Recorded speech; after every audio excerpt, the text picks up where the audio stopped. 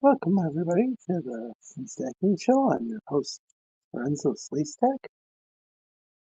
It's kind of debating whether or not to do the show tonight. I was a little bit under the weather. I'm a little bit, but we're not going to be streaming next week because it's American Thanksgiving. So there's a lot of things that I'm thankful for. You know, particularly the folks in the chat and the people joining us on the panel. There's a lot of Eli and Ren, always a pleasure to see you. Gap After Dark, always great to see you. Same thing with Death Pusher, great to see you as well. Got a lot of good people here. Neo Fandom, greetings. Awesome, always good to see you as well. But yeah, I just wanted to do kind of an early Thanksgiving stream. Should have some more people on the panel in a few minutes. I know Daniel's going to be, aka Tech. He's going to be over. He had to grab a bite to eat, and oh, cool! This actually shows up too. It's a lot of times the emojis, emoticons don't show up in StreamYard, but it did this time, and I'm thankful for that as well. Looks like it's at least working on the mobile app. How's my volume? Can you folks hear me well?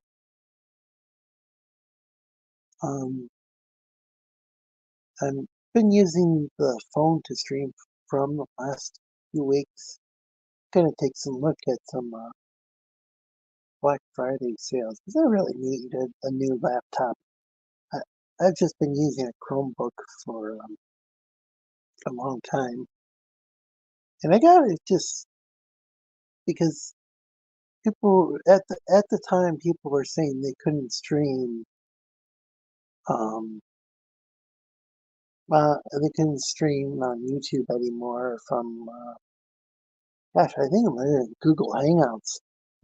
But they weren't allowed to stream if they had a cell phone or had to have a certain number of subscribers or something silly like that. I'm like, okay, I'm gonna see what the maybe not the very cheapest laptop I could get was, but I wanted to see if I could get something for like $250 that I could stream from. Just to show people that that could be done. And I got a Chromebook. I don't know, maybe it's been like 3 years now with a touch screen. It's actually kind of nice. And even use the touch screen in Linux on there. And I can even run Windows games like a visual novel. Some of them will work in Steam using something called Proton. That within Linux, and that's like running over this Linux running over Chrome OS. So it's a little bit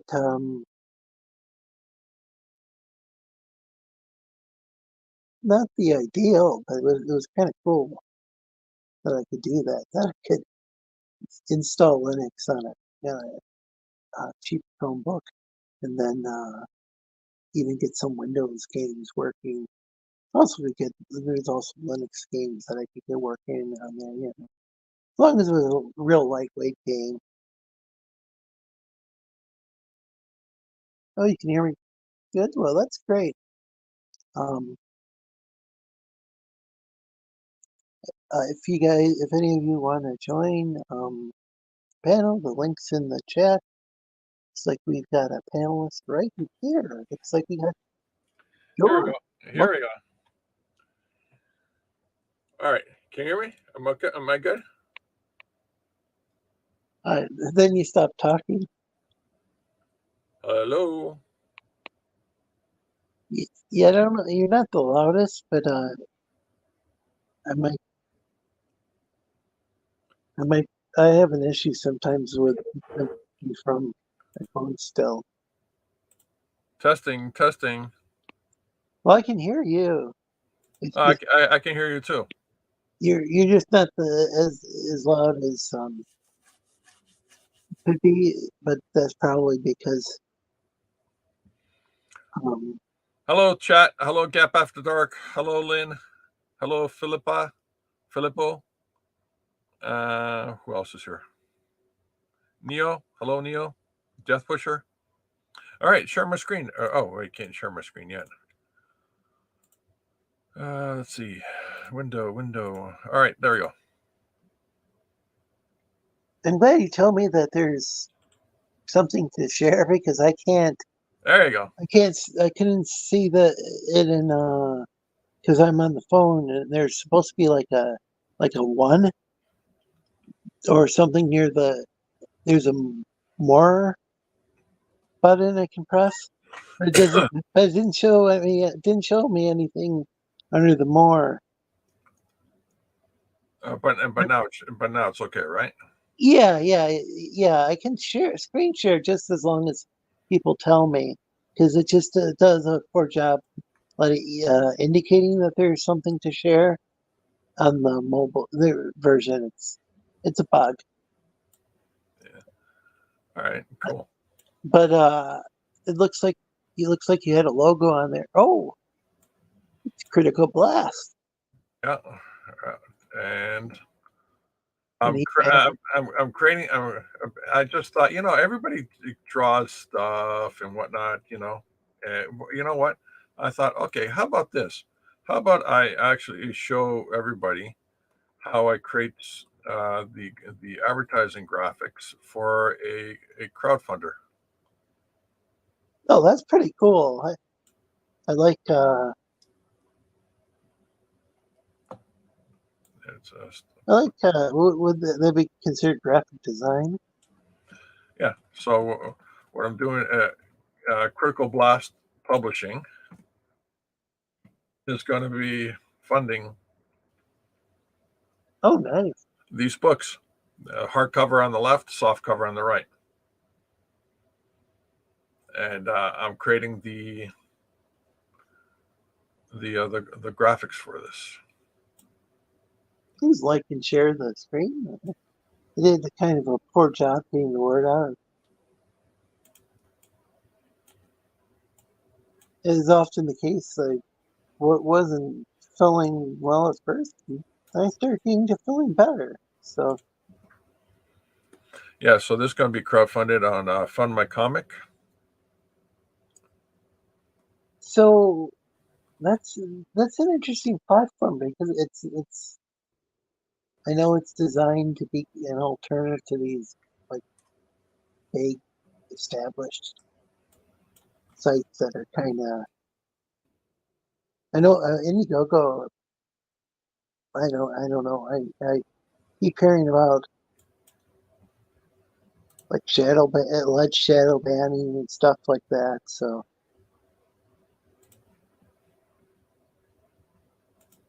this is going to be Critical Blast campaign. Yeah, it's going to be a Critical Blast publishing campaign. Well, that's cool. Something Gap After Dark.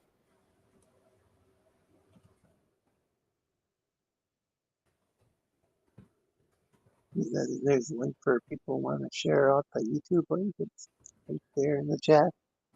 And it's probably at the top of one's browser too, if one's viewing it like in in Chrome or Firefox or whatever.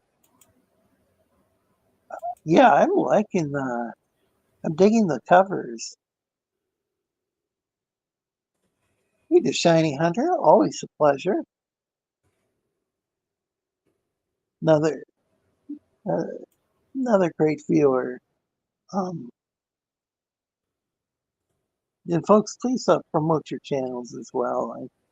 It's very thankful that I've got you, that you guys are here, both in the chat, and of course, George on the panel.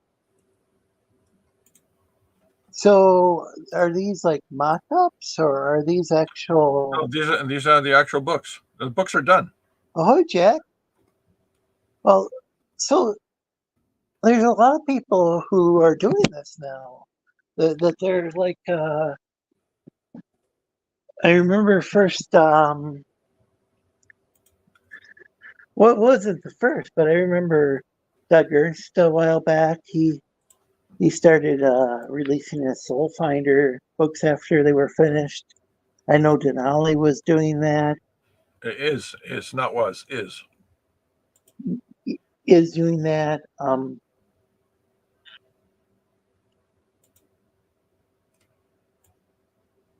As much as I criticize Eric July, his books are finished, I believe, when he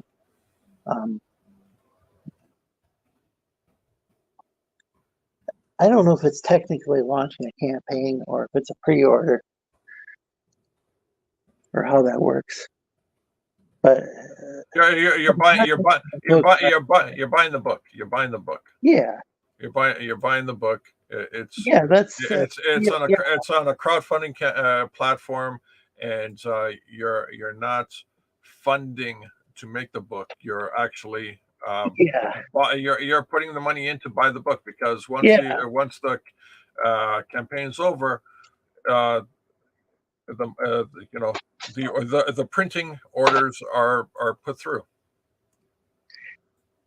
Yeah, that's the thing, is I don't think he always has the books printed up, but I don't know. I've been critical of him, but that was one part that and maybe that was a little bit why I have been critical, is I think, because when I first heard he was doing that, it's like, oh, that's really cool that he's actually doing that. He's actually got the books finished ahead of time. That's one thing about his business that I can definitely praise. And it's good to see Critical Blast is doing that as well. Yeah, so yeah, I hate saying it, but by the time I get a book, if it and I do look forward to your books, but there have been books that I backed before, and by the time I got it, my interest had changed. Like when I was like some of that stuff I backed in 2018. I don't know squat about comics, but still my tastes have evolved. I'm not saying wait. Are you saying or the worse? It's just evolved in a direction where I have more preferences. Wait a minute. Are you saying your taste is more refined? Yeah, I think so. I mean, refined doesn't suggest that it's necessarily superior, does it? Yes. Oh. maybe it's like, ahoy, Jack. The Sleestak invasion shall begin, my captain. Give the order. And hey, happy Thanksgiving to you, Happy Dinosaur. I'm always happy to see Happy Dinosaur. Another great YouTuber. Very supportive of other YouTubers. Has a good channel himself. Yes, the invasion is near. Dinosaurs is near. Dinosaurs have appeared in the chats. Yeah, that's always a thing to look forward to, is when that occurs.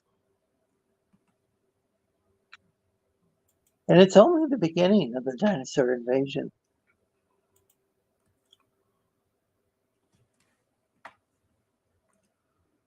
All right. I think I got everything. Yes. Okay, now I can't hear you, George. Were you?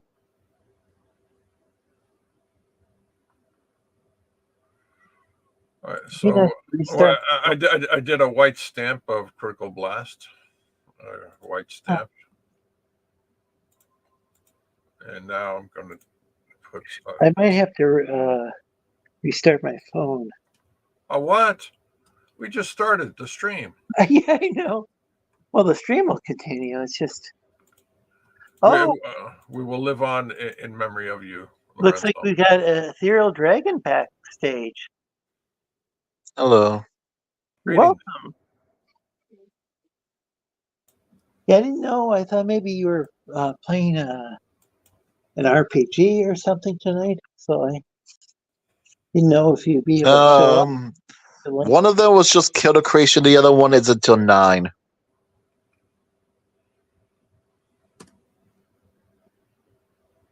Oh, hey, Epic Comics.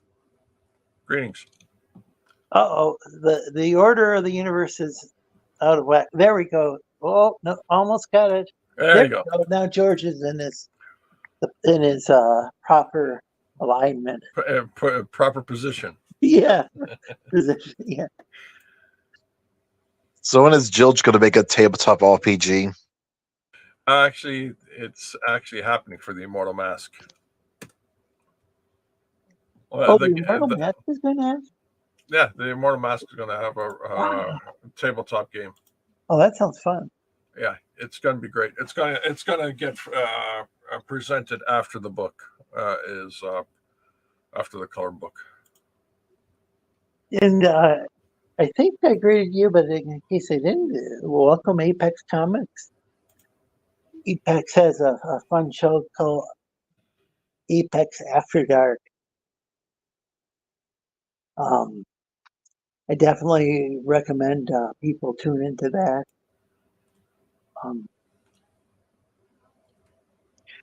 George has some cool shows. You've got the Joe King Adventure Hour. Is that airing tonight at 10 Eastern? I know it's tomorrow. Oh yeah, on Dinale's channel. On Dinale's channel. Yeah. So that's what Dinale's Comics is it called? Yeah, that's right.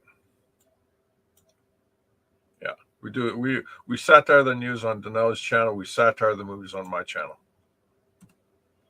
And that's a good arrangement. You keep. I know you keeping that separate seems like a good thing because I know they keep going after you for. Well, YouTube sent me a notice today in the morning around 3 in the morning. What was it about? Actually, you know what? Let me find it. Give me a sec.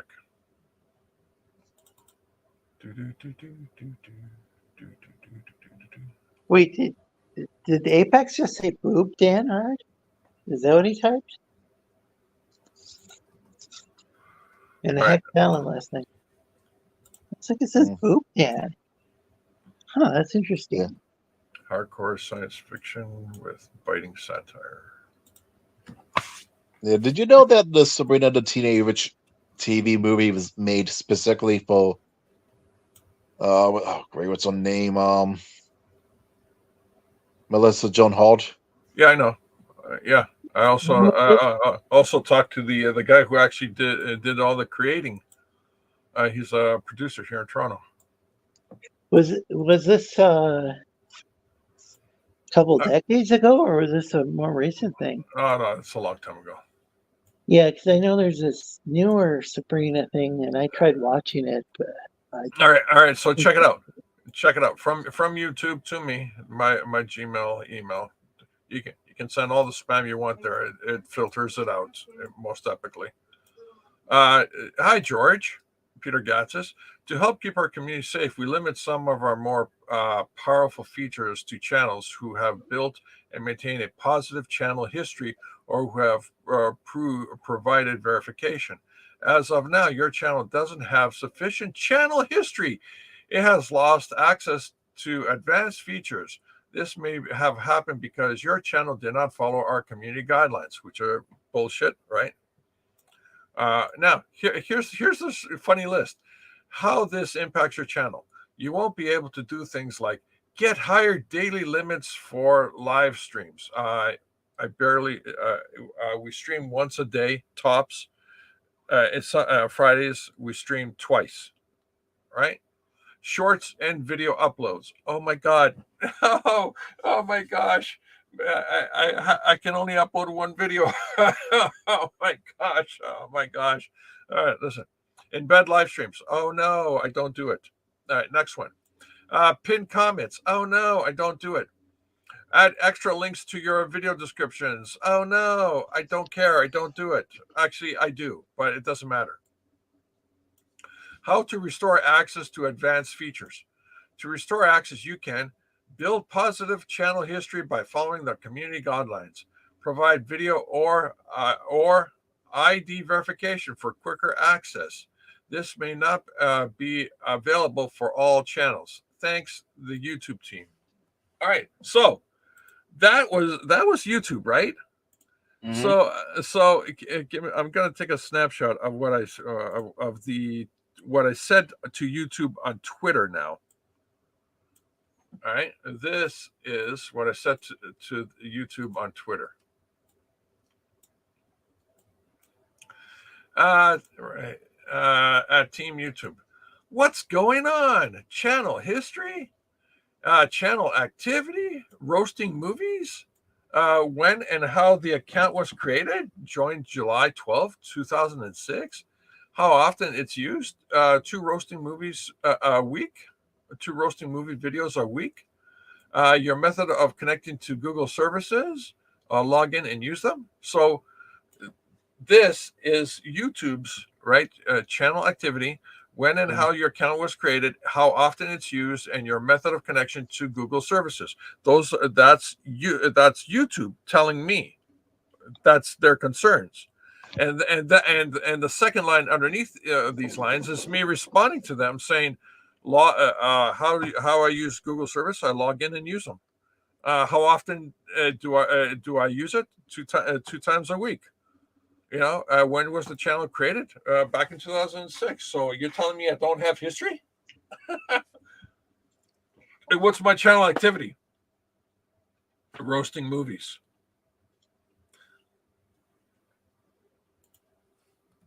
Well, I haven't gotten anything like that. Jeez. Yeah, and this is YouTube's response to my Twitter right here. I'll go bottom first because it's 1 of 2, 2 of 2 up here. All right, so Team Tube, sorry this happened. And based on the screenshot, it looks like your channel has lost access to advanced features. Well, no shit, Sherlock. That's what you said. This can happen if we find that your channel doesn't comply with our community guidelines. You can regain access by following the steps here. I clicked on that, and that's what I showed you guys. Mm-hmm. Also, for security purposes, we recommend deleting your tweet as your screenshots show your personal info. No. Everybody knows my email address. What the screenshots show is YouTube being a dumbass. Hey, Gap. Then they're not doing anything and everything to remove negativity from the internet. It's like you can't get rid of. As long as there's good people, there's going to be bad people. As long as there's good content, there's always going to be bad content. People need to understand that you're not getting rid of one of the two. I began to suspect somebody in the night shift is actually got a problem with me, because every time YouTube would come after my channel would be between 3 a.m. in the morning and 6 a.m. in the morning. That sounds like it. Or someone on the other side of the world not understanding your joke. Maybe somebody overseas who doesn't even understand what you're like, what you're doing. or not understanding that you're. It's all to our overseas viewers. We get like 40% of our population is outside of America. It is. Well, Well, at least and 40% of the revenue, 40% of the streaming crowd is from overseas. a lot of Canadians here, so that could be. Yeah, we have a lot of Canadians here. That's probably, and they're considered foreign assets, I guess, at this point. A lot of folks from the Philippines are subscribed to this channel too. Ooh, that too. Yeah, Like we got the Philippines. Like we like that There's a screwball lot. in tech. That's what they're doing. It's like, hey, we like that screwball tech. We want him to shop more. There's a lot of great YouTube channels based out of the Philippines. A lot of really fun type of stuff, like just. I don't know, man. I've been really impressed. Like, I don't know. It just sounds one of the videos I watch has like this woman hosts a morning coffee stream, but she also plays the guitar, and she's learning the acoustic guitar, and it's all English language. Well, no, she's from the Philippines, but I think she's an American citizen though. Mm. We've got like people who live in the Philippines, or they're from the Philippines and they live in other countries, around the world. I don't know. It just sounds like somebody has an axe to grind with George. George has no idea why. You know how Like, they all. It's a one-sided grudge. George has no idea what's going on, and somebody has a grudge against him for not knowing who he is or she is or whoever they are. So it's a one-sided grudge. I have no idea. Yeah, I have no idea who or what. I have no idea what's going on. Neil Van and Bello D Gaming are from the Philippines. Yeah, there's some really cool gaming streams. There's cooking streams that I watch from the Philippines. This one guy who lives in I don't know if he lives in it, but like he lives under the sea. This shack that's on George. the fishing shack, and that's just one channel I'm subscribed to. Is just like a dude in a fishing shack, and I didn't even realize that's what it was until he pointed the camera downward, and there's water underneath. You can see water underneath what looks kind of like a deck. There's a lot of cool content in the Philippines. I wish that's one of the things I only know a couple words here and there of the Tagalog. I don't know if I pronounced that right. What is their primary language out there? Well, it's a mixture of because it's not Spanish. And I think there could be like over 100 different languages, but I was talking about the most primary in that area that we obviously they're translating this somehow into English because none of us speak their language under. But okay, so I think the official languages or the national languages are Tagalog and English, but there's different regional languages as well. Right. Yeah, because I know it's not Spanish because I speak like, and I keep telling people just because they're from Argentina or wherever doesn't mean we know the exact same language. I believe, but remember, it was a Spanish colony for a while. Yeah, but at some point it's probably died out by now. Well, I think. I don't know how widely it's spoken compared to English because the Philippines was kind of because it was often because didn't the French show up at one point? Huh? Didn't the French show up at one point in the Philippines? Like, hi, we're French. How's it going? That's very well possible. I think the Japanese showed up there too. Occupied Philippines during World War II. I mean, everybody showed up everywhere at some point. Once international travel became a thing, you know. Oh, hey, Carla Koala. Always a pleasure to see you. Oh, Carla, really nice person. I definitely recommend checking out her channel. how's it going? Very positive. Hand peak waving person. Yeah, for some turquoise reason, it's waving. not showing up all that well in StreamYard. But Oh yeah, the okay. But yeah. Oh, in other news, Carla is a big supporter of gaming, a lot of gaming channels. I see her in the chat on a lot of gaming channels, and sometimes I see her on the streams. streamer. Because there's some really good kind of, I don't know, kind of like a network, so to speak, of gamers.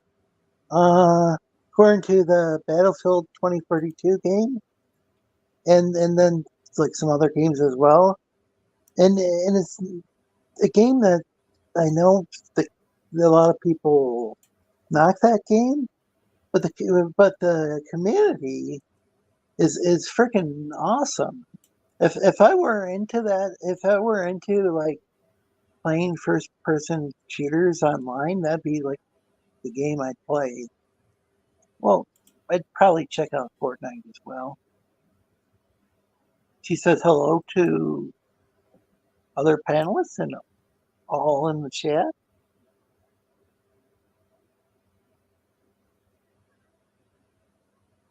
Mm-hmm. Oh, Yeah. I've been trying to say for like the last couple minutes. In other news, the Super Mario RPG game is out on Nintendo Switch. Oh no! $6. Is that good or bad? That's good. That's the good news. Is this an older? Is this? It's the remake of an older game. Did it originally come out for the Super Nintendo? Oh, was it Super Nintendo? I thought it was maybe Super NES. Oh wow! Yeah, that's how old that game is. Nintendo 64, or even say the DS or something. But I didn't realize how long ago that No, it's like because I want to sell my Switch and my PS4, but Mario RPG is kind of making me wonder. It's like, hold on, guys. My computer's freezing for a moment because I'm converting it to vector art. okay. Oh wow! And so, because I was thinking of selling both my consoles and the games that I bought was it for $500, so I can get myself an Xbox X series because my Xbox One is currently I've considered getting one. I haven't. I don't know. I think they're just starting to have like more actual exclusives, because for the longest time it seemed like it was like you could just run the Xbox One games on there. well, it was. I already have an Xbox One. Yeah. Well, it's more for like a lot of the bigger games like the Dead Space remake is only on Xbox X and the PC. I played the PC version of of Dead Space. The problem is that it runs my CPU a little hot, so either I need a better CPU or a better water cooler, and I'm wondering that I just need a better water cooler. Oh, you're talking about for your computer? Yeah, for my computer. But as far as the Xbox is concerned, you could only play like the newest Diablo on it and other certain games because they're starting to phase out the Xbox One. They're finally 3 years in. There's the games for it. exclusives or ones. They also have I guess graphical update games if you get an Xbox, if you get a Series X. So if you say you have Cyberpunk 2077, you can get the upgrade for the graphical upgrade for that game. Well, I don't think you can. So that's one game that I don't think I can run on my Xbox One S. I think it could barely. It sounded like, maybe it's different now, but it sounded like when it came out of it, it could barely run an Xbox One X. Yeah, it just varies on the game. because most games are made for the Xbox One, and then they're just later converted to Xbox to the X series via graphical update or what have you that you can get. Yeah, So, and no, but the thing is, it doesn't really work if your TV is a 1080p, so you're not going to get the benefit of whatever the 4K thing is. yeah. And I only have a 1080p 1080p So do they have the TV. option? So do Yeah. they have the option to go and play, like if you want to lower the graphics, do they give an option to play at say 60 FPS or Slightly lower higher? on PC. Yeah, you probably can on No, PC. I'm talking about on the Xbox Series X. No, there's not an option for that. Really? Because that I would think that they'd have like, okay, graphics mode Okay. and performance Okay, what mode. is it? Because like the thing is that even though you can't play, because the let's say the Dead Space remake. The thing is they put it on a different architecture that's made more or less for the X series. That what you can do is that you can cloud stream the game to your Xbox S and Xbox One. Yeah, but I'm just wondering why somebody with an I would just think with an Xbox Series X they could change. You could maybe It comes down to it comes down to the coding architecture that they use for the game itself. So they strictly made it for the use of PC and Xbox, the X series, then it can't really go back the other way if it's made for one no. side. I'm saying like what about like turning down the graphics to like say just standard HD and then getting the and then having the frame rate better frame rates. It probably could, but it may take quite a while to I go thought back the other way. they had some games that were like that where you had a couple choices at least. I mean, I don't think with a console, there's no use in getting a console if you got like 80 different features. I mean, 80 different options like you put on a PC where adjusted this way or adjusted that way. It just you know what I'm saying that is the one advantage to a console is if it's actually optimized. Yeah. But it would be cool if there is an option. Maybe Well, and he Lorenzo himself again. I mean I should be still here. Yeah. It's just I you should lost your icon. do, No, but but no. See, the thing is, because I was discussing this with another person on Discord. Baldur's Gate 3 has put in like colorblind accessibility options, and then I was remarking to him, and like, that's great. yeah, but they do understand that colorblind comes in several different Oh, I see. different versions of it. It's not one size fits all. It's like the thing with sound. I can only hear out of my left ear, so either it has to be stereo on regular speakers, or if it's on headphones, it has to be regular sound, or sound is presented on both sides, because it can't be the special sound that they do for certain games, because You'd want it in I was mono. having problems with Dead Space because I couldn't hear the sound on the right side or the right side of Isaac, and I was like, that's a problem. I can't hear what's going on. Oh, some games did get an FPS boost. Others didn't. So just the shiny under. Yeah. Everybody loved Cthulhu. He was encouraging you to sell your Switch because there's going to be a Switch 2 anyway, according to rumors in Minecraft. Well, I was going to say But he well, was I'm going to saying say PS4 was, Pro had well, options for higher frame rate at well, I 10 was gonna sell my versus 4K for those without a 4K. That's interesting. Well, here's the thing. Like I said, I want to sell my Switch and my PS4. They both have about 6-8 games each, give or take, for $500. Before somebody asks, no, I'm not selling my Xbox because I use my Xbox One to the point where it's really showing its age, and I want to put it up. And so I'm going to put that one up because I can't sell it because I don't want to sell it, because that point that we're at this age where in good conscience, I really don't want to sell it to somebody because it's kind of up there.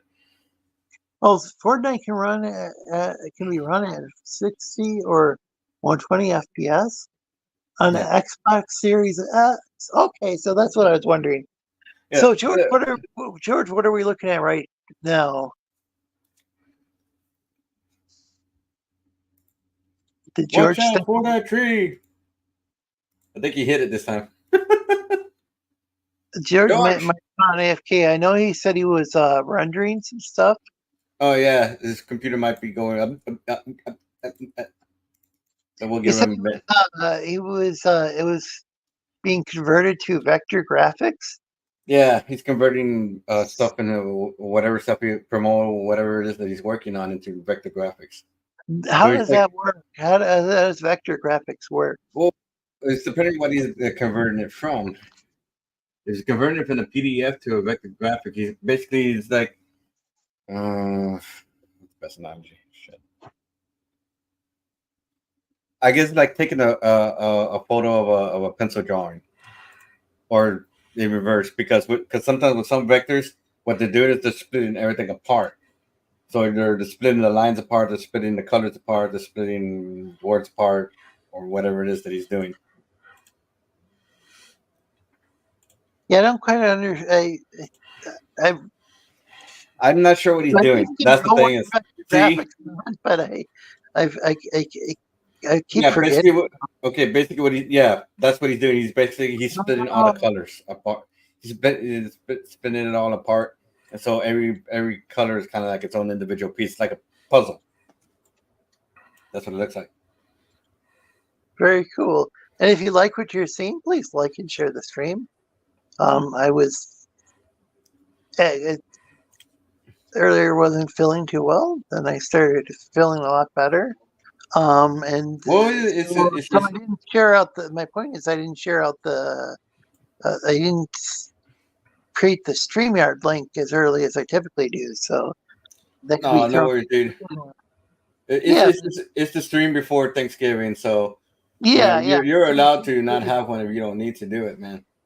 But the thing is, like, I wanted to do this, and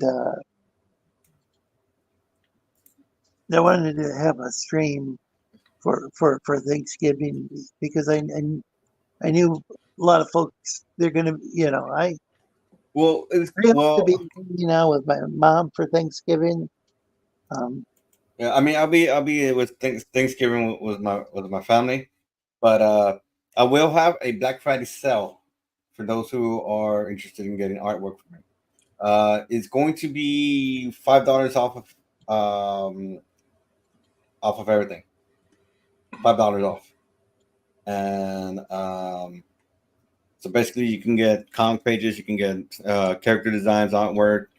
I'm trying to get into doing like background stuff and vehicle design stuff, and try to spread myself out more. Is safe for work, not safe for work. You guys want render design stuff? I can do that too. That stuff. Yeah, TJ can be pretty intense. TJ dopeness. Feed my Sleestak captain. I have shared the message. Well, thanks, Shy Hunter. Our message shall be heard. Let the Sleestak invasion commence. Yeah, we had a dinosaur in the chat, or a happy dinosaur. That was good. Always good to see him. I'm kind of also debating on doing a Twitch stream, but I'm debating if I want to do comic, do my own comic stuff or do game stuff. Okay, so this is kind of what happens sometimes. The idea is like you end up here on the stream, and then you end up debating yourself. Yeah, I know it sucks. I don't know. Actually, I've been getting a lot of people getting D&D character designs actually. So like right now I'm working on one. It's a female dancer. And he showed me some stuff for it, and so I'm just chasing down references and ideas to see what I can make different. So I'm not totally copying what. Chasing out females? Yes, I'm checking out females because I'm drawing boobs for other people. Making sure. The I stream is remember rated R. there's been article after article Reference. article about catcalling. And I thought that was just like whistling at someone, but I think that's just. Oh no, it's just like, hey, beautiful, how's it going? That's catcalling. But the thing is it does happen in the other direction. So a woman's at the restaurant, and it's like, would you like a beverage with your meal? Then I was you get in trouble. Oh no, man. I mean, let's not go into that. So, and then I guess it would be annoying if somebody was constant, if like trying to flirt with you and it's unwanted. Yeah. If you walk down the street, guys were making comments. On the other hand, I've heard some older women complain that they kind of miss getting those even though Kind of compliments. Time. So it's just that when men are getting crucified for just even saying that you have a pretty smile, it kind of acts as a deterrent for most people. It's like, yeah, I don't want to get in trouble for just trying to compliment a woman for, I'm trying to be nice. Trying to be nice. You have a pretty smile. Yeah. Okay. Because I've had women get mad at me before for holding the door, which is something my mom taught me to do. I'm going to add what you're showing to the stage, but I want to go switch back to George because. Yeah. No, it's like I said, George is doing us a project. And I think it's important to see that he's I think I need campaign. So I think I need to bring that he's doing. So I want to go back to that soon. Yeah. Oh, no worries, man. I'm like I said, I'm also fishing for reference for like clothing and choice because he gave me an idea what to do for the pose. This is the pose he wants me to do. So this is kind of a real first time I try to do more movement in my in my designs. Less action, more central, I guess, kind of design pose. I don't know what you want to call that, but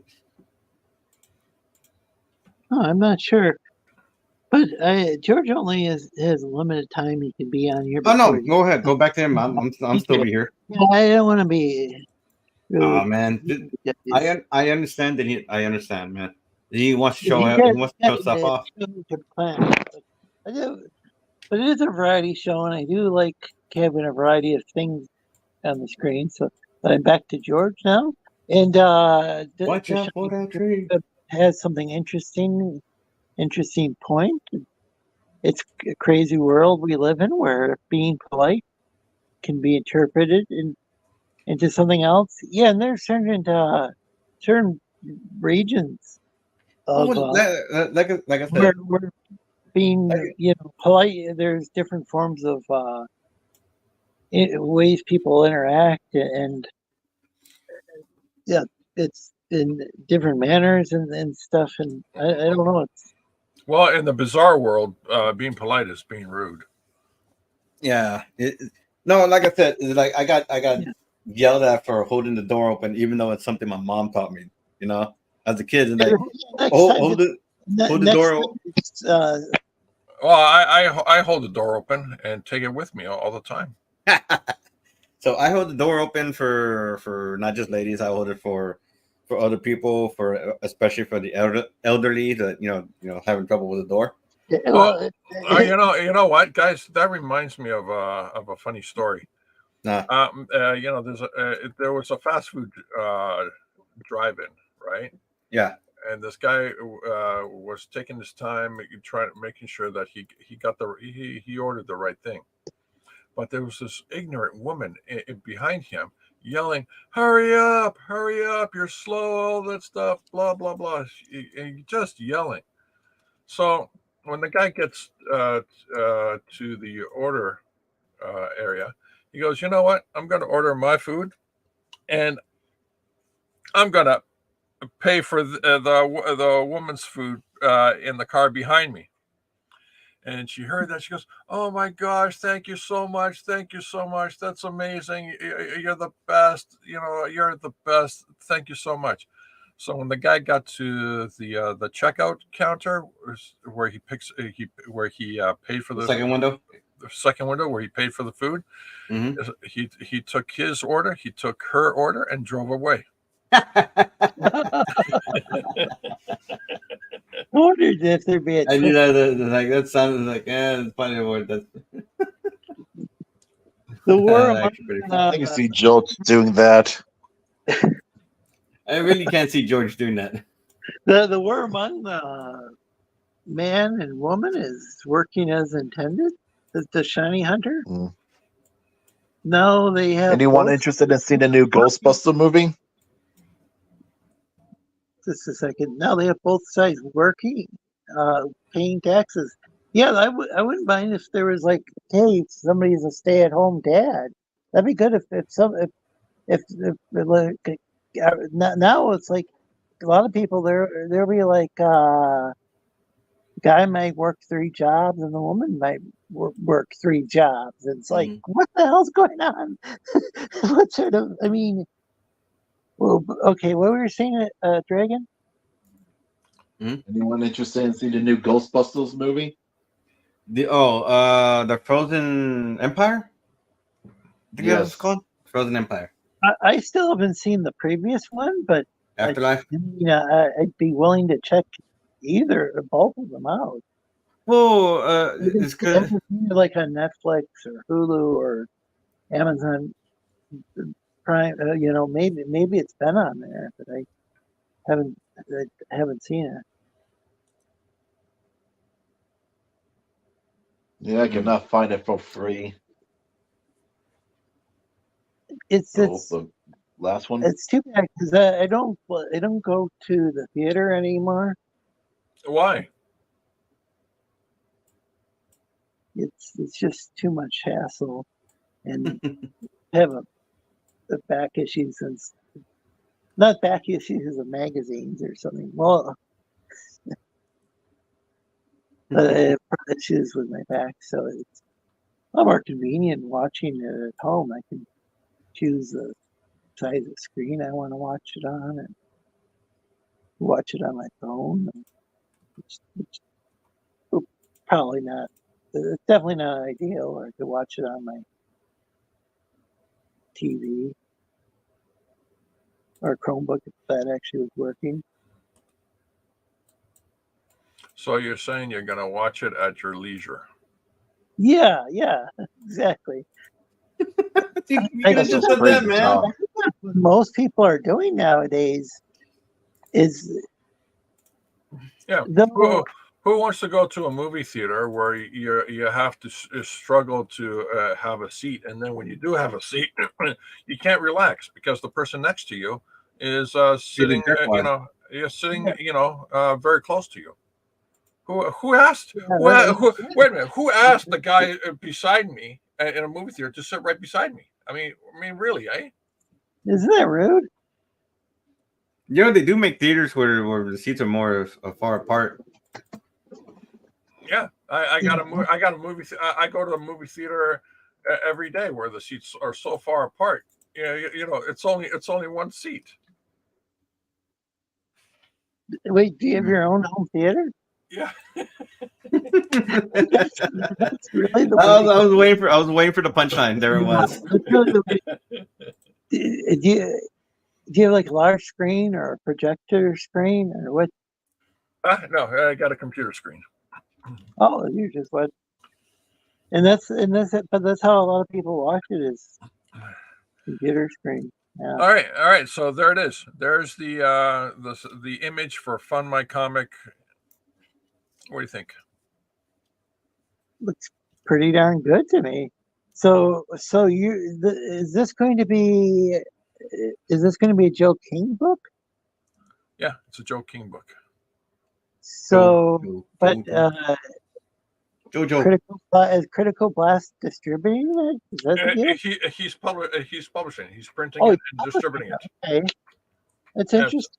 Yeah. So here's a copy of it right here. Sweet. Oh, hold on a second. I'm gonna have to solo layout. Oh wow. Right, there you go. Oh, definitely. Yeah, that's definitely what I'm going to buy. Yeah. So there's the book. I'd buy it for the cover alone, but the interior artwork is outstanding as well. So. So Back cover. Hail Billy Power Max, always a pleasure. So this is the hardcover. Yeah, Billy Bob. This the hardcover, and and this is the soft cover. You can tell the difference between the two books by the color of the bikini. Really be hard. Wondering why they were two different colors. Blue bikini with a Fun My Comic logo. Oh, so that's why I wondered why there were two green images on the screen. I got to get going for a game. Talk to you guys later. So yeah, and take care. Bye. Later. And there's the soft cover. The soft cover. I don't know about you guys, but I'd rather be hard than soft. I actually have all the volumes of KM America, so I have most of the hardcovers.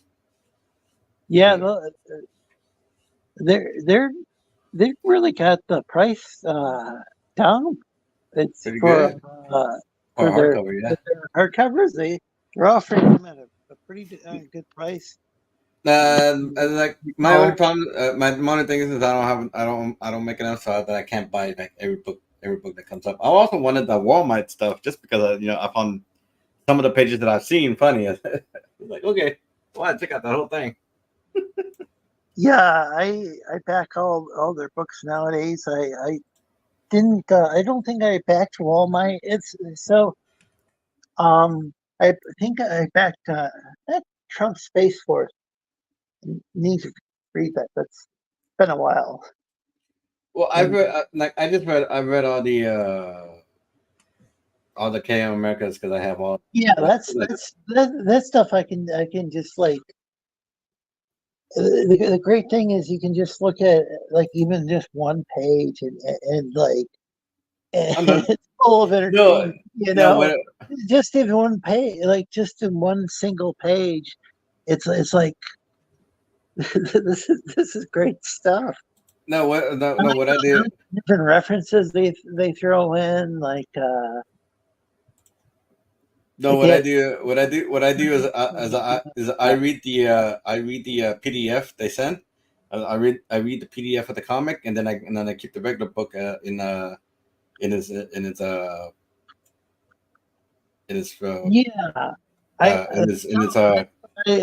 bag. I keep it in his bag. I think the only one like right now all the hard copies are being sent without a baggie, but eventually right now they're in my closet. They're all lined up and everything, and then so when I get the chance, I'm gonna buy some cover bags for them.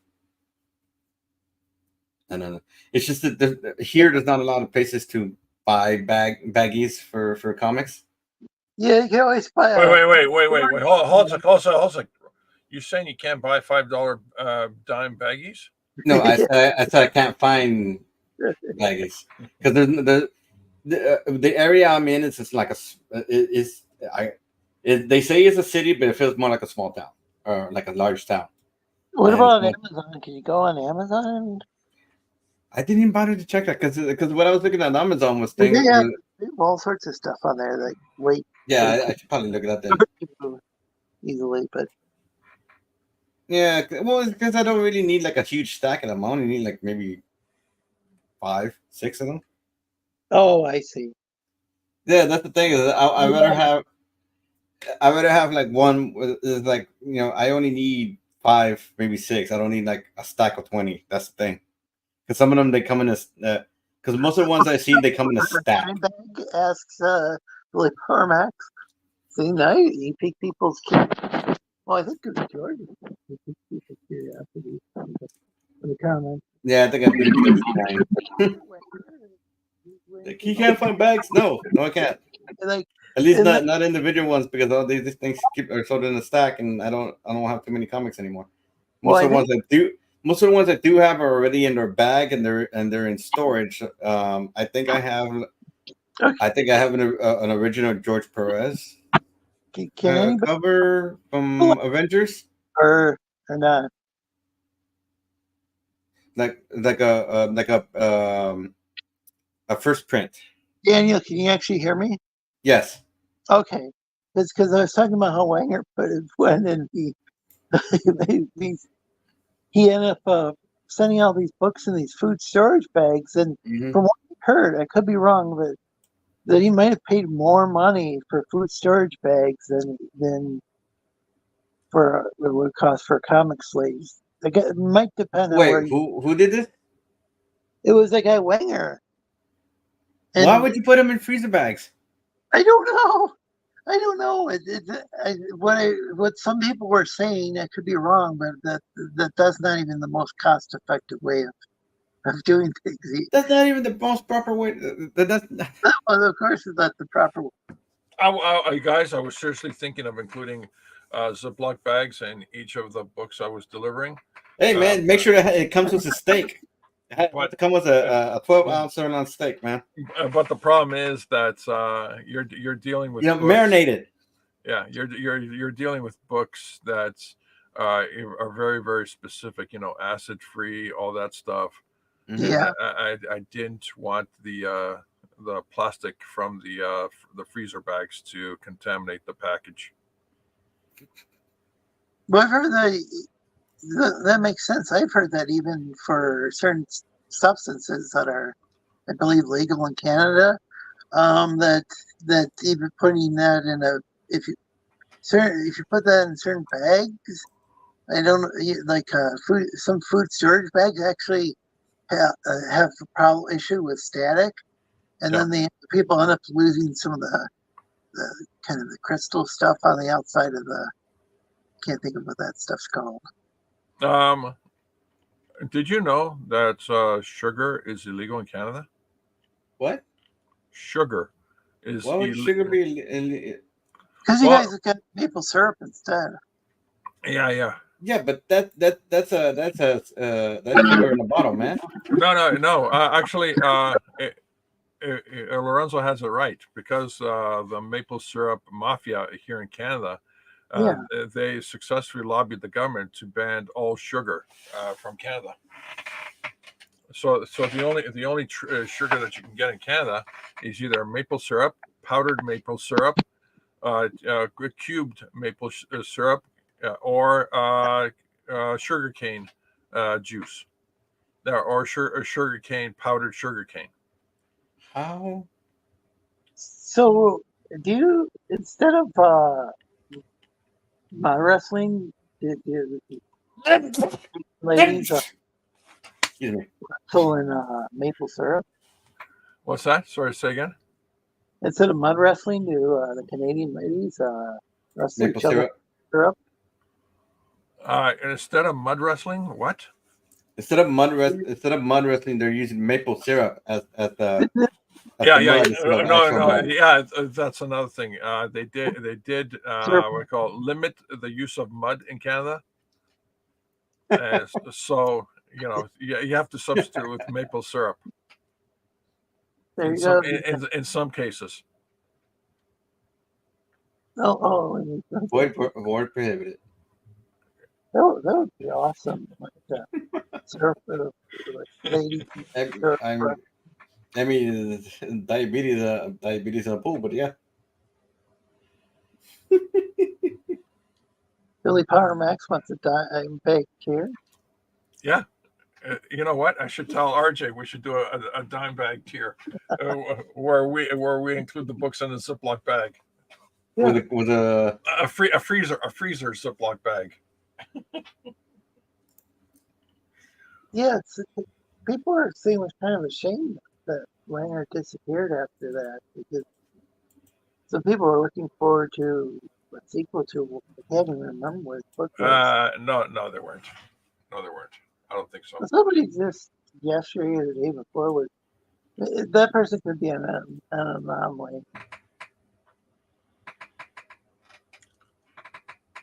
All right, so I think that's it. This splash image for the campaign is done. Hardcore science fiction wrapped in biting satire. Is that correct? Biting, biting. Why would you bite people, man? What's wrong with you? Well, you know, you gotta be infectious somehow, man. Is hardcore one word or two words? Geez, you know, One word, I think. You know, spell check. You know, hard, HARDCORE. Nope, it's one word. Damn it. Huh. I imagine that. Actually, you know, proofreading before you go to press. How dare you? Sacrilege.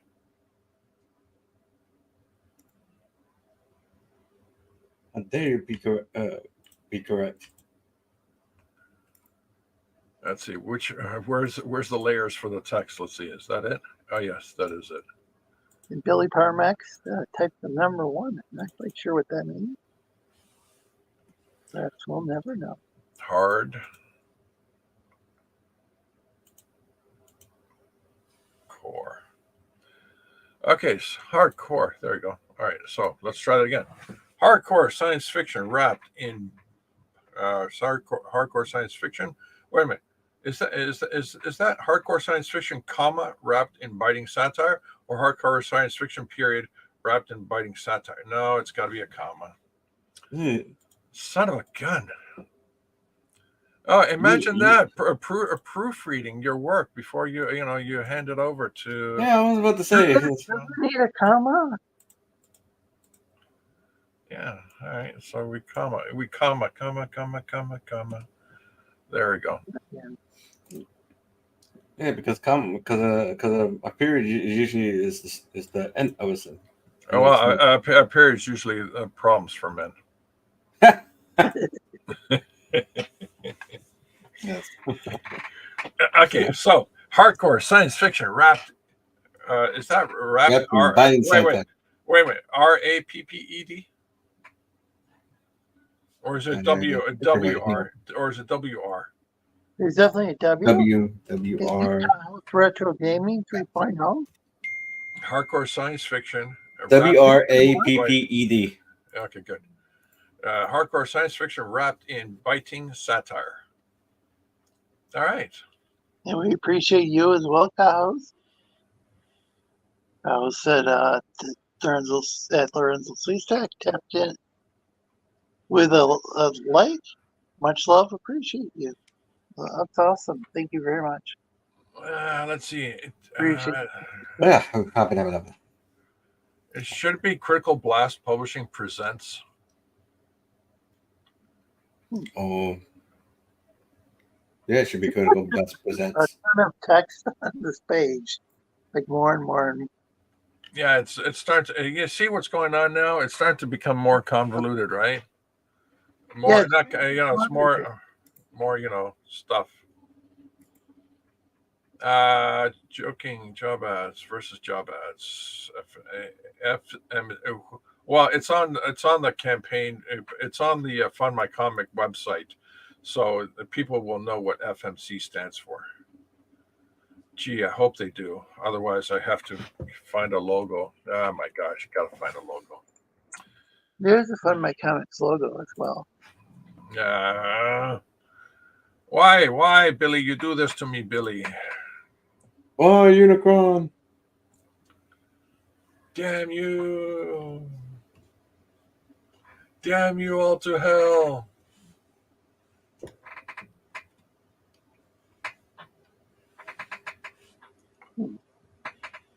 There you go. Found my comic. Okay. All right, so now I got to find where I actually have the text for Find My Comic. Let's see, is it here? Billy's asking, what did I do? All right, let's see. You existed. Yeah, what did you do? Just joking. Yeah. Right. All right, let's see. Is this the text? Another, Yeah, that's the text. a lot of cool YouTube channels. And a lot of chats. We just lost a viewer. Uh-oh. Hope we didn't scare away Billy.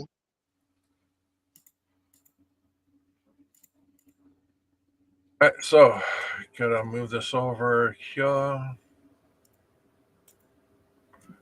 And now I gotta put another logo. Hey, Nintendo Vaults. Great to see you. Find My Comic logo. Vectorized. Oh, thanks for dropping a like. And folks, feel free to promote your channels in the chat or got some sort of topic coming up. Oh, Billy's still here? All right, so you do it eye level, kind of ish. You put a little space and get close to exclusive. So, what do you think? Still looks like a lot of text. Let's see. Does that work? No, it doesn't actually. Damn it. All right, so we have to move this. It seems everything's so big. George, why do you have job ads like 3 times? I mean, you've already got job ads on. Job ads on the covers. Well, people, you're just trying to impress the people that it's job ads, You're just overwhelming people with the text in my. Lorenzo, you did radio, right? You worked in radio. Yeah. Sometimes Yeah. When you do your ads, your radio ads, right at the end, you repeat the name of the company 3 times. Buy Coca-Cola from the Coca-Cola Company. The Coca-Cola Company is the place you want to be. Coca-Cola Company. It's all. They have call to action because they're public radio. So. Yeah, call to action. That's it. Call to action. Call to action. Yeah, even saying go out and even saying something like check it out or could have gotten me in trouble. But yeah, I understand commercial radio. It's a little too thick. You're going for the 3 pattern, sounds like. All right, so there you go. Find My Comic. Still done 3 times or 3 times effective. Critical Blast Publishing, or Joe King job ads. Find My Comic exclusive. Out of the webtoon pages, 36 pages, size 7x10, full color, hardcover, or a soft cover. All right, let's see what else. What else does this need? Oh yeah. I also have the exclusive Joe King. Well, if we let's see.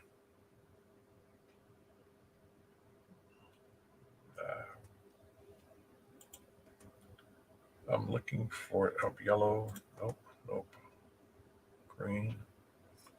Nope.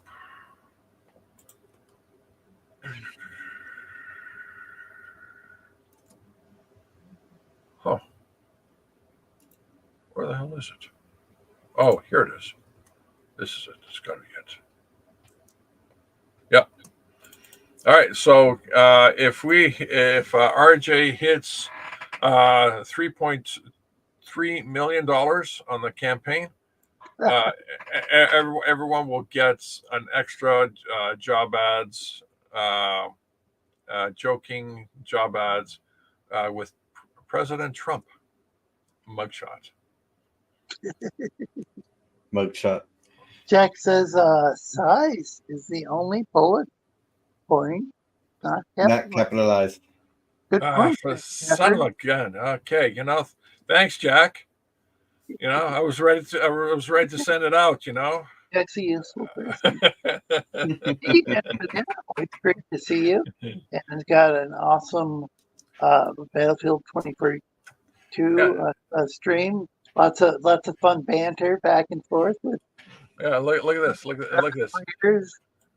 You can see Trump's blue eyes, and you can also see right here his Space Force Space Force button. Yeah, so if the campaign hits $3.3 million, everyone gets a free Joe King President Trump That should be a piece of cake for each and I go. $3.3 million. It's just a What drop the- in the bucket. Oh, it's my phone. Hey, I'll be right back. Everybody loves Cthulhu, says Jack Stafford. Did you know that Risey disbanded the Risey Rangers on his last stream? Said it was make-believe. Oh no. And All right, there you go. All right, so lots of people believe stuff, says Jack Stafford. And hey, DJ Ronnie G, welcome. so there you go. There's the Fun My Comic artwork ready to go. Is it really ready to go? I'm not. It's not. Okay, I need something. I need some vector shading. Let's bring up my trusty vector shading palette. The palette. And if anybody wants to join the panel, the link is pinned in the YouTube chat. All right, so I don't need this anymore. That's the actual cover art. Okay. Let's see. This I need to drop a little drop shadow. That's some. Let's hide this so we can see better what's going on. There you go. There you go. Right there. And if people are watching on. I guess it only posted on YouTube. I thought people on Facebook or. All right, so there is the drop shadow ish. Now I'm Kind of have separate things. Facebook or Kick would be able to see it, but apparently it's only being dropped in the YouTube chat. I don't know when the personal link you sent me for whatever the link you sent me in the Discord in the private messages. yeah, for whatever reason it didn't work. I had to go to the Discord server to get the link. Well, I had to go over to the conspiracy Discord server to get the actual link. Conspiracy theorists. Yeah, the conspiracy theorists who have been right for quite a while. Like, hey, they're kind of on a roll with this. What? Lorenzo streaming? That's a conspiracy. Yeah, he's been on a roll. What conspiracy? So I know Canada. It's a conspiracy for you to subscribe to this channel and to hit the like button as well. Yeah, please. And the notification. Yeah, that'd be great. Join the conspiracy. That's the Lorenzo Sleestakians Variety Show. So, speaking of conspiracy, I heard that the Canadians already celebrated their Thanksgiving even before the stream. Yeah, we try to celebrate it ahead of you guys, so that way it looks like we're the ones who are, ahead of you, and you guys are behind us. That's what that holiday we are. All right. Why would you guys celebrate Thanksgiving to begin with? What do you think? Didn't you guys come up after us? Green, black. Let's see. Green, black, red, pink. It was common. Yellow. Thanksgiving, like different declarations of sandstone. Thanksgiving. Well, Different up here in Canada, we're very thankful that it was easy to make a country without any bloodshed. We let you I guys. seriously doubt that, but okay. We let you guys do all the bloodshedding. Yeah, I then guess you burn down. Then you burn down our White House. Oh, we tried, but it didn't catch, did it? So you're welcome. Resident Evil. Oh, but Yes, these for those who don't know, Canada actually burned down part of the White House. Yep. Yeah. We came down, eh? We saw, we burned down. Burned down part of the White House. No, we I came remember down. comes back then. No, we came down, eh, with our canoe and our hockey sticks. We're gonna play a good game of hockey. But, you had your brigade of beavers come down and descend upon us. We brought the best pelt beavers you right? ever know. If you want the beaver, go to Canada. Yeah, well, you had blonde beavers, brunette beavers, redhead beavers. We had the best beavers. Okay, Canadian Trump. How's it You going? remember that song by Primus? The best beavers, Brown Beaver. You remember that? Classic Primus song. Do you remember? Because we had that at college radio station. We had that on what's known as a cart. They look like they're 8-track tapes, but I think they're different technology. I mean, you have the technology. And the carts would be typically what we'd have. We didn't call them advertisements. They were like underwriters or something, or sponsors or something like that. Basically like ads, but you couldn't have a call to action. No. I think you misunderstand. We had the technology. We had the ability to be awesome, but we dropped it. We left it alone. We walked away. Why? Why would you do that?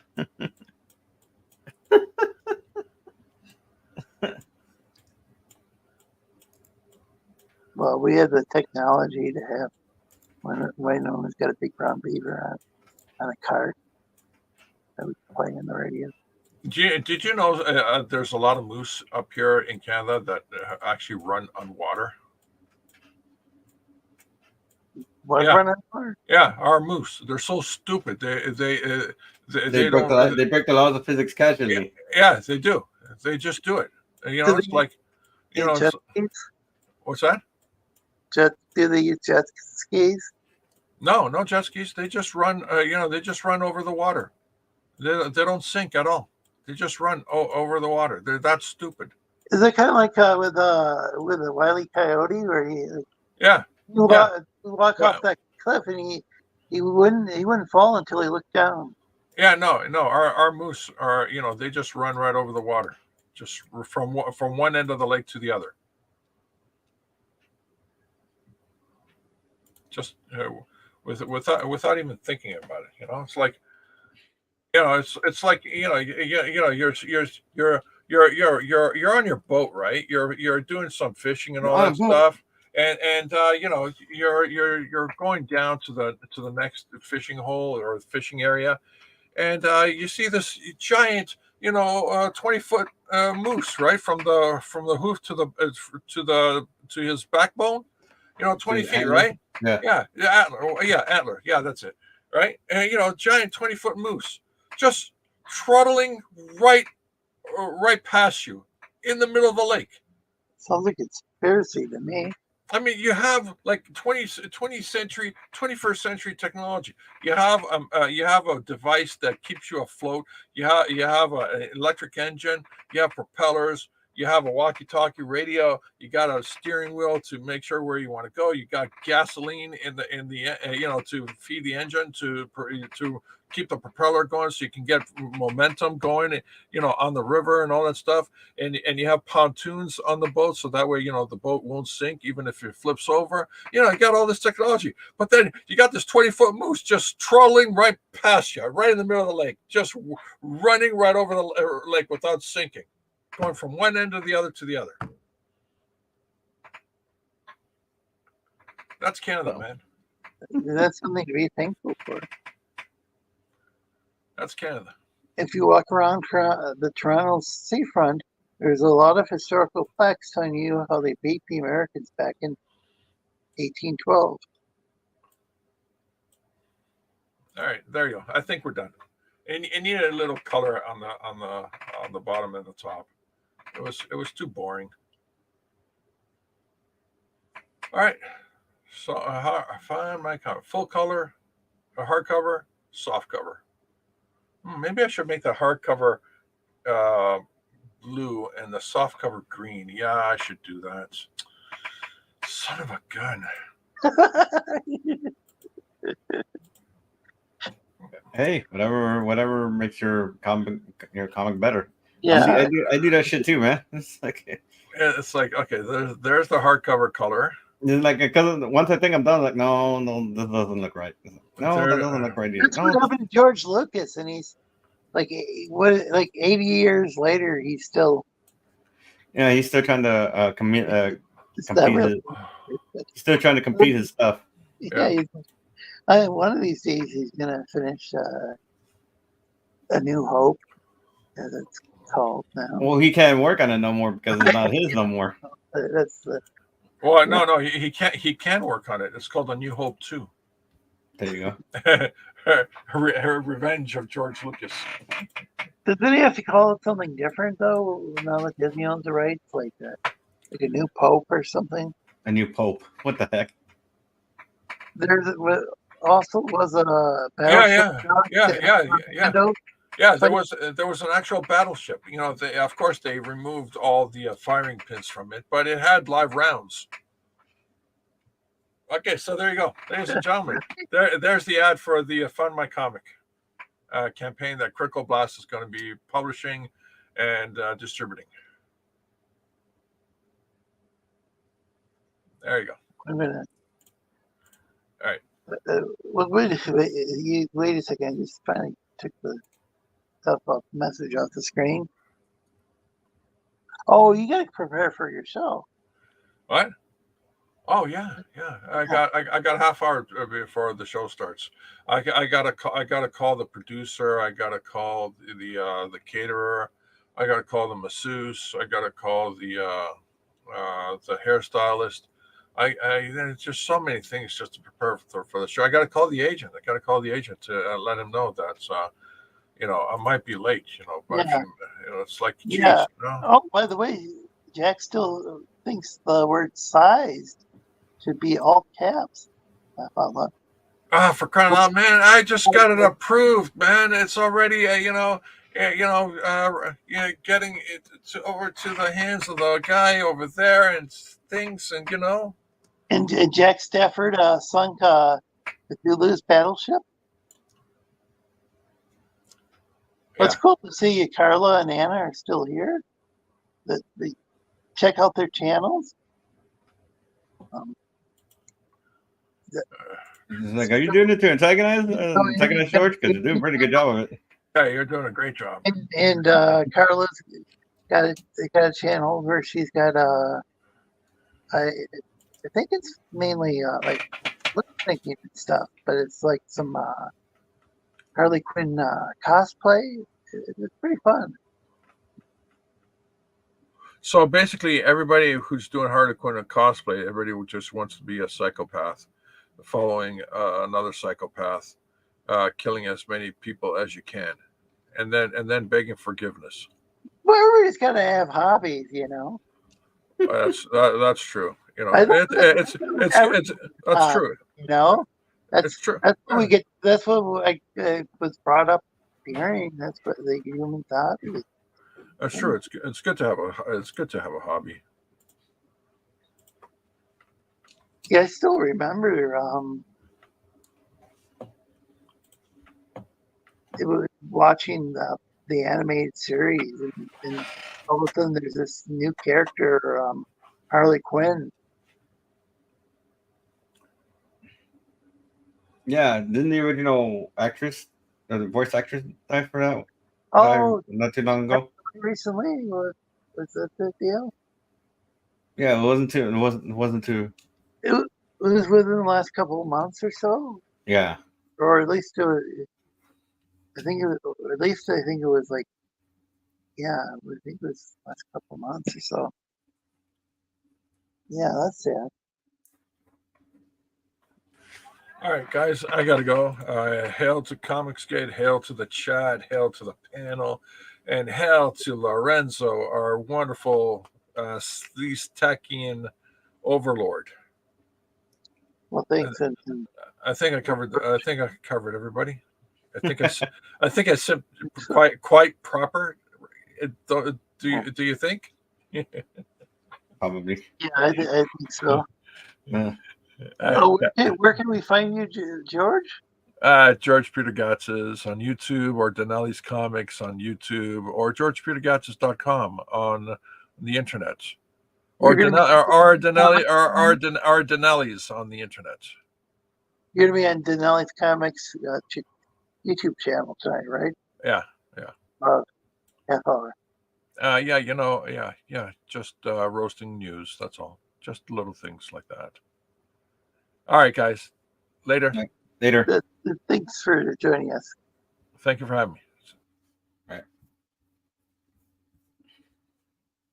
Well, that was fun. Mm-hmm. I'm wondering when DJ Ronnie G plans on joining us. Maybe later. So yeah, this is supposed to be a D&D a dancer for in a D&D campaign, I do believe. So I'm just kind of adding little trinkets here because they gave me some stuff to go by. There's something from the Legends of Cryptids. I believe it's a kind of campaign, but it's like I'm trying not to be too on the nose with it, so I'm kind of adding little stuff here and there and adding my own flair and whatnot, and see what they think. And then what was it they had in Office Space? The movie Office Space. They had that something or other, a flair that employees had to wear. You ever watch that movie? Mike Judge from Beavis and Butthead had some great movie called Office Space. No. You've never watched that? Oh man. I don't watch too much stuff. It's like usually I am a an action movie guy. So the bigger explosion, the better. It's like kind of just like my mom. Like my mom loves like action movies. Okay, that's this person in the world still much of that in Office Space. It's more about a. Mm-hmm. Yeah, it's more about what it's like working in an office, and the name suggests, and dealing with like these weird bosses, all these different managers and stuff. The thing is that I lived enough. I've done enough retail and restaurant to know how it is. I literally don't need a movie to tell me that. And there's Ronnie G. Hey, what up, gentlemen? I'm gonna mute my sound periodically in case it makes a lot of background noise, since I'm biking. We can see that. Oh, so you're probably coming back from work or something.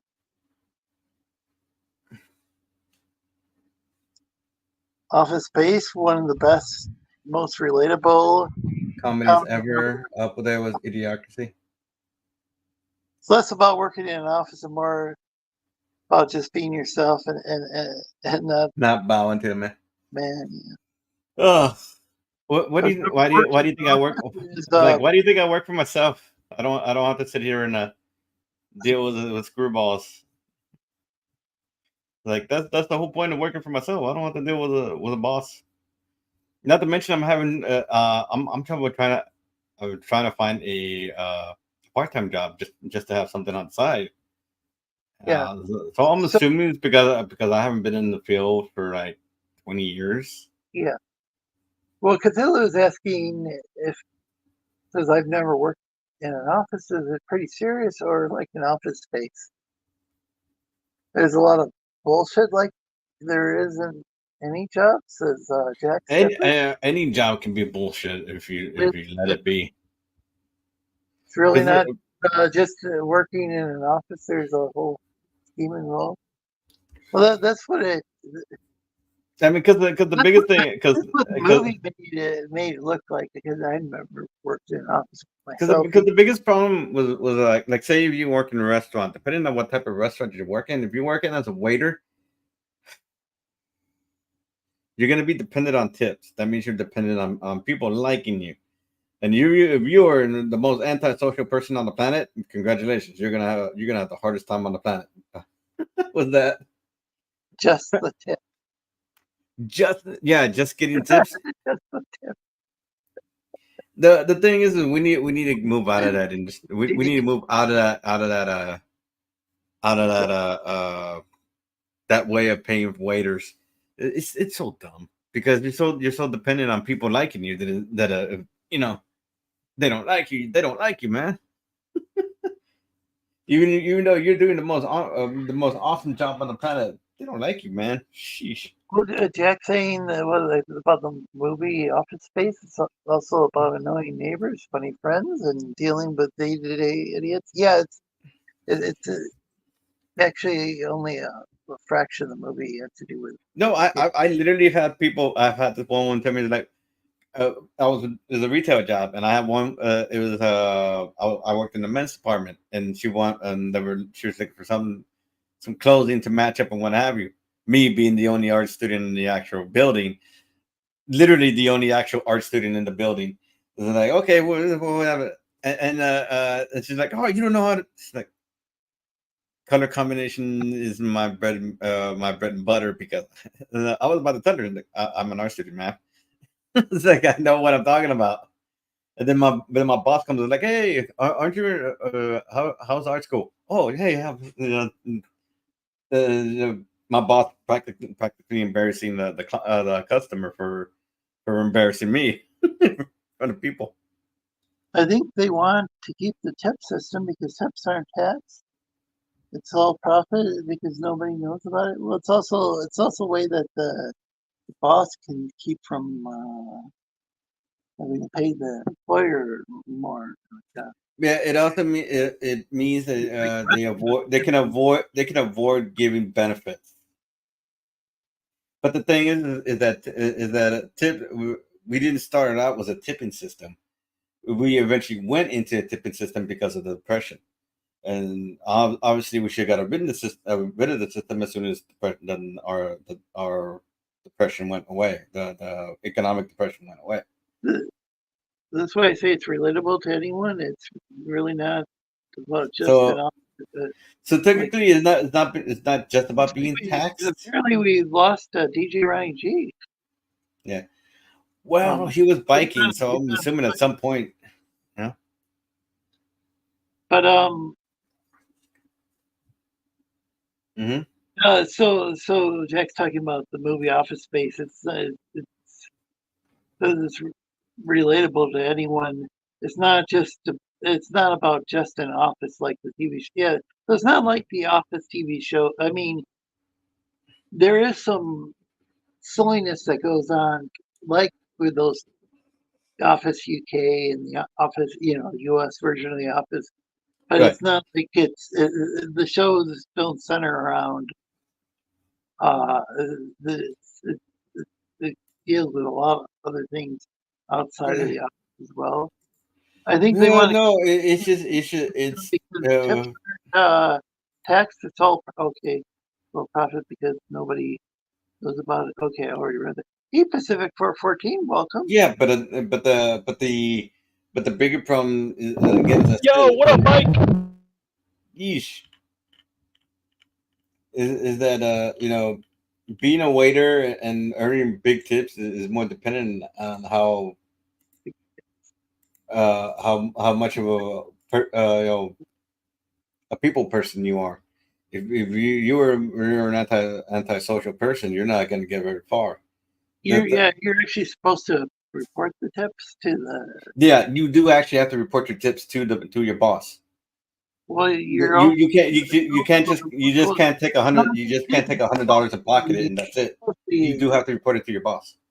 I think you're supposed to report it on your taxes as well. Mm-hmm. Yeah,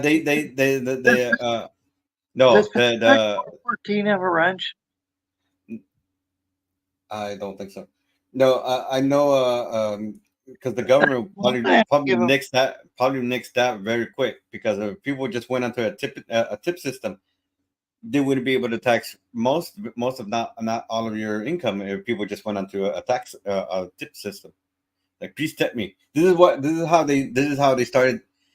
Because they took that same idea and they apply it to digital content online. This is why most of my commissions are taxed. So I get a tax for everything I do. So I have to report my what I make to the IRS or I get arrested. You know.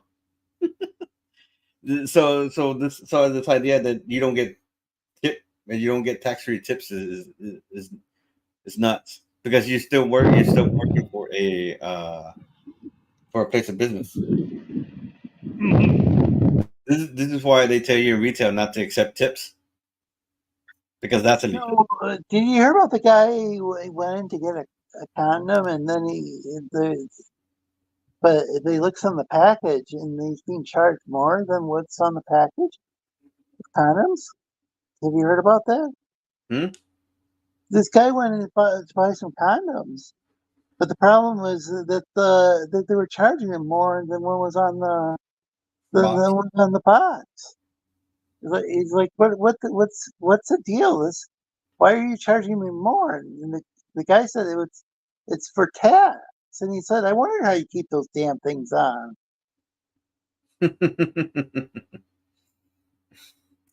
No, but like I said, it's like I said, if the tip system was untaxable, everybody would be doing it because that will be the quickest way to avoid getting taxed by the government is to go to a tip system. It says it depends on how pretty you. So Cthulhu says it depends on how pretty you are and how good you are at your job. So it depends if you think that's fair or not. Well, I was decent for my job, but sometimes it just comes down to pretty women, and because I waited on a couple and I got $10 from them. The next time they came by, they got a lady, they got a female server, and the guy tipped her. I think she said $40. $40. Why did you get $40? Oh wow! You barely did anything, man. It's just like you barely did anything. Why the hell did they give you? And then it occurred to me. Oh, okay. I think I know why they gave you $30 because he was into you. But he's married. Yeah, I know. Don't look too much into it. If anybody has ever worked in retail, restaurant, or has known any human, that's a scary word. Like, okay, we're anti-censorship here, so you can get away with using that word. It's kind of scary. Humans. But any humans will find the movie funny, and others, well. But yeah, I never been one for comedy movies. If you like comedies, you probably will enjoy Office Space. I don't know if you like say King of the Hill or Beavis and Butthead. I didn't even like. I didn't even. It's still Mike Judge. I didn't even like King of the Hill that much. Well, you might like Office Space because it is different. It's not.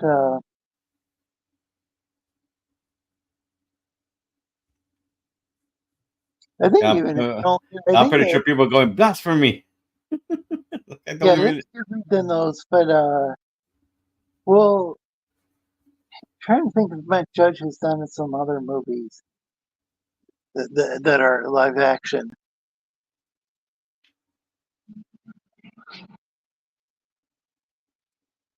Oh, welcome Anubis. Oh, what's up? I didn't know I was on already. I was about to leave a comment. Mike Judge has done a few live action movies. There's Idiocracy, Office Space, and Extract. He also did that TV show.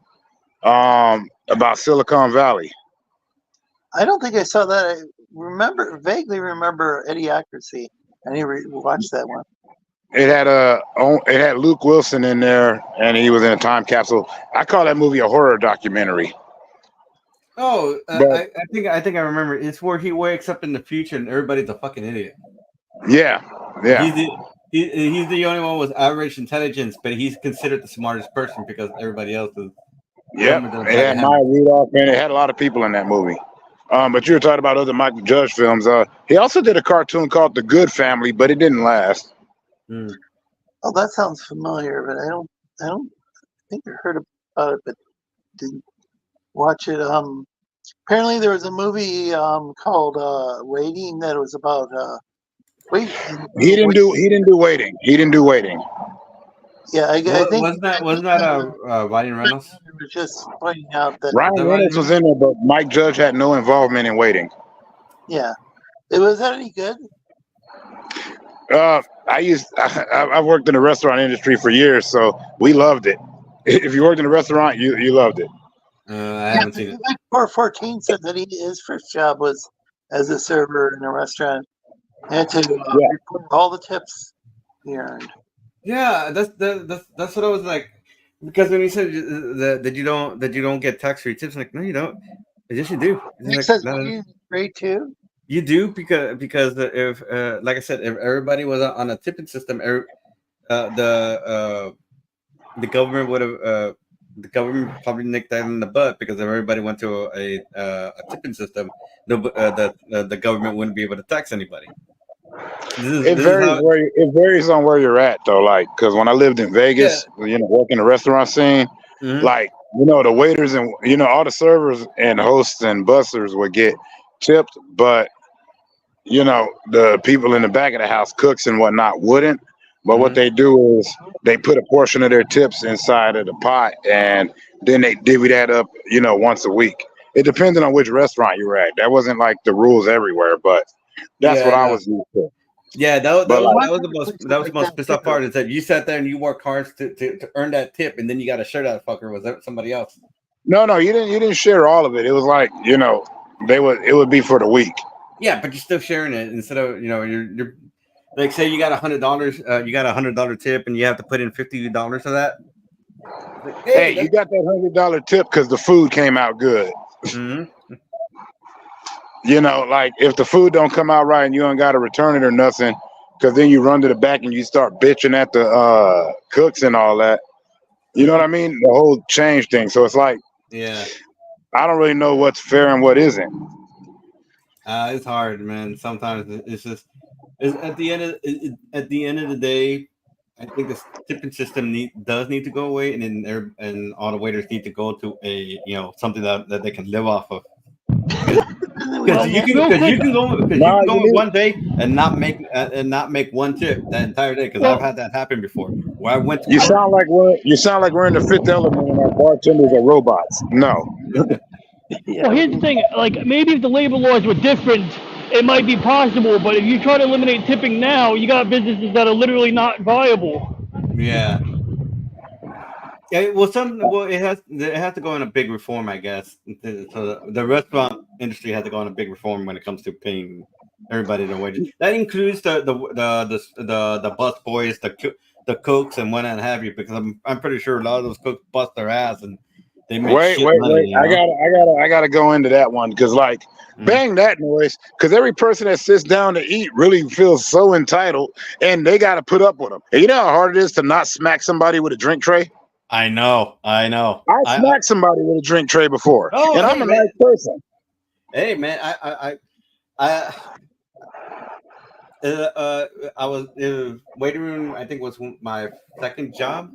I was not 19. I'm sorry. I was 21. 21. I wasn't old enough to drink. That's what I remember. But some lady, she was like maybe 40, almost 50 something, grabs my ass. And like, you didn't report it? What do you mean? Dude, that was sexual assault. No, I didn't report it. I mean, I felt bad and my boss sent me home, but I didn't, dude, that was sexual assault. But yeah, she grabbed my ass, and I was like, because I had no idea what to do. Hey, when I worked at a video store, some chick grabbed me and made out with me. So it really is confusing because, it is assault. But at the same time, when you're a guy, you're like, wow, this must be my lucky day. Well, I was like in the early 90s. I was like 20. No, I had just turned 21. So it was like, you like to say, I'm a new fish into the world. I'm barely out of high school. I have no idea. I was a naive kid at that time. You being about 21, though, the only thing I can say is the only time that I think that kind of stuff is inappropriate. Well, besides when nobody is into it, is honestly, I always say this: if you got to look up the age of consent, don't do it. Period. I don't need no other explanation. When you got to sit up here and find out what the age of consent is, wherever you're at, you're messing up. That's all there is to it. So you were 21, you're a strapping young lad, and it's wrong, and we should pull away. But also, it's kind of weird because it ain't like we get that happening often. Well, like I said, I'm saying that's the dichotomy of it. I'm not defending it. Yeah. I'm saying that's why it would be confusing. Yeah, no, because I was like at the time I was kind of embarrassed, confused, and like, the thing is that she never came back after that, like because she had to look at my face because I was like, I don't know what to do.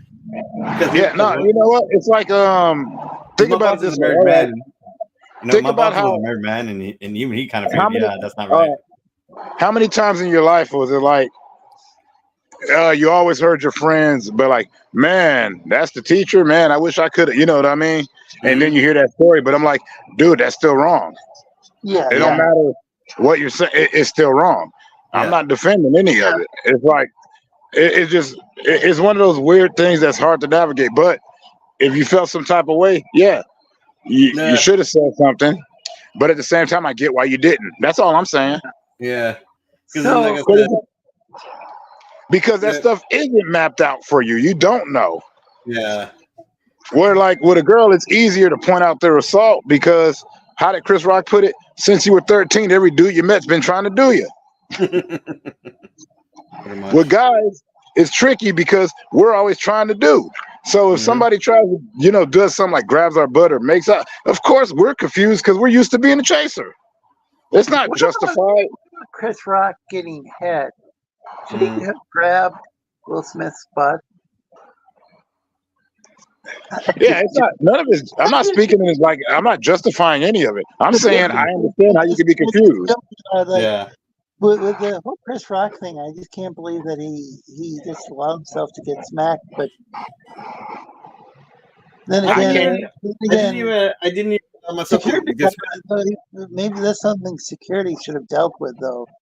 That's true, but all I can say is this: the Oscars is a lot of money.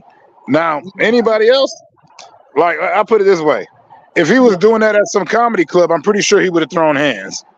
Did you hear about how?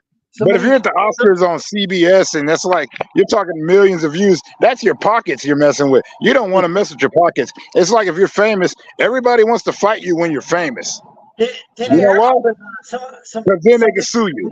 Chappelle, there were like I don't know, 6 or 8 guys or something who went and like wrestled that guy. I think went away on a stretcher. Yeah, but also, the guy who tried to take down Chappelle, I think they actually had to take him out on a stretcher. Well, that was because that was a nobody. That wasn't Will Smith running up on him. Yeah. It's a little bit different between high-paid dudes and dudes who ain't got money. If some no-name attacks you and you attack them, they can sue you. All of a sudden, they made money off of you because you got pushed out of your position. When it's 2 celebs, that's trickier. But also, Will Smith ain't doing much better right now. No, it actually. No, especially I guess, especially with that thing he calls a wife, just keeps constantly dumping on him. Well, yeah, a lot of people are like, I'm like, wow, it's like, wow, dude. I hope that I'm the one on the center screen because I'm like, I'm not the authority on any of this. I have no idea what I'm talking about.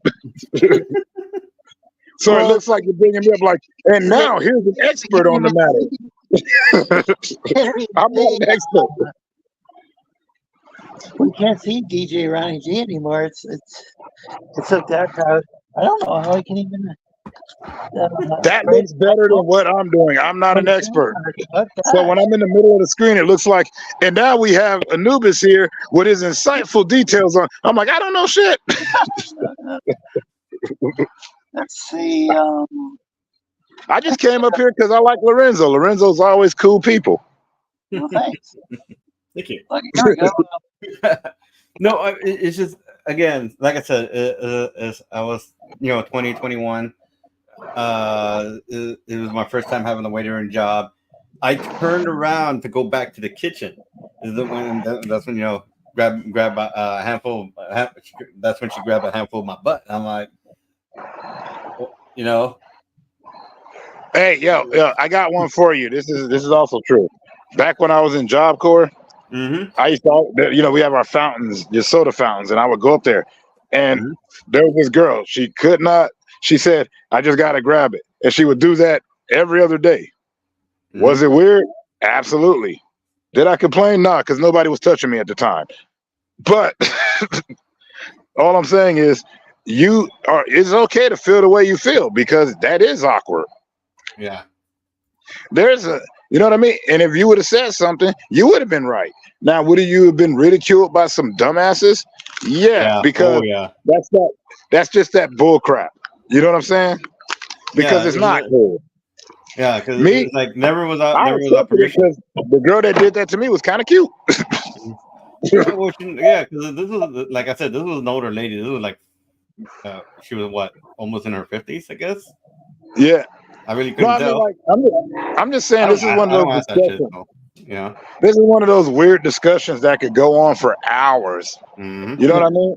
Like, think about it. Like, all right, how many girls have been needlessly pinched by dudes? Yeah. And they can't even say nothing. They're just like, oh, you. Because they don't want to be problematic or whatever. Or if they do say something, then it's their word against it. So, like, in your position, you're a guy. So you try to say something and everybody's like, what?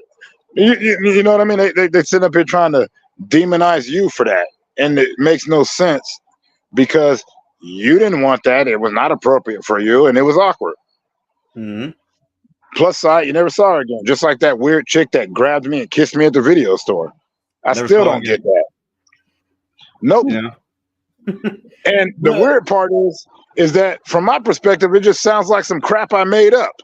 Just like from your perspective, even though you're telling the truth, it sounds like some crap you made up because that's the society we live in.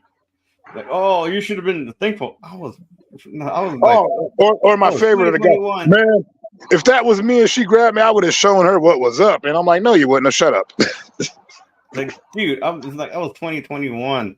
I wouldn't know how to show her what's up if you told me how to do it. I'm saying if they would have been like, if that was me, man, that's the signal, and I would have done this. You've heard this crap before. Yeah, I've heard that crap so many times. Yeah. It is that doesn't mean, and it's all cap. That's all I'm saying. It's like, so you have the right to feel the way you did. That's all I'm doing. I'm defending you. That's all I'm doing. Yeah, I know. So, I'm just offering all the perspectives of how Jane sequel with Will Smith's wife. Hey, the only thing I can say about her, honestly, because I won't diss her, man. I've been a fan of her for years. It's kind of hard when you had Tupac at one point. Yeah, but at this point, the way she goes on about Tupac is like, yeah. But from the way it sounds like he's like. There's people that never even met him that still go on about him. Yeah, I know. Welcome to the chat. Like, you know what I'm saying? Thought I'd stop by and say night, give you a like. Well, thanks. Yeah, because it just sounded way too much like she was just making stuff up, and I'm like, okay, it sounds like that sounds like you're making stuff up. You know, I understand. Well, hell, Tupac used to hang out with Madonna, and he stopped hanging out with her. He did, and she was sad about that. The point is that that's people. They idealize stuff. Is it toxic? Yeah. Is it right? Absolutely not. Yeah, especially that's really all I'm saying. Especially for a guy, you know, it's like that. Like especially for him, he makes $20 million a year. He ain't got to worry about her. Mm-hmm. Yeah. Anyway, thanks, Kate in Orlando.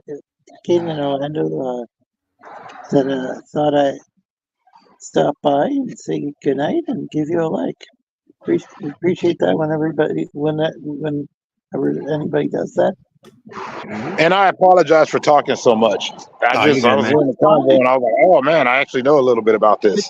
Yeah, I'm just not an expert. Don't highlight me. No, man, everybody's word is you know is something we should listen to or take into account, man. I don't think we should discount you just because you only had so much information to it. If that were the case, then people wouldn't be taking advice from me. That's real. Only rule I got is if everybody agrees with everything you're saying, run. You're in a cult. Yeah, pretty much.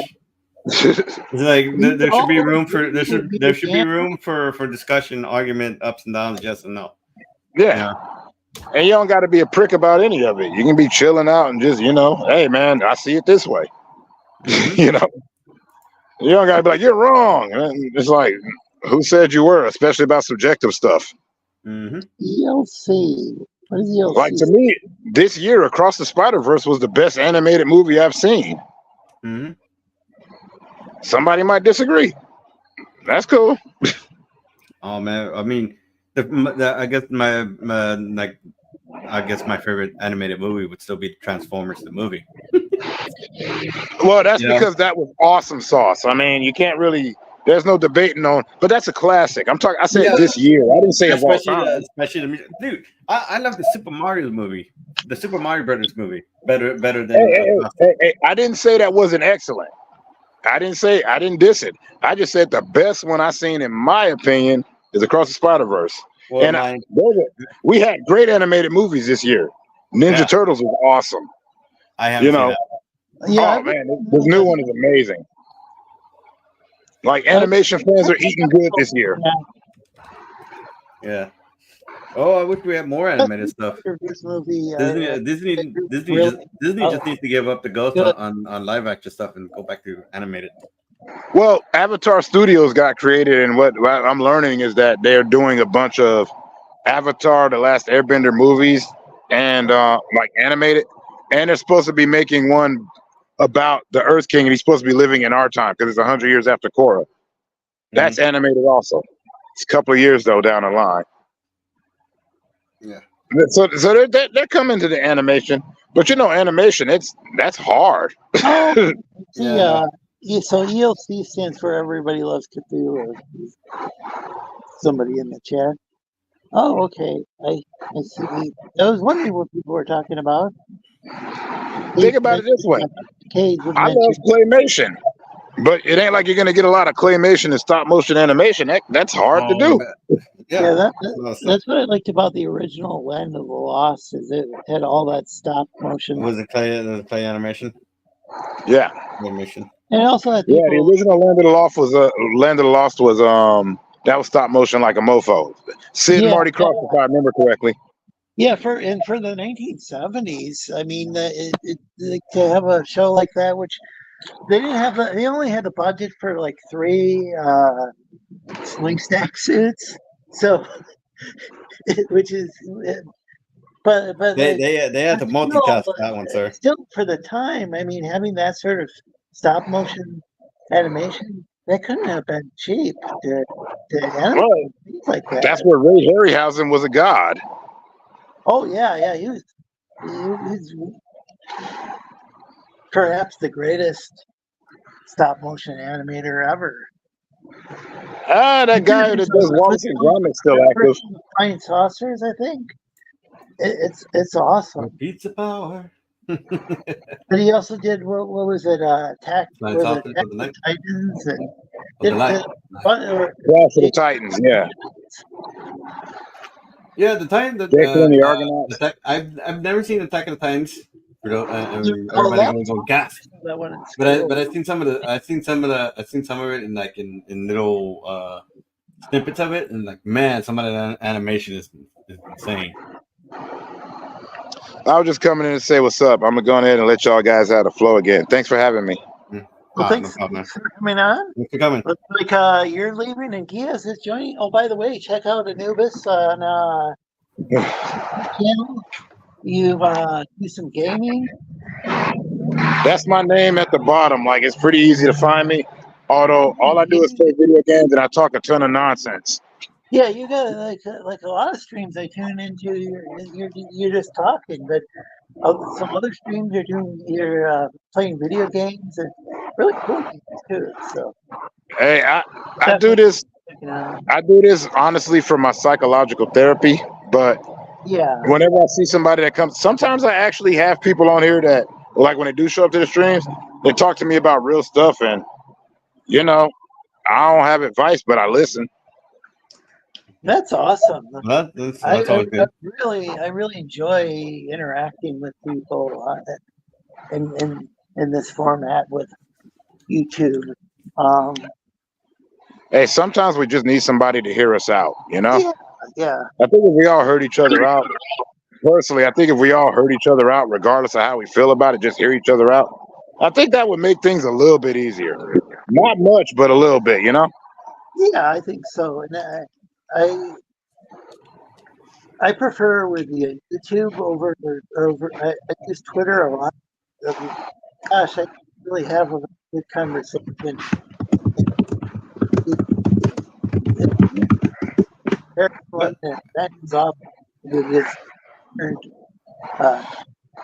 yeah, but for real, much love to y'all. Good night. All right, and don't be stingy. Put them likes up, people. Lorenzo's always here, and he's always offering insight and good guests. Thanks. Thank you. Offer good insight on your channel, and I'm going to welcome Geass to the. Hey, Geass. So I'm going to, let's see. Hello.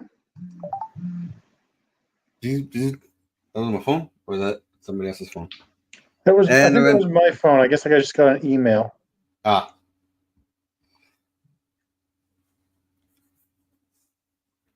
Yeah, so working on some D&D characters for our client. It's D&D. What classes are they? I guess this is a magic user because she's using a spell book. So I guess a wizard or sorcerer, and a dancer, and another mage or another wizard or sorceress, I think. Now it seems I can't access my emails right now, but it seems like I can't access my emails right now, but according to my notifications, it's nothing time sensitive. Yeah.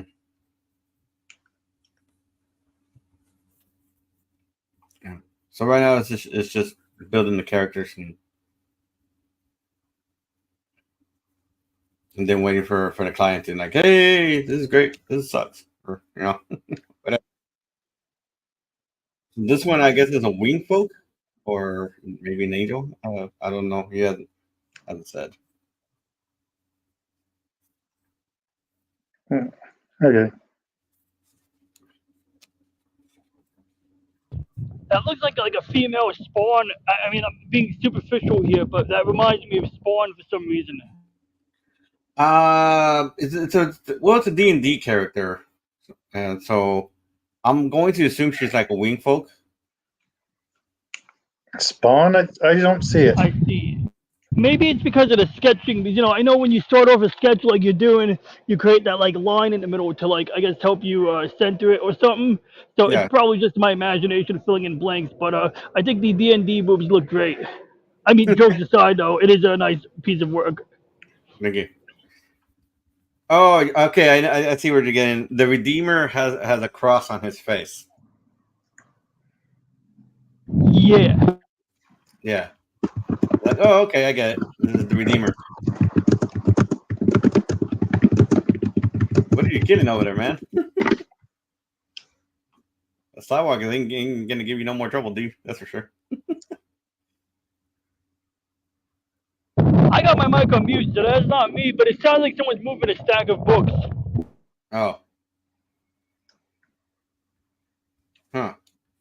Yeah, because if I leave this off mute, these headphones are pretty good at, like, what do you call it? Like, filtering out, like, the wind. But Yeah. naturally, you're going to get some noise coming through. You're going to hear the leaves and whatnot. Yeah. Oh. But, right now I'm just, I figured I'd drop it because, I didn't want to come in at, like, 5 a.m. and be like, oh, it's almost over. But, I've been mostly listening, and the gentleman before, he had some cool insights, and I'm glad I was able to briefly chime in about tips, but I think you guys have more experience in that realm, whereas me, working in retail, when I got a tip, I used to feel like I was going to get shot a minute later because, if you get a tip, on one angle, if you decline the tip, you might insult the customer. But if you accept the tip and the wrong manager is paying attention, they might fire you. Yeah, no, that was the edge for that one. Is it thankfully most of the people who tip me or when they did tip me in retail, they usually wait till we were outside to do this. Because I would help them take it to the car and here. That way you can get something to eat. Oh, cool. Yep, that's basically the best way to do it. Yeah. Give me a $5 bill. Yeah. Did we lose Lorenzo? Probably. Give him a bit. He probably accidentally ran Lorenzo with himself again. He'll be back. He'll be back. How many miles does Daniel ride? What do you mean?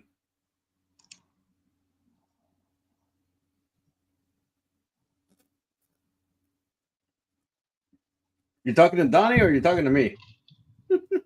Well, yeah. I mean, on a weekly basis, I used to do 7 miles a day or something like that, but nowadays I cut back a lot, which is why I sometimes make a point on my days off of finding an excuse to ride. Just because, got to get off my ass, I used to love to run. It's just that my knee got to the point where it can't take the pounding. It's just like I'll run and god dang, it feels like someone stabbed me 48 times in the same spot in 2 seconds. And I'm like, ah. Yeah, I've heard running can be rough on the knees over a long enough time. It's and then I remember a girl I knew, she's a nurse or a doctor, and she was talking on Facebook how her doctor said she got bum knees, so she couldn't ride a bike, and she couldn't run anymore, and it's so she needed a new workout routine. But I thought biking would be easy on the knees, but there are times when you're going uphill where you gotta have your bike seat adjusted properly, or else you will put unwanted wear and tear on your back or your knees. Yeah. Welcome, Shinobi. Oh, hello. Hey, Lorenzo's nice to back. meet you, Shinobi. How you doing? You sound like you're sick, dude. I just sneezed. I'm okay. Okay. Bless you. Thank you. There we go. All right. How's everybody welcome to YouTube. Doing good. So what have we been talking about so far? The topic was about tipping, but then they talked about Land of the Lost. And yesterday I looked up Land of the Lost and I found a Will Ferrell movie, and I was turned off to the franchise until I heard Lorenzo mention a 1970s version or something. Yeah. So that's the one I want to see. Yeah, that's the Will Ferrell one is the hell what were they thinking? Yeah, I wish they had screen sharing on the phone because I'd share the trailer for the 1970s version, but without the audio. Well, at least I know it exists, so I know what I'm looking up now. I'll look up, Land of the Lost, original or 1970s, you know. But I didn't know there was like a distinction, so I just stopped because like, look, I would have thought like if I type in Land of the Lost on YouTube search, like the first 10 results would show me the original, and Yeah, it wasn't like that. the Will Ferrell one wasn't even author. It wasn't even. They didn't. They didn't. I don't think they consulted with Cindy Croft, the two brothers who created the series. Right. So And, they just made something and said, "Here we go." They weren't even responsible for the end product of the. Some people really do like Ferrell, but a lot of people don't, including Sid and Marty Krofft, who created Lost. Did Ooh, that wind is There were- insane. Yeah, that was kicking out there. That was different. Right. But hey, Tim Bergini too, welcome. Hey, Tim. Yo, Tim the Lego Man. Two. are you alive? Huh. Hmm. Oh, okay. That's that Shinobi screen. Like, wait a minute. There should be something on mine. I'm trying to find something actually. Yeah, no, I'm trying to find all the I went back to Geass, and then Geass stopped screen sharing.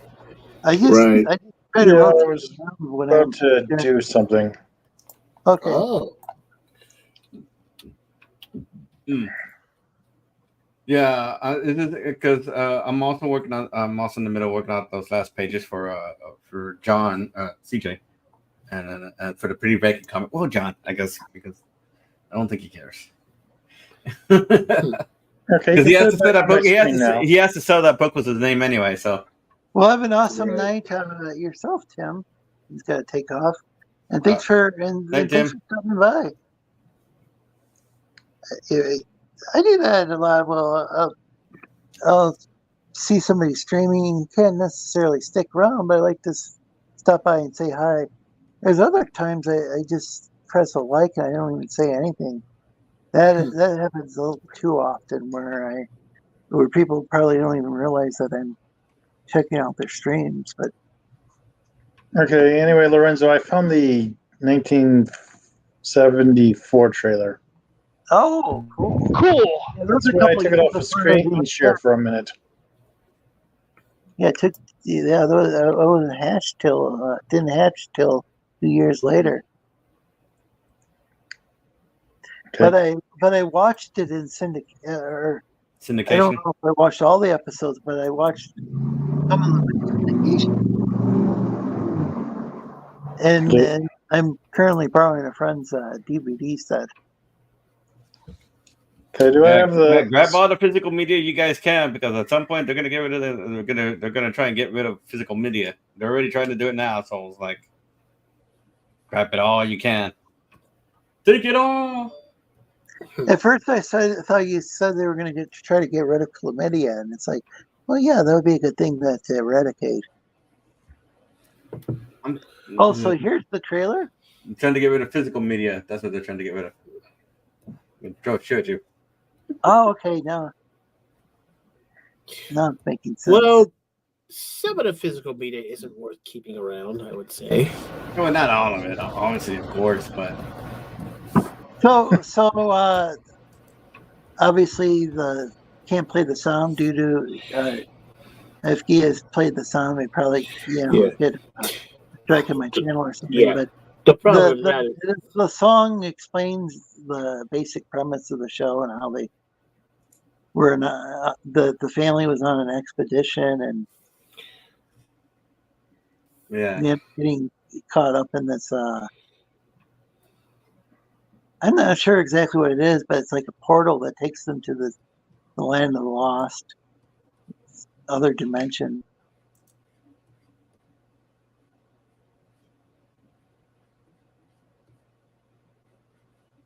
I don't know if DG Ronnie G can see this or not. Oh, he needs to concentrate on biking to begin with. Yeah, I mean, I'm getting it, but yeah, you're right. I should probably like not cross the street. Yeah, I we should. don't want you to kill yourself too much. But Oh, that's where that picture came from. I mean, I know I know it's kind of maybe a little hokey or corny, but it's also done with a lot of love. You know, I mean, for the 1974, like the early 70s, and they're working with a TV budget. Yeah, that's what boggles my mind is that Star Wars had even come out, you know. That's what boggles my mind is that. I mean, this was long before Battlestar Galactica, wasn't it? Wasn't that like in the late 70s? Like I said, that's what boggles my mind.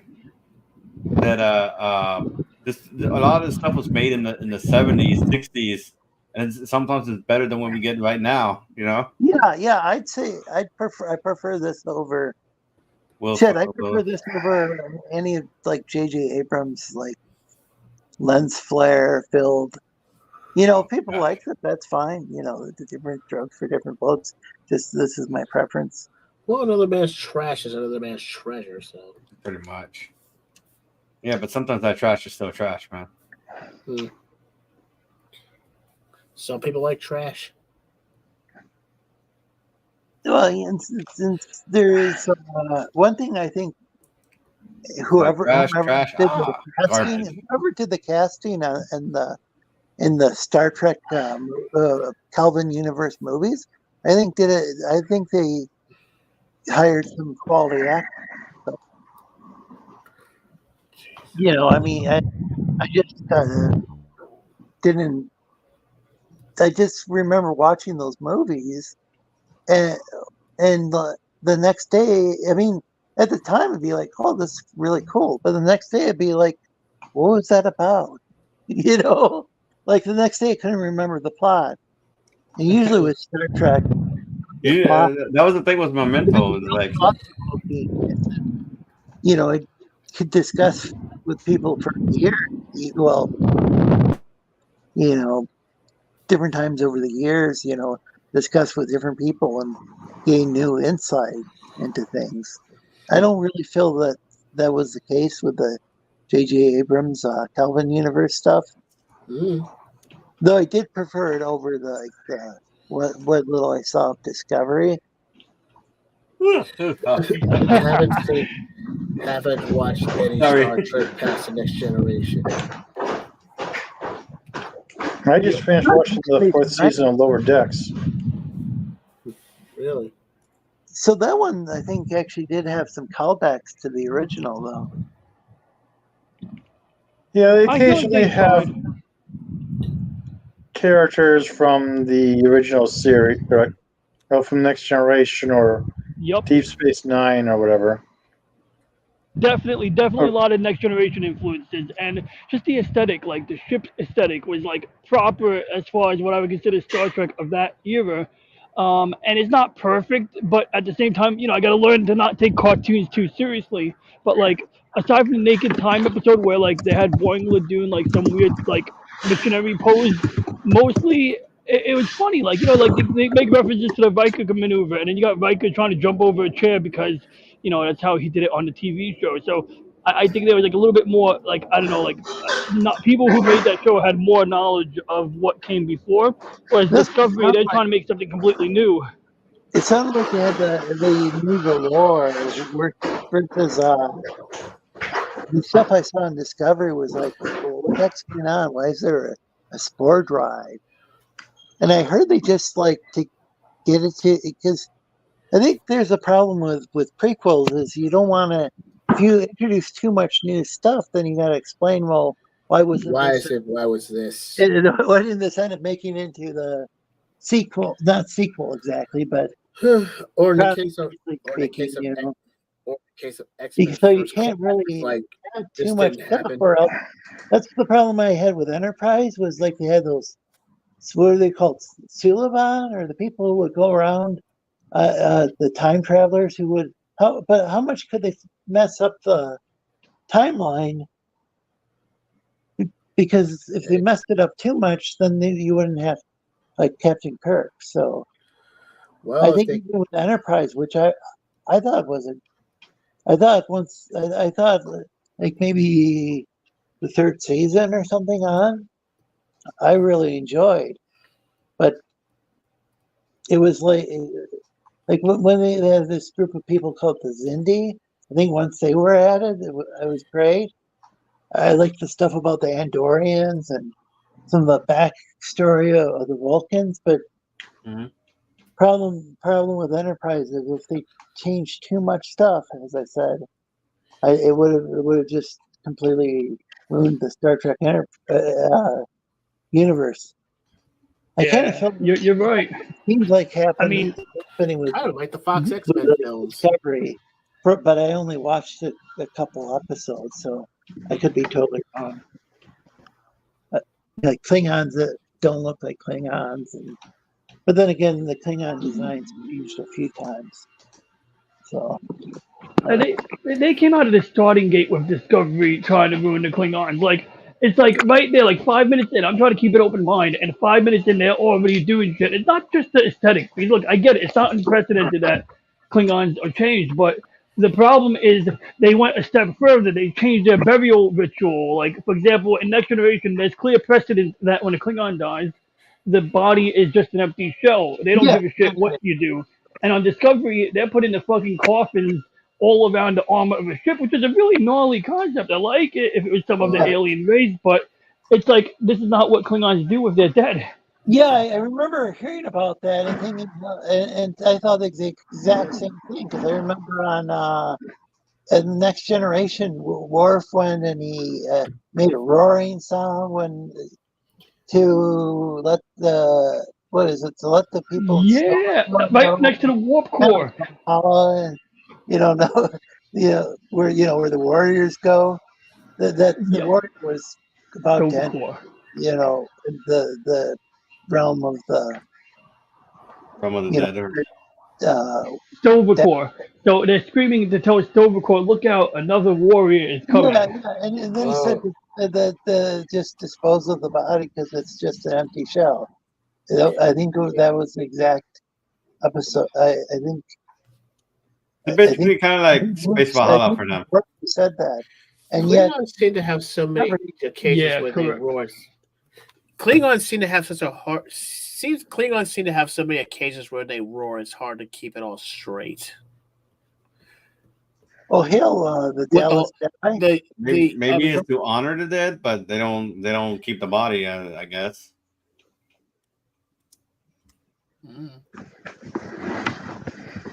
Well, I guess they put more reference into the soul. I think it's kind of like with the. I think it's like with the Greek Platonists. Like Plato was into the whole idea of like. I think they called it forms, but like he like. It wasn't like that. Like the dead was going to be like They didn't believe in the resurrection of the dead, like in say Christianity or rabbinic Catholicism or some other ones, or maybe even Hindu or Buddhism that believe in well, they believe in reincarnation. So reincarnation or resurrection. They believe that the dead are going to be resurrected, like maybe say like. I'm not going to speak for all of Judaism, but like maybe some of the Orthodox Jews, believe in resurrection of the dead. I think some believe in reincarnation, so I've got to be careful. Or I'll just stick with Christianity. Like I think I can't remember if it's in the Apostles' Creed or Nicene Creed where it talks about the resurrection of the dead. So yeah, the idea that people are going to come back and I think like a perfected form of their own body, and it's not part of Klingon belief system apparently. they're going to be in some sort of like kind of Hall of Warriors or something. It's something like Valhalla, but they're not going to, for some reason, and they're going, they don't need their bodies.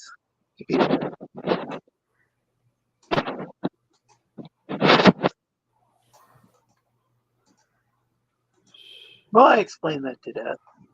Yeah. Yeah. Anyway, Lower Decks is fun. There's a lot of mythology gags, and they will frequently have guest stars on there played by the original actors. Like they had Tom Paris on one episode. And in a recent episode, they had Nick Lorenko, I can't remember his last name.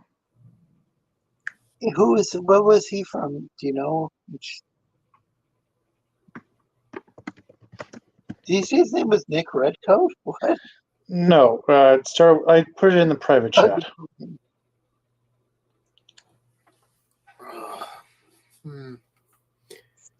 Locarno, Nick Locarno.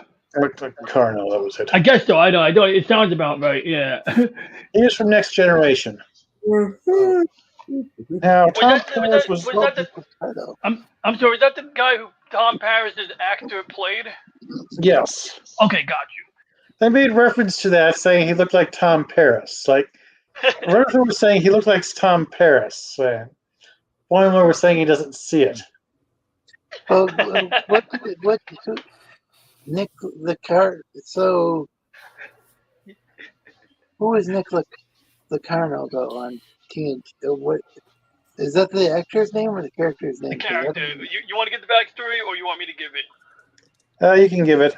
Okay, so basically there's an episode of TNG where Wesley is in the academy, and I think he's getting into Red Squad, the elite club, and they're practicing the fighter planes, and they decide to, like, apparently there's like a court-martial because they were accused of engaging in a really illegal maneuver called the Diamond Slot Formation, where right? Yeah, somebody dies, and Nick Locarno is like the guy who's like basically like being like basically he's acting like Tom Paris in a way during his bad boy days, which is like a little ironic, but he's just like saying like he basically they're trying to keep up the lie or keep their story, not lie, they're trying to keep their story straight, so to speak. Yeah, they weren't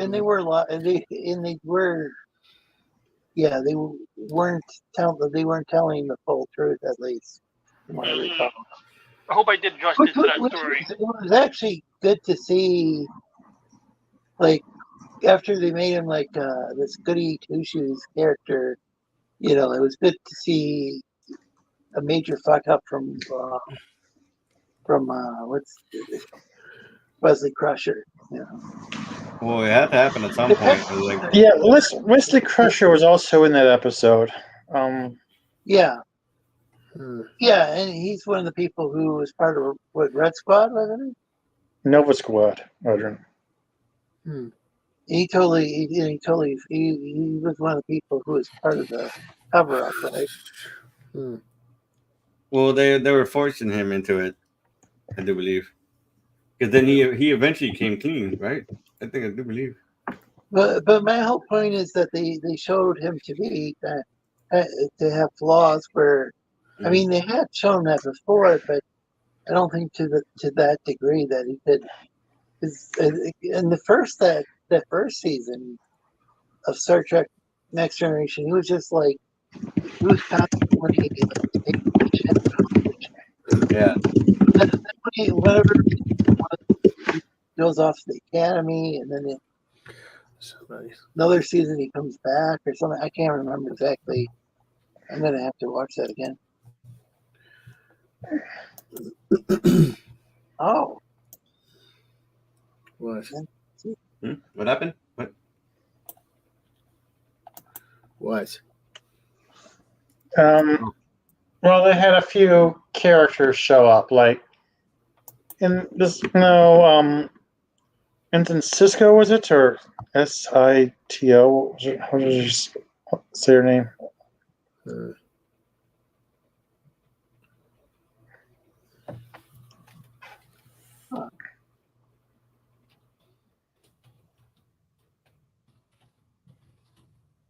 Let's see.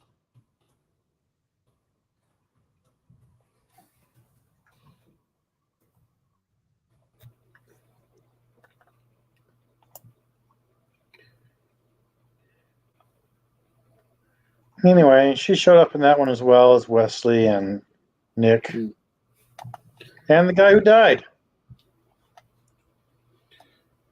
Well, the guy who died showed up? Yes. Like as a ghost or what? No, it was a flashback to before he died. Oh. I remember there was an episode that was all just flashbacks of the Next Generation. It was all flashbacks of stuff that happened in Riker's life. I think he was on. I think he was in the sick bay. I was gonna say emergency room, but sick bay because of an emergency. Well, it's so basic. So Tom. We couldn't figure out where she was getting clothes in her socks because she was walking so much in the shoes. So yeah, there was two characters in that flashback who have since died. Apparently, they wanted Tom Paris to be. I don't know where she ordered my shoes. There's somebody speaking in the background somewhere. Yeah, They wanted Tom Paris to be Nick Carno, but they didn't want to pay the writer for the rights to the name.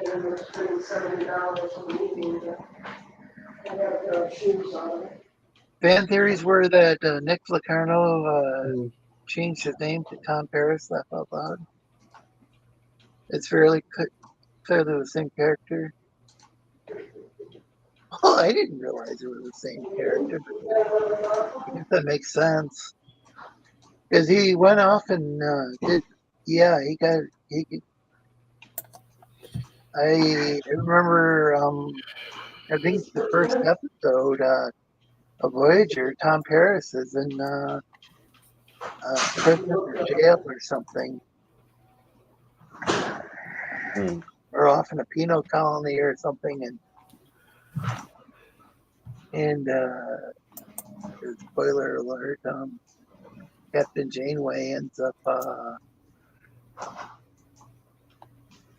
negotiating with him about okay, we'll release you on this condition if you do me a favor. One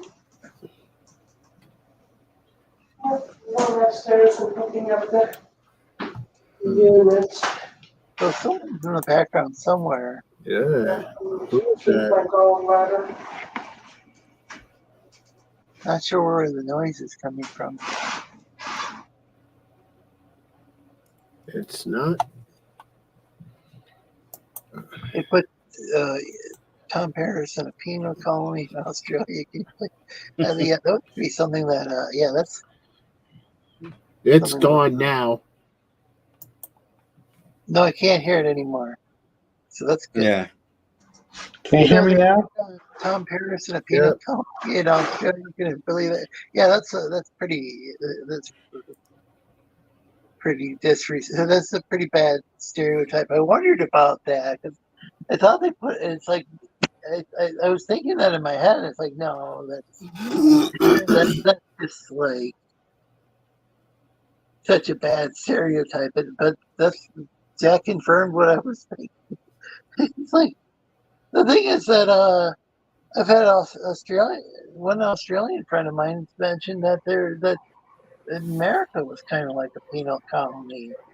Can you hear me now? Yeah. Yes. You're not supposed to. What? That's problematic. Interesting. America was a penal colony. I'm not sure if it was exactly a penal colony though, but they did overseas. Oh, America! Oh, but America is where all the convicts were sent before 1776. I thought they were just sending people they didn't want for like whatever, religious reasons or whatever. But and welcome, DJ Ronnie G. Let's see. Okay, for some reason, StreamYard kind of messed up my sound systems. So you were getting my laptop speaker instead of my headset speaker. The latter, which is a mute button, I can just turn off and on when I want. Oh. Okay. But for some reason, I decided to switch to my laptop speaker, even though I specifically got this headset because I didn't want it doing that. Okay.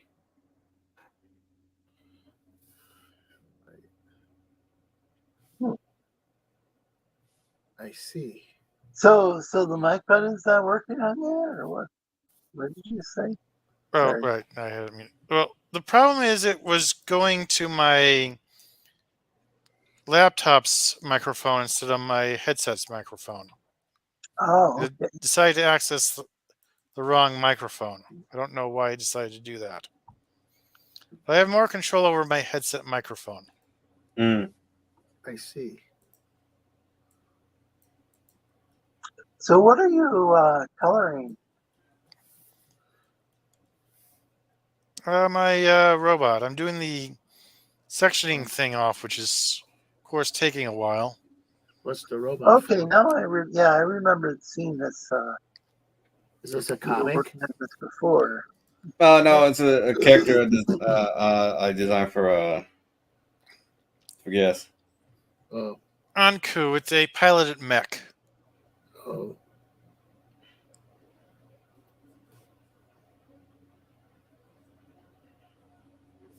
Okay, that's.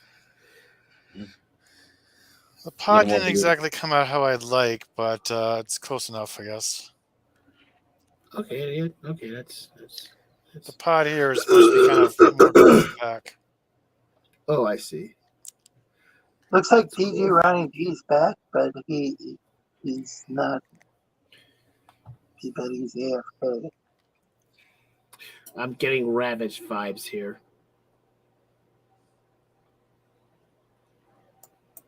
But Well, I was going with Wolf, though some people had said it looked more like Anubis, which is a jackal. Close enough. I mean, not quite, but still. Ever see Secret Files of the Spy Dogs? No. No, basically it started a bunch of dogs who were spies. They pretended to be simple pets in front of their owners, but got up to secret missions. Okay, I may have heard of it, but I haven't seen it. Well, one episode involved magic where they where the villain summoned this cat goddess thing. And to counter that, the dogs decided to one of the main character dog decided to summon the god dog Anubis. And another dog pointed out, he's not a dog, he's a jackal. And the guy said, close enough. I mean, aren't jackals in the aren't they kind of in the same family as dogs? Yeah, pretty much. But Anubis basically took off shortly after he got there. And then the dog said, I told you he was a jackal. I got struck by lightning.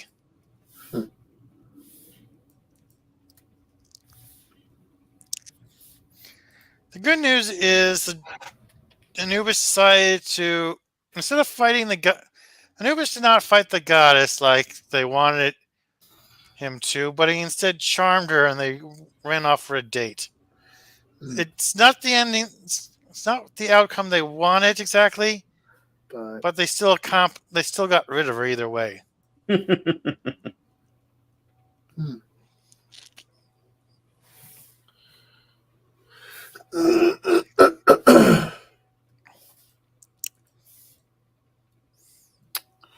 Why isn't this working?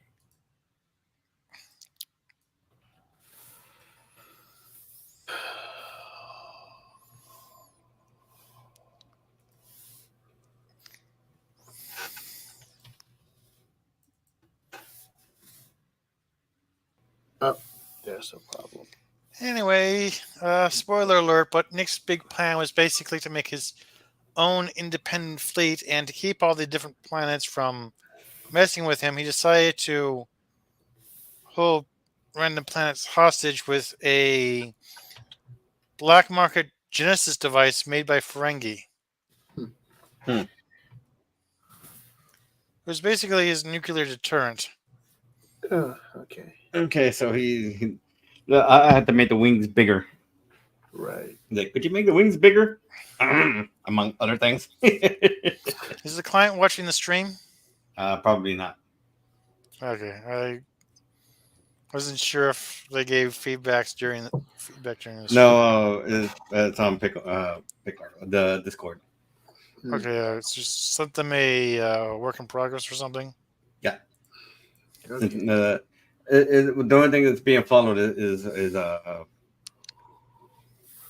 program.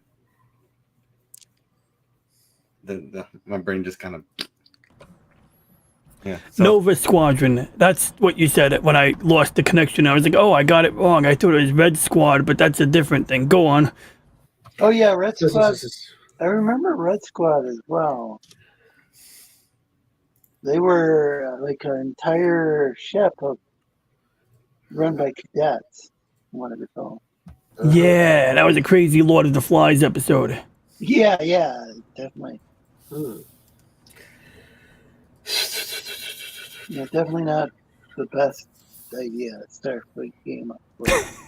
The Starfleet Academy or whomever was. Anyway, Nick basically wanted to reclaim his the glory he lost once when he got kicked out of the academy. Right. And he created Nova Fleet. It's basically made up of different ships from different races. He had convinced lower deck members to mutiny and steal their ships. Sick bastard. That's very good, funny. Were the Ferengi go all sorts of wrong. Based on Arabic or Chinese culture. Yeah, he got Klingon, Ferengi, Orion, Kardashian. They had big butts. Romulans. They cannot lie. Keep up with the Kardashians. Binars. Ooh, Binars. I remember them. They were interesting. Yeah. 101001111. I like how they just completely hijacked the Enterprise because they were afraid. Because their only concept was yes or no. So they were afraid to ask the card.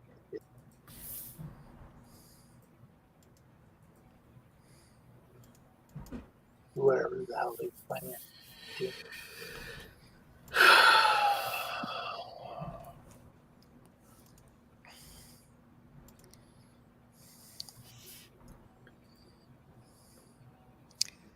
So yeah, throughout the season, they had been building it up. Like, we'd see a ship, we see this strange ship of unknown origin. The episode would start off with the lower deck of one of the different ships, like the Kardashians, the Romulans lower deck officers talking and grunting about having to clean up duty. Is this from your backyard telescope, TJ Ronnie G? The ship would show up and seemingly destroy the ship. Yeah. So I answered the question late. Short answer is yes. I'm trying to review the image of a nebula. But so I'm like way behind the lower decks, and I don't mind being spoiled because sometimes spoilers give me a reason to watch something, and you give me reasons to check it out. Let me see. Yes, when done properly.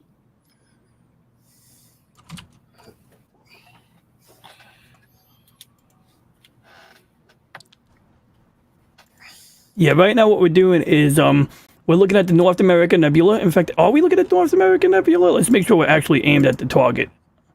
Yeah, so we're aimed at this particular frame of the North America Nebula, and to capture it, we would do like medium length exposures. So we do this. Now this is a blue filter, so we don't really expect to see a lot because blue doesn't really shine through. But in the earlier shots, I was seeing this shape here, but when I go to open it up in this app, it's not really showing up as clearly as I thought it should. So I'm double checking right now. Maybe I have to open up a different copy of the image, but I feel like it should be here. Were Ferengis meant to be based on Arabic or Chinese culture? That's a good question. So in the Next Generation, I remember Data comparing them to a quote-unquote Yankee trader. And so some people will often say that it's there to like represent American capitalism of the past or something like that. But I'd say like it encapsulates a little bit everything. There's even a video of Armin Shimmerman at a convention basically saying like it's almost like a variation, like a representative of the Jews, how like maybe a lot of different they get around, they work, but a lot of people don't like him or so. I forgot how I'm mischaracterizing his words, so don't quote me on it. But Armin Shimmerman does chime in on it at a convention. His biggest regret was how he portrayed Ferengis in their first time, but I think he's being hard on himself. That's more on the writers than him. Armin Shimmerman being the guy who played Quark, but he played the first Ferengi as well. Yeah, and the Next Generation, and even on Voyager, they tried to portray the Ferengis just as villains, and I don't think that really worked out all that well.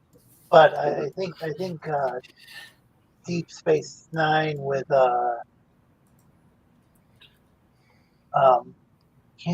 guess the idea was to Quark. I guess the idea was to sit there and demonize how people tend to be more about profit and money and greed, and maybe it's more of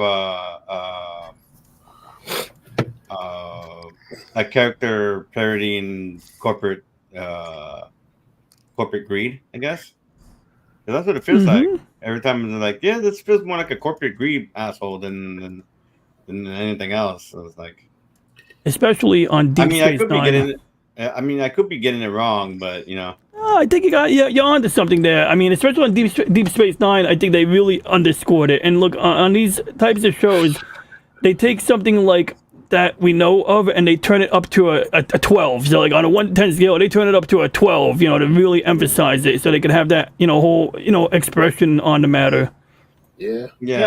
I mean, because I mean, you can present an idea, in the story and try to give the opinion on two sides without being going this side is evil, no, that side is evil, this side is evil.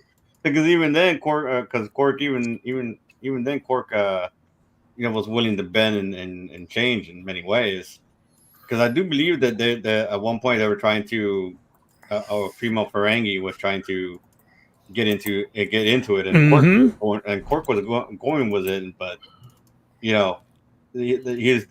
still had to deal with the archaic nature of his society, where women shouldn't be able to do business. I guess I think that was the matter, or that women or female Ferengi just didn't know how to be business.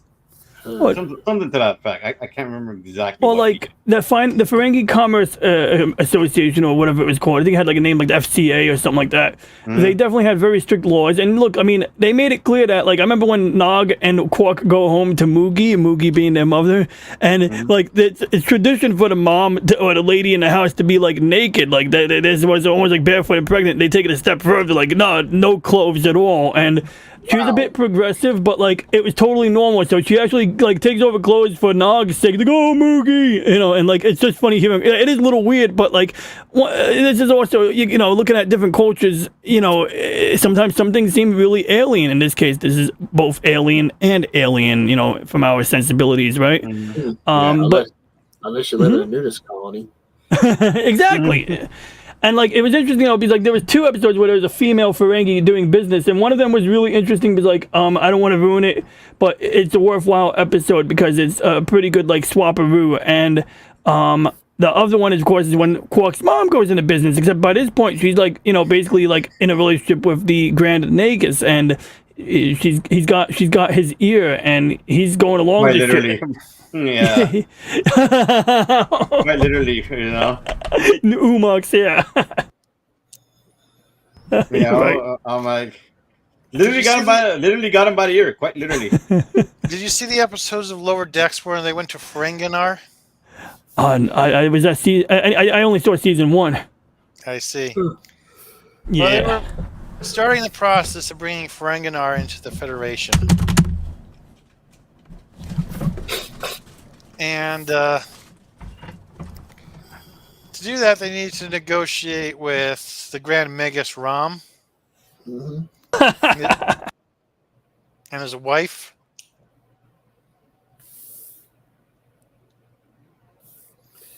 That sounds. Wait, who's his wife? Is it still the Bajoran lady? Yes. Nita? Oh my God, that's God. Oh my God, yo, I'm missing out. Oh. I mean, it could be a little weird, but funny. Rom is the head? Yeah, of course. When did that happen? I missed that. He deserves it. He's a good guy. Now, I think it was like near the season finale or some crazy shit, where like he gets the authority and like it's because they wanted a softer Ferenginar or some bullshit. Which maybe is not bullshit, but it is if you're a Ferengi. Yeah, Rom was making some changes, like getting out of the black market weapons business and, going more for tourism dollars. Yeah. Basically, he was just switching how the profits were made. So instead of being weaponeers, they were being tourist attraction, which is a little better, but. There's an episode where they're playing this kind of Klingon version of Dungeons and Dragons. It was actually made by Ferengi. So there's DLC and everything. Oh shit. Shit.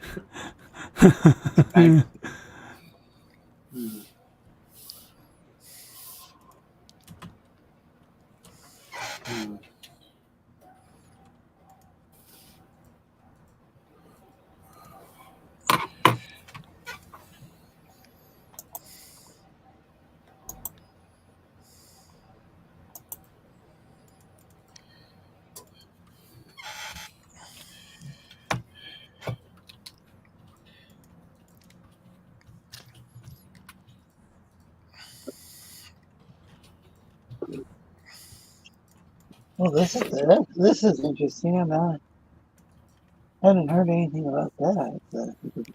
Oh yeah, I could see that.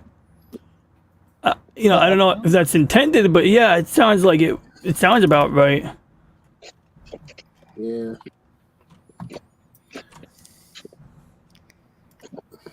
And that was an interesting thing where there would be episodes like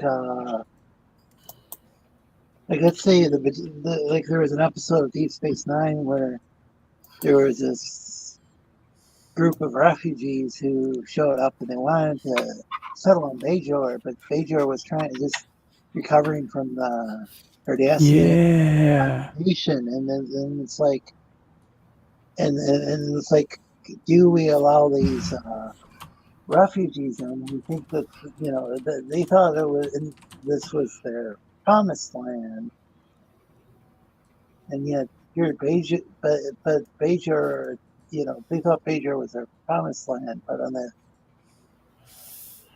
the Bajorans themselves, they were suffering and just struggling to get their planet going again, and so the big dilemma is like, are they going to allow in these refugees or not? And then I don't know. People, I don't know if I want to give away the spoiler about how it ended, but people debated that since it's been made about, people have discussions about whether or not the Bajorans made the right choice or not. That's what I don't remember seeing anything like that in any of the J.J. Abrams Star Trek movies where there was some sort of ethical quandary or anything. Maybe there was. It's been a while. I mean, like, the first one was, like, interesting. Like, I mean, even JJ goes, I didn't make a movie for Star Trek fans. I made it for people who love movies. And sure, as a movie, it was alright. But I don't even remember, like you said, like, a day after enjoying it, you don't remember what it was about. And I'm trying to think back, like, it was about Nero and a bunch of runaways from Romulus. And basically, like, he's mad because Spock didn't save his planet from the supernova, which I find it very fishy, like how a supernova, you know, they had no warning, and how Romulus, you know, could be vulnerable to that or whatever. But then, like, he decides to get vengeance on Spock's planet, you know, and like in a vacuum, okay, that's the story. I guess this guy was upset, so he's like, I lost my family, and I'm gonna, you know, make two wrongs to make a right type bullshit, you know. Yeah, but, like he basically just screws over his family in the long run because he went back in time and decides to destroy Vulcan before the crisis happened and basically eliminate the chance of his planet being saved. Like he had the opportunity to save his planet and he just decides to smash everything instead. Mm-hmm. That's a good way to look at it, yeah. I mean, he could have, you know, given Spock warning about this, giving a more advanced notice to fix the problem. So, like, the whole reason why Spock didn't save his planet is because he didn't get there in time. And, like, I'd imagine, like, there's many reasons why he didn't get there in time. And, you know, Romulans are known for playing things close to the chest. You know, I mean, they are very concerned about keeping internal matters of internal security, you know. They don't like to air out their laundry. So I imagine they weren't quick to ask for help or anything like that. And the only way Spock probably knew was because of his involvement in the dissident movement. But I'm guessing this is, you know, raw speculation on my part. So even in the whole thing took place in the Kelvin universe, right? Yeah, so that's another issue, is this takes place in the Kelvin timeline, and then they come out with Star Trek Picard, and they're all like, oh yeah, this will be in the Prime timeline, and it's like, apparently they neglected to say, but they meant to say that Prime timeline is basically the Kelvin universe, but the Kelvin universe is the amended Prime timeline. You know, it's like, so, it's like, depending on who you're talking to, you talk to me, I'm angry. I'm like, the Vulcan should not still be destroyed in the show Star Trek Picard. Romulus should not still be destroyed in Star Trek Picard unless they want to keep that change, which apparently they do. But I would argue that this is not the Prime timeline, and someone on Facebook would be like, no, it is the Prime timeline because of the events of the beginning of the first Star Trek 09 movie. And I'm like, okay, yeah, that's the case, but it's a little bit, I felt they misrepresented the, you know, Star Trek Picard before it came out. Well, I could see, you know, Romulus being destroyed because Spock didn't save it, but, you know, because this is the timeline where they're from, Vulcan hasn't been affected at all. So everybody loves Cthulhu asks, aren't Romulans the touchy-feely version of the Vulcans? There were multiple Vulcanoid races, but they're one of the races. So the Vulcans are the ones that I know of that went and discovered logic, and the Romulans were quite different in that they were tended to be very emotional. Then there I can't remember. There was another like. I'll just use the word primitive. Yeah, no, you're right. I forgot they had a name, but they were, yeah, another offshoot of Vulcans, yeah. Yeah, because there was another race that there was like, they were like a tribal society that kind of, it was kind of hard. I think they were heading more like in the direction of the Vulcans, and then all of a sudden, with the people from the Enterprise, I don't know if they were supposed to be observers or if they crash landed or what happened, and all of a sudden this one Vulcanite race that had been, I think they had been becoming kind of rational, and all of a sudden they started worshiping Picard. Okay, I remember that episode. They had a outpost there that was camouflage with a hologram projector that was studying the culture. That's the same episode. Okay. And it was malfunctioning and things were going wrong with that. Yeah. Anyway, that kind of caused their cover to be blown. One of the natives got seriously injured, and he was... can't remember which doctor they had at the time. I think it was Crusher, but I just remember the scene where the guy's in sickbay and he sees the god. I mean Picard. Beverly Crusher. I think it was Beverly. Yeah, Beverly left the actress who played Beverly left the show for a season. They replaced her with another doctor. Yeah. And then she came back a season later, and I don't recall them saying what happened to the replacement doctor. I think the writers did that, but I could be wrong. I thought it was that the writers didn't want her on there. I mean, she could have left on her own, but I thought they wanted which is kind of tragic because she and Stewart had an interesting chemistry. Mm-hmm.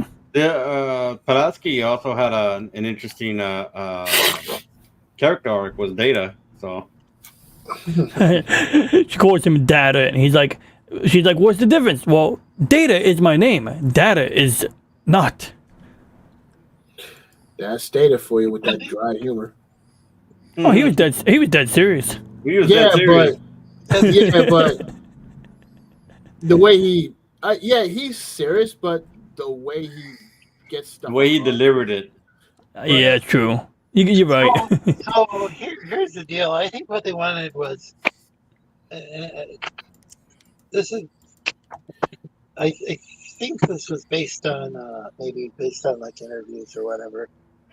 I don't think I'm just making this up, but or assuming or whatever. But from what I recall, they wanted it was Pulaski and Data. That was kind of like supposed to be kind of like McCoy and Spock, and how they would.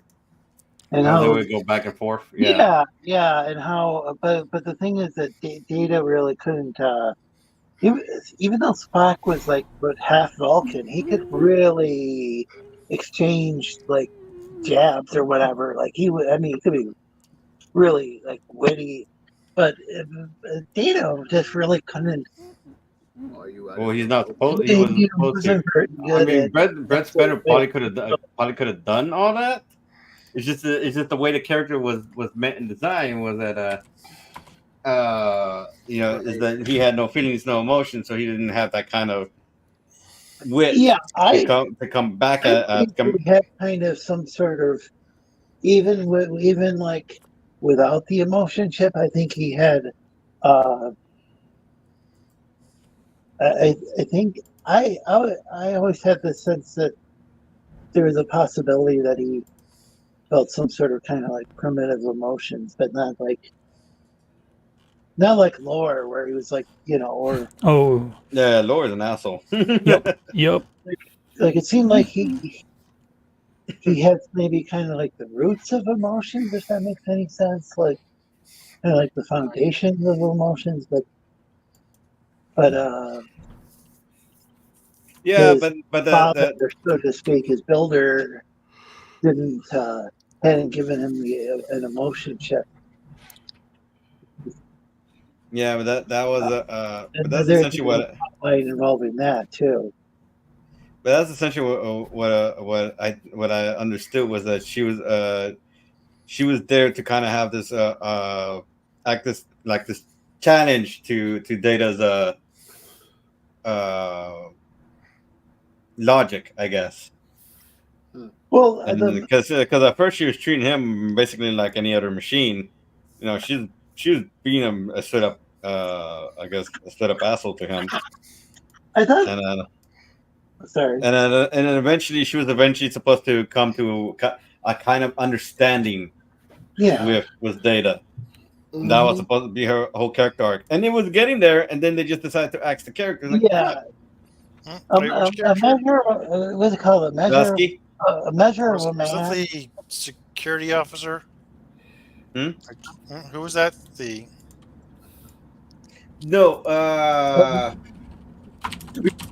Are we talking about? I know who you're talking about. I don't remember her name, but she was supposed to serve as kind of Data's first love interest, I guess. Yeah, we're talking about Tasha Yard. Tasha Yard. That was her name.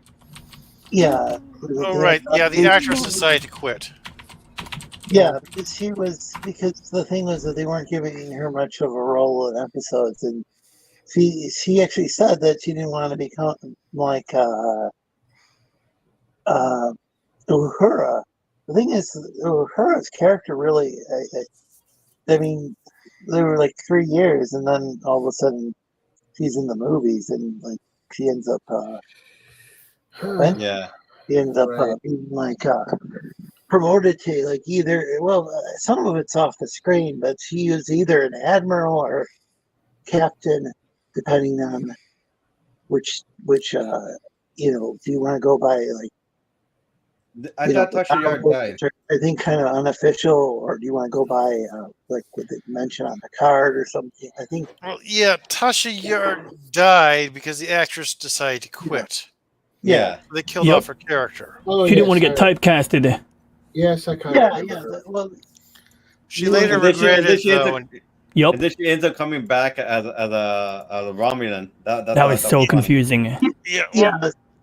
Basically, they brought her back as her own twin sister for an episode. Mm-hmm. And was that her? Yeah, they brought the actress back to play her twin sister, like long lost twin thought that was sister. a totally different actress. And I know they brought her back as her daughter, who was like half Romulan. Mm-hmm.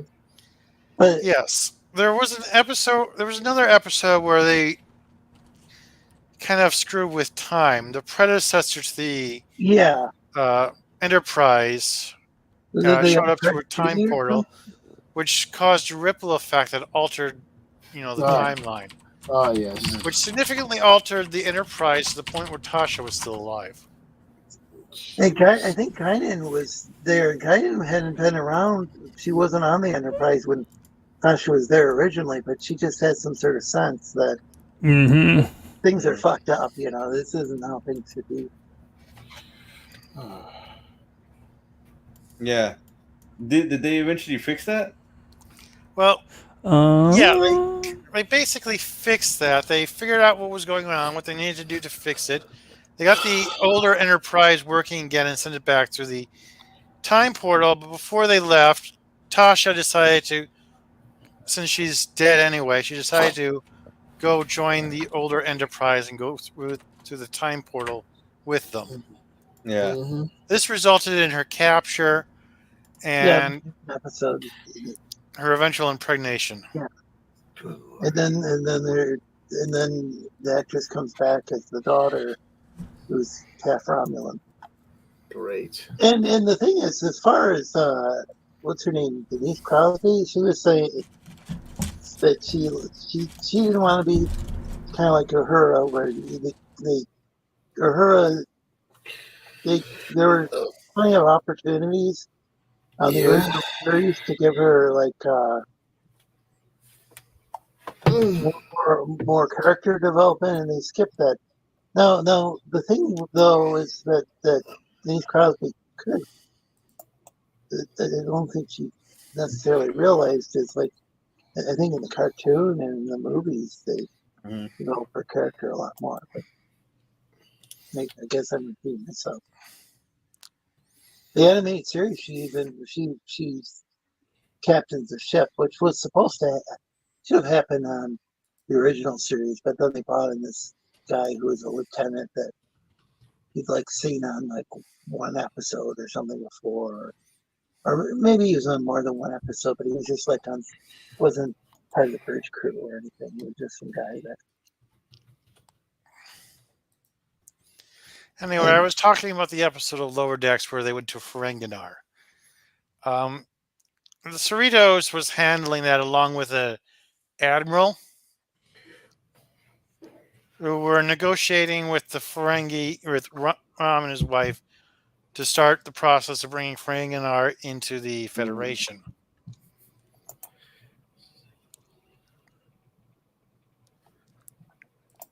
And What was the wife's name again? Lita. Lita. Ron kept talking about baseball, and he even had a baseball in his hand. He kept tossing around, and Lita talked to the animal, saying her husband wasn't that good with business, and asked him to basically open things up so he could fix some numbers and feel like he's contributed something. Captain Friedman advised the Admiral against that because that opens the floodgates for, all sorts of changes. But the Admiral didn't listen and allowed it anyway. And Lita kept being obsessed with fine print while Ron kept talking about baseball. And they kept adding a bunch of stuff to it.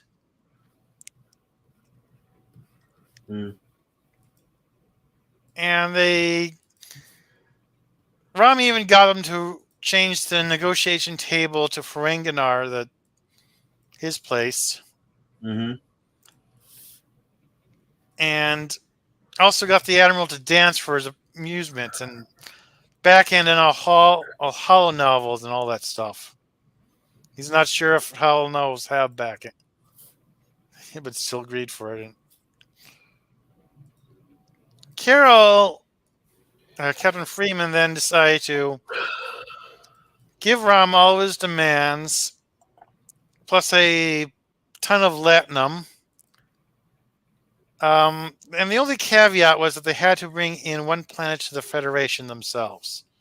So then Rom signed the paperwork for that.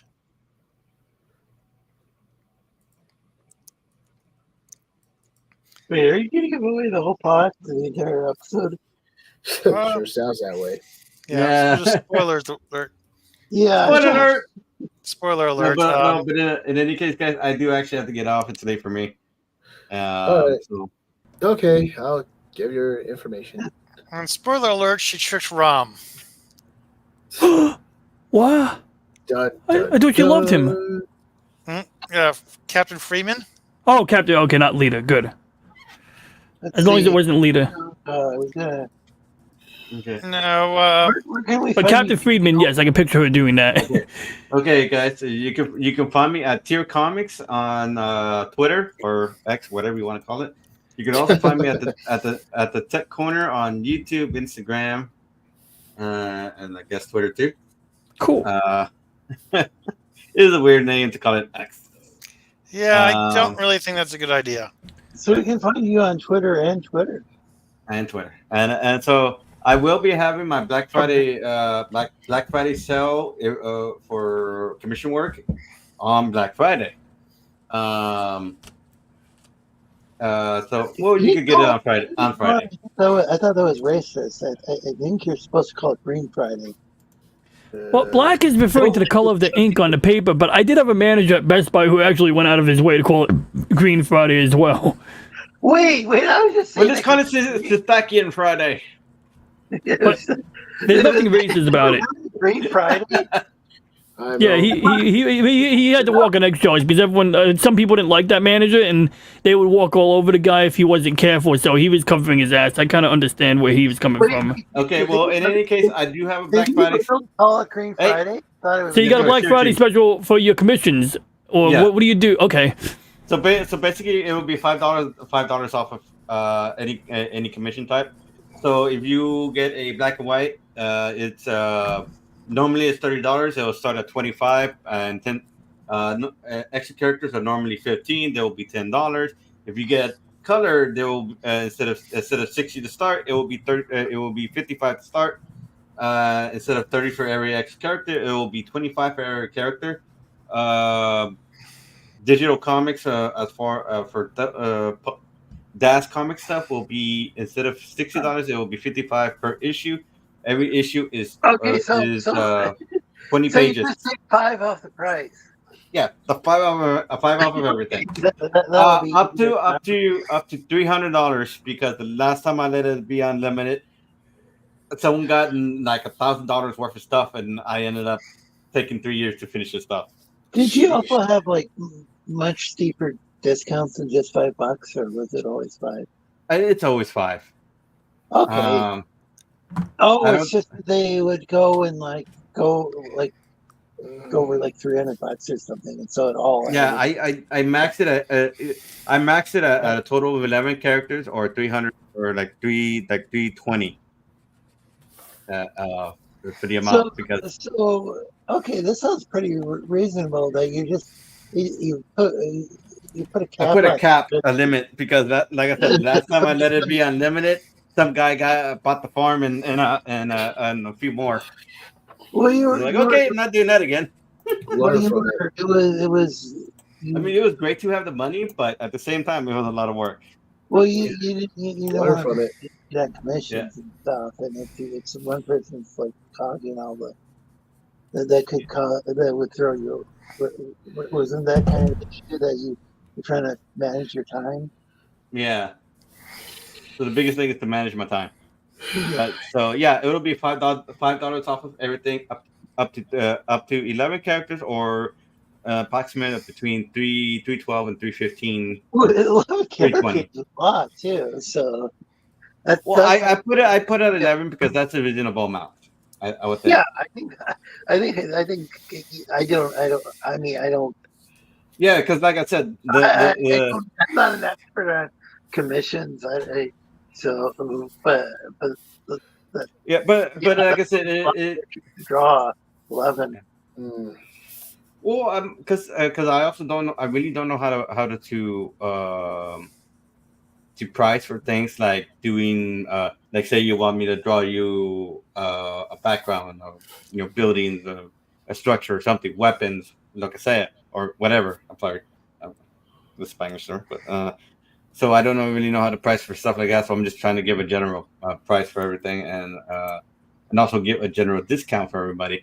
Again, as I said, it starts on Black Friday, or it's just Sleestakian Friday. We'll call it that for right now. There we go. Sleestakian Friday. There we go. And then, but if you are on, but if you are on my Subscribe Star, you the sale starts for you on Saturday.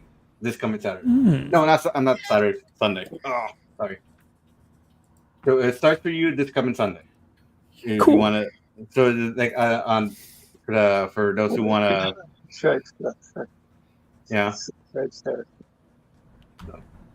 So for those in my like I said, for those in my Subscribe Star, you guys get a head start on Sunday. Everybody else, it's this Sleestakian Friday. Oh, you're talking about? Are you talking about this? Not safe for work. Subscribe Star. Yeah, but wait a second. You're talking about the Sunday before Thanksgiving? Yes. Okay, I was thinking this coming Sunday. Sunday after Black Friday. It's like, huh? No, I meant to say. Okay. You got me all mixed up. Okay, the Sunday before Black Friday, if you're on my Subscribe Star, you have like say the right away. As soon as Sleestakian Friday comes around, it's everybody else, and it runs all the way till Cyber Monday. Okay, I see what you're saying. See? There, good. Cool. Well, I wish you luck, and I hope I remember to take you up on that, because I'm thinking about requesting some art, and I just got to figure out what to request. It can be D&D characters, it can be Star Trek characters, because I have done Star Trek characters for somebody. I basically need. I need a flat image. I need a flat character image, right? So, and then I guess I would request it in color. It's so that I can make a PNG VTuber persona, but you don't have to do. I wouldn't be requesting any of that. So, I'll check out your pages, and I hope I just don't forget. But it sounds like, it doesn't even sound like a bad deal if I pay $5 extra before or after Black Friday. To be honest, Yeah. Well, because I try to stay a fair price for everybody, because I know. Not everybody's made money. Obviously, I have different prices for corporations. Corporations have different prices. So that makes sense. So I give corporate price. So right now, what you guys are getting are the prices that you guys are getting are more for the average consumer, the average buyer.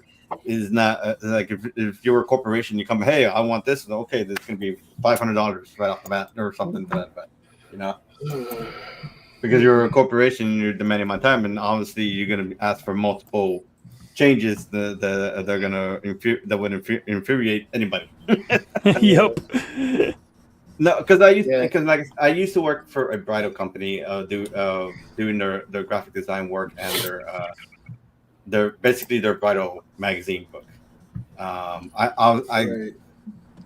can't take credit for it anymore because they barely got one book out as I was coming in, so I can't really take anything for that. And then like I said, everybody's getting the I guess the standard pricing for corporate pricing. I would have to give them something. So if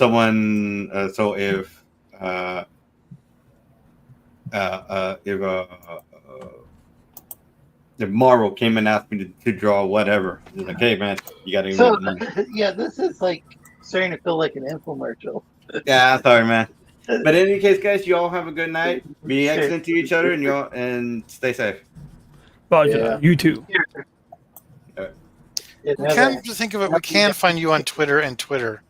I posted a link to two Twitter accounts that you. Yeah, you have 2 different Twitter accounts. I have 3. The other one is 3. Yeah, I couldn't find the high tier comics one or whatever. Hang on, let me grab it. I'm not even sure if I know about the MC Tech one or whatever. The MC Tech one is the not safe for work one, or the more not safe for work one. That has more stuff on it than I care to admit to. It's like, or people just put stuff, and I'm like, the hell is this shit? Right. And that's the completely safe one because that's also. I try to keep it as politics free as freaking possible. Mm-hmm. It's an impossible task, but I'm trying. All right, guys. Y'all have a good night. Good night. You too. Daniel. I'm gonna turn off too. Good night. Good night. See you later, Mr. Shinobi. Where can we find you, Geass? What? Oh, Geass. I mixed you up. I'm sorry. I mixed up Shinobi and Geass. I'm sorry. It's hard to put voices to names. Go on. Well, you can find me at DeviantArt's Master-Geass. I just posted the link. Here we go. Awesome. I'll be posting a new picture there soon. I won't be working on during the stream. I finished the flats, but it needs shading, and it features a green character. Oh, that's cool.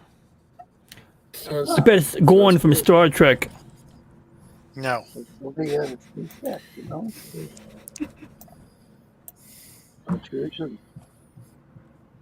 No, it has nothing to do with Star Trek. I know. I'm pulling legs. Oh, thanks, Geass. I actually almost kind of commissioned a picture with a Star Trek fan character from Daniel a while back. Basically, I did a kind of group picture where people could pay him to have their OCs included in a group picture.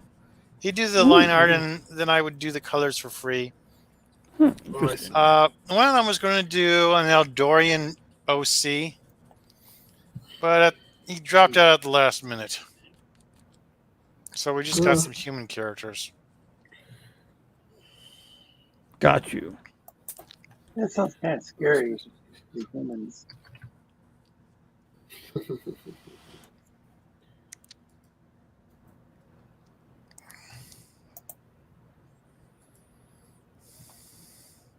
So, really, humans, villains? I think maybe, or my OC certainly was. Yeah, because in my people's stories, you can always tell the villain who the villain is because they're the human. Of course. And here's the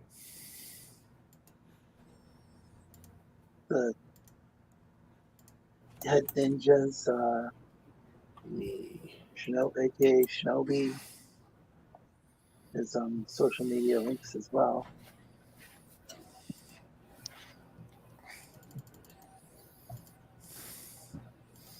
Yeah, I realized a a long time ago, Lily is a villain, and they decide to just embrace it. She's a sociopath. Oh. She's pragmatic, and she's not evil for the sake of it most of the time, but... Right. And there are people who benefit from her, like, and she has rules she follows. Yes. But she's Might still not- a menace. Well, depends who you ask. There are people who pay her just to go away.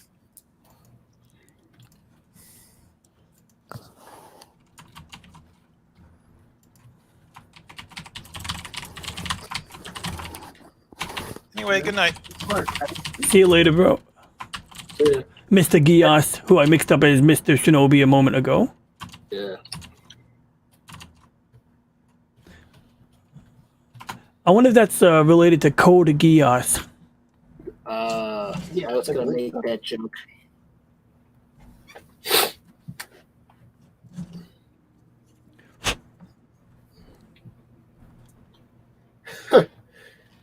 The screen just got bigger. That's what she said. So, are you... Let's see. So, Right.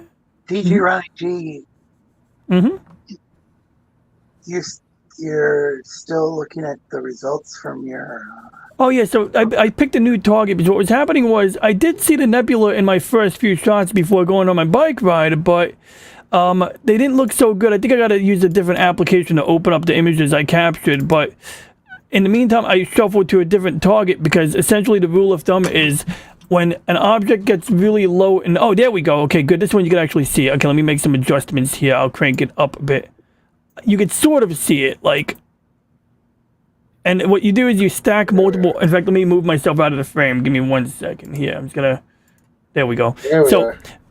You see the like shape of the nebula here, and it's in black and white. But what we do is we use different filters, and essentially, if I use a red filter in black and white, we remap the color white to red. So essentially, imagine like instead of black and white, it's black and red, or black and blue, black and green, and you can see how this looks a bit like North America. Hence the name North American Nebula. And what we do to get it to look better is when we do the final image processing, or if I could do a little bit of it now just to demonstrate it, we do dark frame subtraction. So basically I take a picture with the camera using the same settings, same temperature. So the image sensor has to be cooled down because when you do a 5-minute exposure on a digital sensor, you get these white speckles that are not part of the original image. So we take pictures with the lens cap on. Whoops. We take pictures with the lens cap on in order for us to generate a blank picture that has those hot pixels, we call them. And then we can, although it's not working in this program, but by subtracting hot pixels here, let's turn that off for now. It allows stacking. So I'll give you an example here. I broke it. Yep, I broke it. Yep, it's broken. No, I'm kidding. It's okay. I can fix that. But jokes aside, so essentially when you do like a 5-minute exposure, you're gonna have some stars in the frame, but obviously we're trying to capture a nebula, a big gas cloud of hydrogen in deep space somewhere. And when we do that as a 5-minute exposure, now you can see like the gas cloud like we saw before, but if I zoom in on it, you're gonna see like some stars. So a star you can see has like, like a circular look to it. Even when it gets blocky, you can tell that it's a star because like it's got like some shading. You got like, like it might look like a cross. Sometimes a star will look like a cross with like, like gray colors on the corners, for example. But these white squares here, these perfect white squares, those are not stars. Those are hot pixels. And so when I'm doing my image processing, I take like 10 or 40 pictures of the same target because when you do what we call stacking, you get better contrast. And so right now you see graininess. You don't see a lot of contrast. You're seeing that the background isn't black. By the time I'm done stacking the images and, processing them, I'm able to have more detail in the nebula and a black background.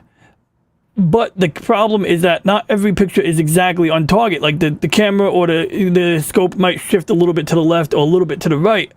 And that's not really a problem for stacking because the software will deal with that automatically. But what happens is these hot pixels, these perfectly, like squared shaped pixels will come up as little streaks in the final image. And so that's why it's important we take a dark frame. And the dark frame is interesting, which I took it, I think, yesterday. So if I go to the 15th, I'll show you what a dark frame looks like on its own. And we take multiples because that helps. But see, that's a dark frame. This is 5 minutes with the lens cap on the front of the telescope. Just 5 minutes with the same settings I used for taking a picture of that nebula. And if the cooling unit wasn't on, if the image sensor was not cooled to negative 25 degrees Celsius, there would be even more of these white dots than what you see right now. So that's because normally an image sensor turns photons into electrons. So the more photons you have hitting a certain part, the brighter it is, or the more electrons it'll register to make that bright image.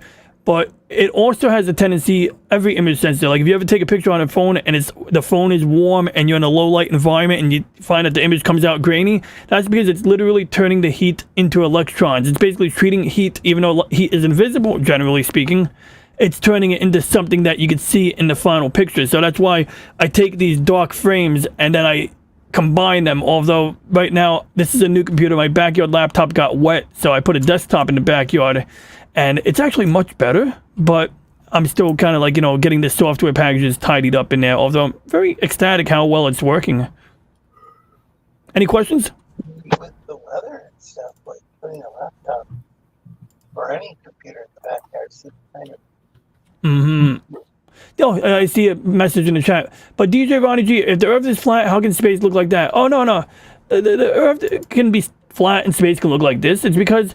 obviously, we're underwater. There is water between us and all of this shit out there. And so, you might ask, but what about the other planets? And the fact of the matter is that yeah, this is a planet, but Earth doesn't have to be like that, I mean, maybe this is just a projection. Maybe it makes more sense that it's a hologram, right? No, I'm kidding. You ever, get into these discussions with friends and coworkers, and I try not to be judgmental, right? About, someone who wants to, for example, bless you, I can make a case that the Earth is round, and that's basically because of the design of the thing that the telescope is attached to. Like, it would really be impossible for okay, so we got an imaginary dome over our head. Yeah. But if we go and look at the northern sky, my latitude is 41 degrees, north. And so if I want to look at where Polaris is, I have to look at about that same angle, a 41-degree angle in front of me, like that, basically. And if I don't align my telescope against this little central point here, I can't accurately track targets, because the thing is that as the night goes on, the Earth is rotating, right? So if I didn't have a telescope mount that was moving at the same speed as the Earth's rotation, these things would not look like stars. They would be like streaks. And how this proves the Earth is round, or helps to prove the Earth is round, is because we align it against the celestial North Pole. So one thing that you'll get if you're arguing flat Earth with somebody is they'll say that it's impossible for a Polaris to be in the dead center. And they're right. Well, they're not necessarily right, but it's like, it isn't in the dead center, actually. It orbits this point. So if you ever look at the northern sky, Polaris from the naked eye will look like it's in the center, right? Like we can see right there, it looks like in the center right now in that red box. But when I align my telescope once every couple of months, I need to align it with this central point so that if I have my telescope locked on Polaris with a lot of zoom, it can actually see. Like, that's basically sunrise and sunset. This is like literally what happens every day, and everything follows that pattern. So I don't know, this is like a crash course on why I think the Earth is round, but everything in the sky moves on that circular grid. You just saw the sun come up and down, and you might wonder, well, what about in the south? Well, yeah, if I was standing on Antarctica and I was looking directly up, I would be seeing this. But obviously the entire body of the Earth is blocking me over there, so I can't see that. But I digress. I didn't really address that question in the chat. It's probably better that I don't go into a long-winded thing about that.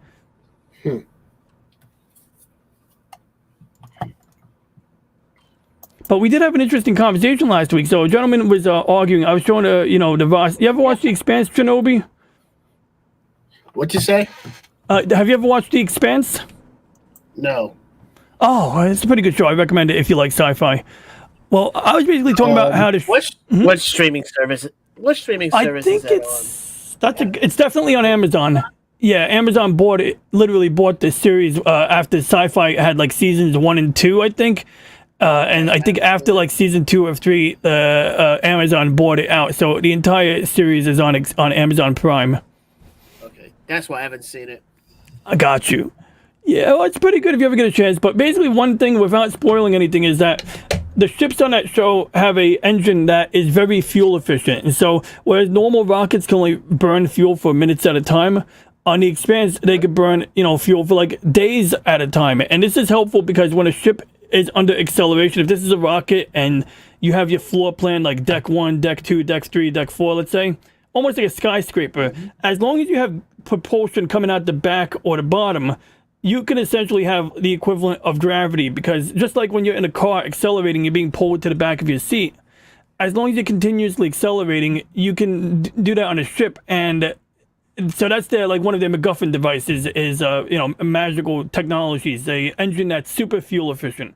So just bringing that up, some gentleman goes, "Whoa, that wouldn't work in space," but go on. I'm like, "What do you mean that wouldn't work in space?" He's like, "Oh, rockets don't work in a vacuum," because the guy says rockets wouldn't work in a vacuum because there's nothing to push off of. And it's an interesting question, but that's not really how that works. I mean, even jet engines, they're not just pushing off the atmosphere.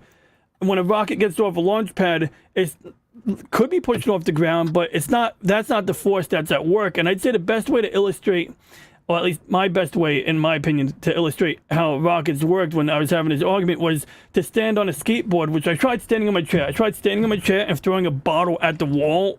That didn't really work out so well. But imagine if you're standing on a skateboard on a really smooth floor and you take a 10-pound medicine ball and you throw it this way. You're going to go in the opposite direction, and that's basically what rockets do. I'm trying to remember what happened when you did. Hey, we had a pretty cordial discussion. I mean, we disagreed. No, when you stood in your chair. Nothing. I didn't fall. Just that my chair didn't move. It didn't do. It didn't like illustrate the point I was trying to illustrate. So when that didn't work, I had to sit back down and like basically talk about the skateboard example.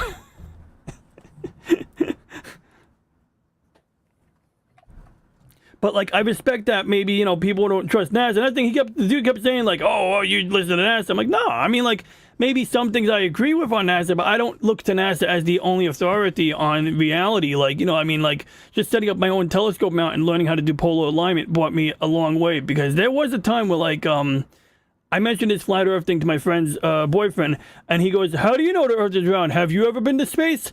And I was incredulous.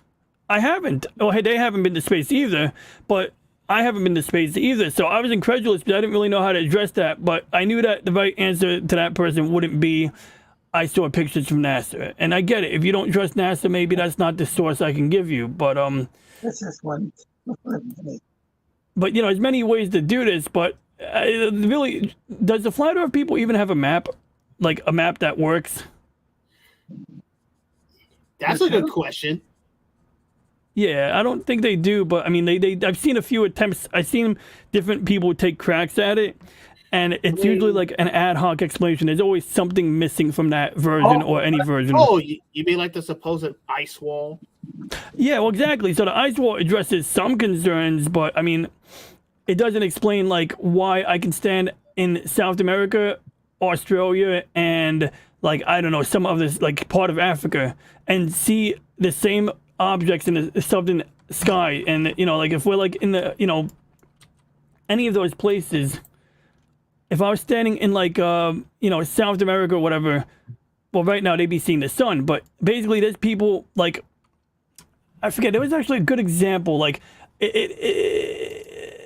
like a good picture out there of this. Let me see if I can find it here.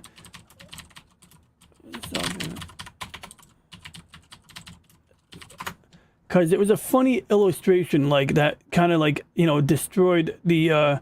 I mean, that they'd have to be able to address it in order to make it work, I guess is what I'm getting at. Right. Or even like this, like what I was showing it before when I was fast forwarding the stars. This is like whether I'm in the southern hemisphere or the northern hemisphere. If I'm standing at a given latitude and I look at the sky at the same angle as my latitude, all of the stars will look like they're moving in this circle, and this works in both the northern and southern hemisphere. But there's really no practical way to address how this works on a flat Earth map in the southern hemisphere. If you don't accept the Earth is round, they'll try to use the snow globe example. They'll say that, oh, we're underwater, and they do that. Some of them do that, and it's like, but that doesn't explain like why the stars are clear. It's like, okay, this would work. The snow globe thing would work if the stars weren't like, pinpoint sharp. Because even in the snow globe, like everything gets distorted and illegible at a certain point. The funny thing is we're actually losing viewers, but I think what you're saying is fascinating. I hope I'm not scaring anyone away by boring them, or if it's because they disagree with the notions. Maybe half my chat is like flat earthers. I don't know. I mean, feedback. Let's see. Yeah. I'm sorry, I cut you off by accident. Oh no, I find I cut you off as well. Oh no, well, everybody loves Cthulhu gets it. He says no worries, and that he thinks it's an interesting explanation. Yeah, it might have been just kind of having fun. Yeah, I mean, his name is Everybody Loves Cthulhu, so that too. That's like better than Everyone Loves Raymond. Lovecraftian names, so. Everybody hates Chris. Yeah. That was a fun show. Lorenzo's fellow lizard people live under the ground. True.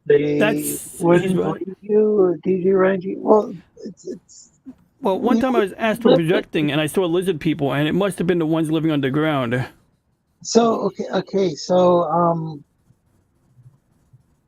there's a couple of different things going on. So in that trailer that was shown when you're like riding the bikes and you couldn't see it, for Land of the Lost, they go over the dad and the two kids. They go over this waterfall, and they end up.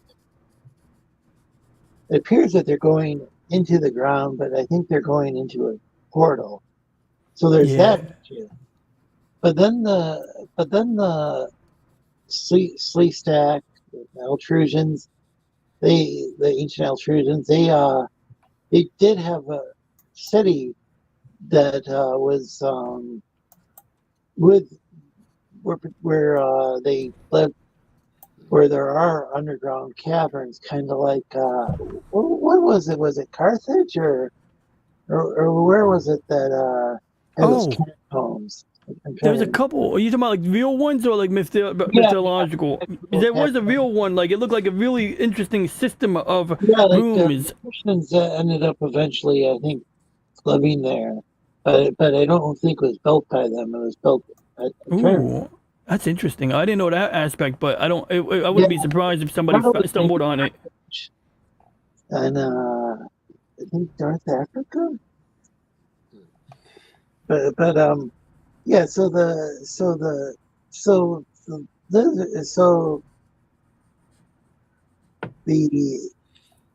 Sleestaks, who are descended from the ancient Altrusians, and I kind of identify more with the Altrusian side of things. They live. They have this place called the Lost City, and it's got these underground caverns and stuff. So they do live underground. Plus, to make things even more complicated, the portal that enters that realm appears like it's under the Earth, but it really isn't. It's a different dimension. So it makes a lot more sense if you watch the show. It's like, oh, you go over, these humans go over this waterfall, and instead of like dying, they just end up in this parallel dimension that looks like it's under. There's some portal that's under the sea that leads to this other realm. Interesting. The lost city of Agartha is pretty fascinating. Mm-hmm. Meant to be underground. Agatha. Yeah, I remember that one. So not only is the other dimension, you can enter it by like going over this waterfall, which I don't recommend, and like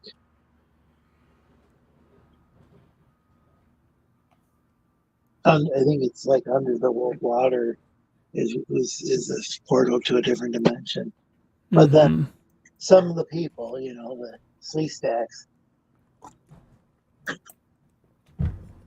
that live somewhere in this land of the lost, this place called the Lost City in the land of the lost, and their city happens to be underground. Dinosaurs live above ground, though. So I just made things really complicated. Sorry about that. The show's not that complicated as far as that goes. It's made for kids. It does have quite a bit of lore, though. I mean, there's a group of people called the Pakuni. They have an actual language. I mean, like, people can learn how to speak the Pakuni language.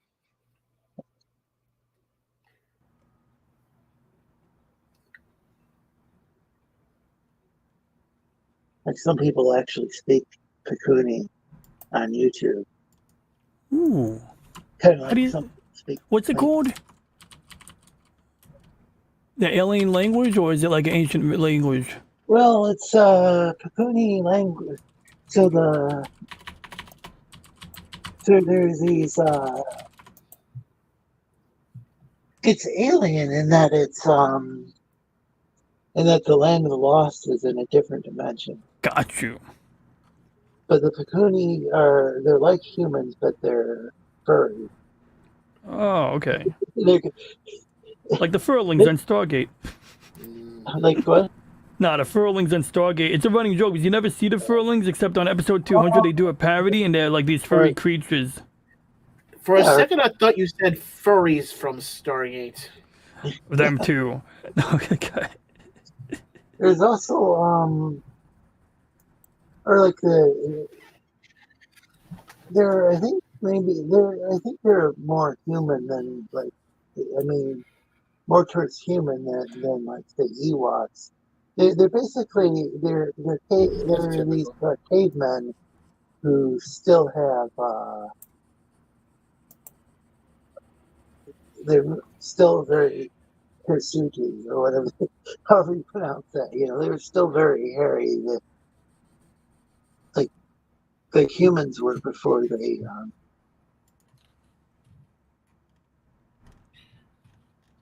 back when humans used to have fur, or the ancestor of humans, whatever.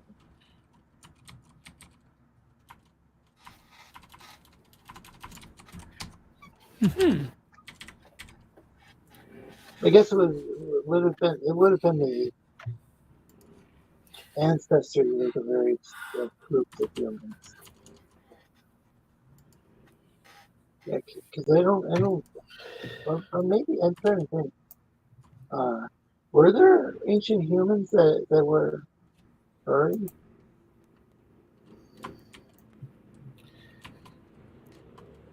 Or did they lose the fur? Early humans, yeah, like you mean like Neanderthal and Cro-Magnon type and all of the earlier types?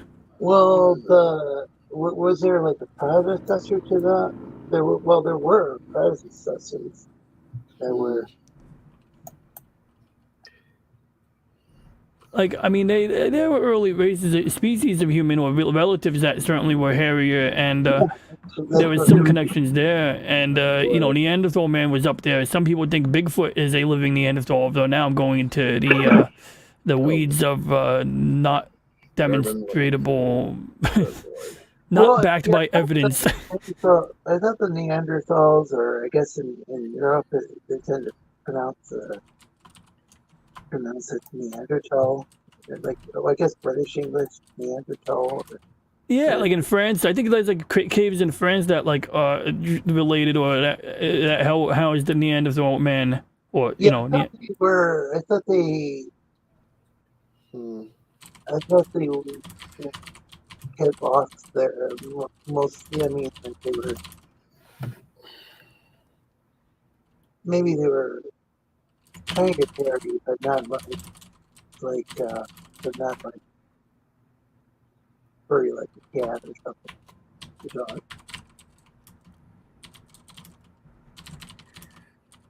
But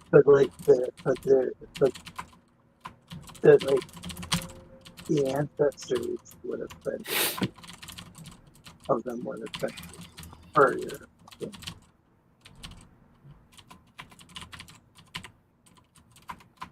Because weren't Neanderthals pretty similar to Homo sapiens, but their rib cages were different?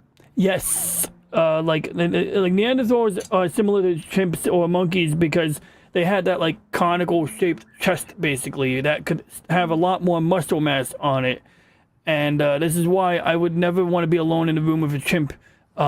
Gorillas, I'd rather be in a room alone with a gorilla than a chimp any day of the week, to be honest. Like chimps, after seeing like what could go when something goes wrong, they're like, I love pit bulls, but I know some people have this like hatred of pit bulls and they paint all of them with one brush. But basically, that's what like chimpanzees are in the animal kingdom. They're like the pit bulls of the primates, I guess. And they're good 90% a bunch of times maybe, but when you get them on their bad day or you get them at the wrong time in a territorial mood, like they'll literally rip your face off. And there's stories where like I remember like some student in Africa, a South African guy went to like a reserve and he puts his hand under the fence for some dumb reason, and the chimp grabs his hand and rips it off. I know it's not funny, but it's funny because the guy was stupid. There might be yeah, that's interesting. But my point is that if you ever see a hairless chimp, you'll see that they have a like very, very toned musculature. Right. So I think that but I don't think that Neanderthals were. Yeah, I don't think they were as hairy as a chimp. Yeah, probably not. I mean, I don't really know, but I know there was an early species like Australopithecus or some shit like that. I think they had a little more hair. Were they? But did they live in trees though? Oh, that's a good question. They might have. I don't know, but probably. Because if we go back far enough, we got this common ancestor with apes. That's a good point. Would have been furry, It would have been natural at a furry convention. It wouldn't even need a fursuit. Not that most furries have fursuits. Right. But because those are expensive. But back then, you got one for free. It was just your birthday suit.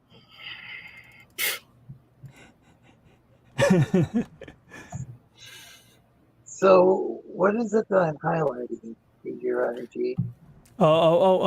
Yeah, so basically what you're highlighting there is, what's his face mentioned, everybody loves Cthulhu mentioned that, like, on Stargate, could they make Stargate SG-1 again, because all of the Jaffa seem to be African or black, but actually only African Jaffa, not the only, but the ones that were mainly African were of the System Lord Apophis, so they have different Goa'uld System Lords. The Goa'uld are these aliens that have a parasitic alien that they take hosts, they take a regular human and they inhabit in their body, and the Goa'uld are like power hungry and all of this, but then they have these people called Jaffa, and they're like their soldiers, they're like their muscle, and the Jaffa have a symbiote in their body that gives them long life and like ability to resist illness and fight injuries, so like they can heal rapidly.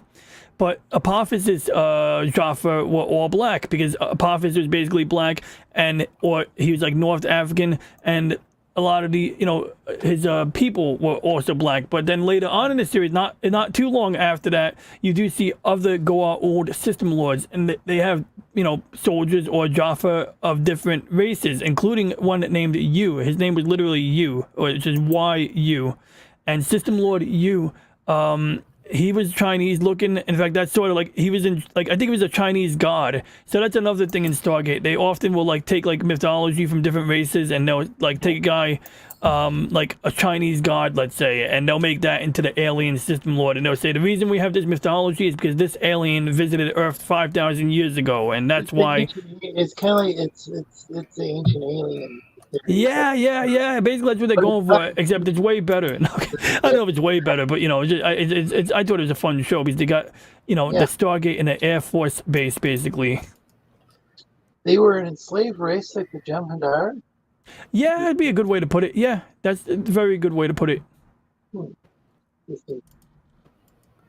it would make sense. So were all the races from the same planet, or were they from different planets? Well, a lot of these human people who are elsewhere apparently did originate from Earth. As you watch the series, they explain that. But the Jaffa, I'm not sure. Like, I don't know if they're distinctly. I think they're a different race, but I think there's some hints that they're like an engineered race to some extent, because they have, like, by the time the TV show comes out, which diverges from the movie a bit, the Jaffa have like literally like a X-shaped like opening in their belly. Like literally, it's like X-shaped opening, and that's where they could take the symbiote and put it in and out. But it's like, you know, it's like, why would anyone be born with a natural X-shaped incision in their belly? You know, it just sounds like something that maybe, you know, a race that had command over some genetic manipulation, or, you know, whatever you want to call it, maybe they designed that on purpose. But I don't know if that's explicitly said in the lore. I'm kind of shooting in the dark here. That sounds kind of like Jem'Hadar. But bottom line is that you have this race that serves the Goa'uld wound. They're long-lived. They can get shot, and they can heal from getting shot. And so that's kind of useful because you don't have to recruit as much. Although I think they still can have babies. They're not sterile. So if they do lose a bunch of guys in a battle, it's all good. Well, somewhat all good, you know. And it's a little sloppy, like when you try to use real logic about space battles. There's certain things that the System Lords do, because I think that they're like not that smart, but because they had like this technology for thousands of years, they just show up and they just start pummeling the ground, and like they can pretty much get people to, like, you know, like not resist. Yeah. Not sure what happened there. Oh yeah, I hope I didn't scare him out too, man. I'm sure I didn't scare him out. Midnight now. Yeah. I don't know what time zone Nobody's in. Oh, he seemed pretty cool. He was fun talking to. He's almost as cool as our boy everybody loves. I don't even know if he's a boy, but I'm assuming it's a he. And if you're not, I apologize if I'm getting that wrong. But yeah, I mean, everyone loves Cthulhu. Is the coolest person I've seen in the chat all day. They're like a cross between the Jem'Hadar and the Trill because of the symbiotes. Yeah, I'd say that's a valid, because definitely. Okay, so like I was comparing what the hell is the Trill? That's a great example. Now, it's actually an excellent comparison, except the Trill, they're relatively peaceful. They definitely, you know, have things different. So yeah, it's actually a pretty apt comparison there. No, the Trill, yeah, it turned out that the Trill had a big secret too, that that some of their scientists were kind of covering up. I do vaguely remember that. I think it was in Deep Space Nine. Yeah, you're right. It was DS9. I was going to mix it up with Voyager, but yeah, you absolutely. That was DS9. Posts and everything. I think. Yeah, it was interesting. But well, we have been going for 4 hours. That's pretty impressive. Mm-hmm. Yes, I think last week we went 6 hours, but yeah, you did. Too much longer, but yeah. So what are we? So where are we looking at right now? Right now we're looking at. I'm just basically adjusting my telescope on a star cluster, and so if we zoom out.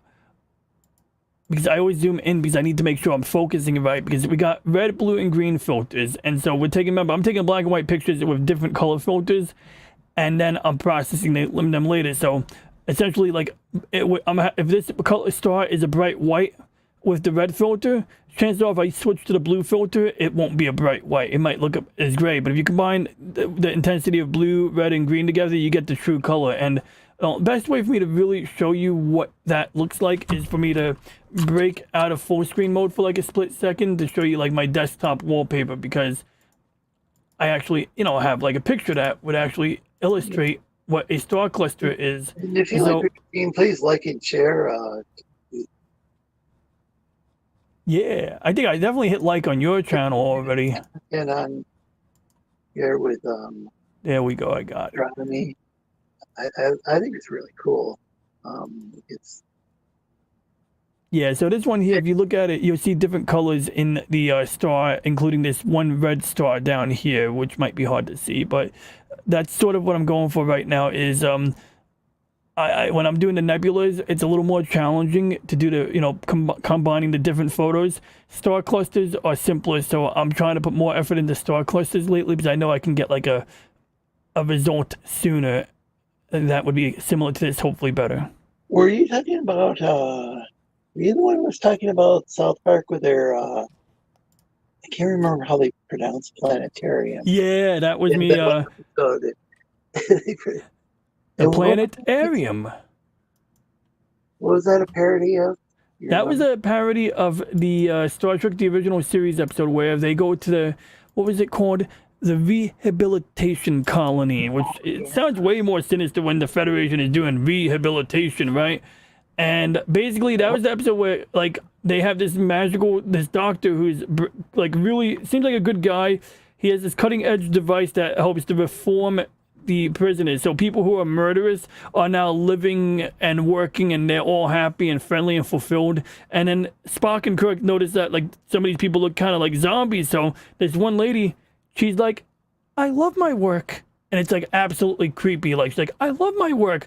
And so that was like not the planetarium, that was the rehabilitation colony. But then on South Park, the kids go on a class trip to the planetarium, and the guy is dressed exactly the same way. Like, oh yeah, like I can get a picture of this. I've never had connected the two, but like I'm sure we can get a side by side here.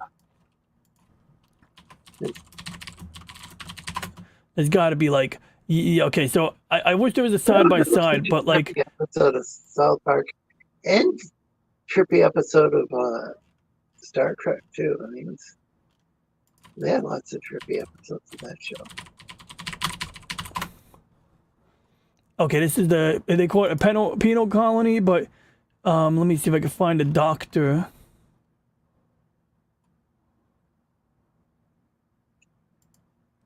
In South Park, how was it they pronounced the word planetarium?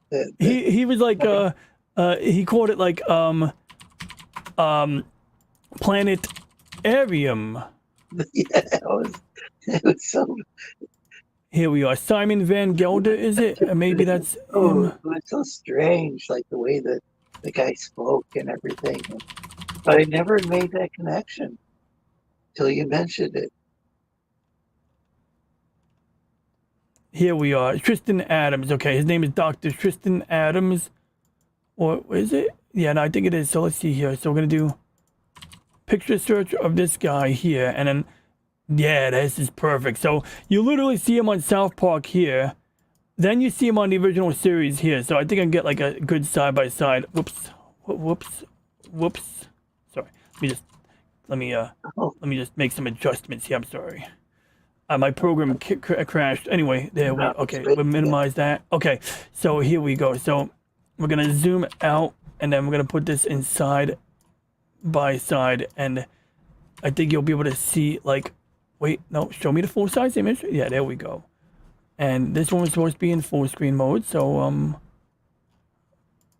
there we go. Good. Okay, we can do that. Okay, and we just. Oh come on! Why you gotta zoom in on? Well, you get the idea. So you see, he's got that logo with the hand and the dove on it, but then this guy's got, see, like, it's the same shit. They have to change it a little bit for legal reasons, probably. Mm-hmm. Oh, yeah, probably. I mean, yeah, it's still, it's like, you know, anybody who saw the Star Trek episode, I mean, people who didn't know Star Trek saw this episode and enjoyed it, but as a Trekkie, this, like, jumped out at me right away. Yeah, and it's kind of like with Mickey Mouse, where they can't quite give him a signature outfit, but you know it's Mickey. Yeah, that's true. So that's basically what we were just talking about. Because Mm-hmm. I was having a conversation with somebody about Mickey Mouse on South Park, how'd they get away with it? And he pointed out that, okay, well, the outfit, they made some changes to Mickey's design and to his outfit and stuff. And if you look at a picture of Mickey Mouse and you look at a picture of the Mickey on South Park, there are, Mickey Mouse on South Park's wearing a different outfit. Yep. And I think I know what you're talking about. Changes to like maybe his physical appearance isn't exactly the same. It's just different enough not to get sued, I think. Yeah, I mean, like, it's like that's how you do parodies and stuff, and especially when you're dealing with a Leviathan corporation like Disney. Oh yeah, because I heard of I think there was some sort of public school or maybe not. I don't know if it's public or private, but that's it. It just had some Disney. So it had some Disney versions of characters. I don't know, and because I can't even call some of a lot of Disney's characters aren't really Disney. I mean, they're interpretations of different characters like Cinderella or Snow White or whatever. But somebody had, Disney's version of those characters drawn on the wall. There's some sort of school, and oh yeah, probably like a mural. But unfortunately, I think they had to paint over it or something because Disney sued them or threatened to sue. I would guess. I'm taking a guess, but I would bet you it was like a private school, maybe a Catholic school, and they were like, we don't want to be associated with religion. But I'm guessing here. I have no idea. What about religion? Well, maybe it was like a private school. Oh, it could have been like that. Well, I mean, a private religion school. The kid had. The kid passed away, and the mom, I put the mom or dad or both. The tombstone had a Spider-Man on there. Oh my God!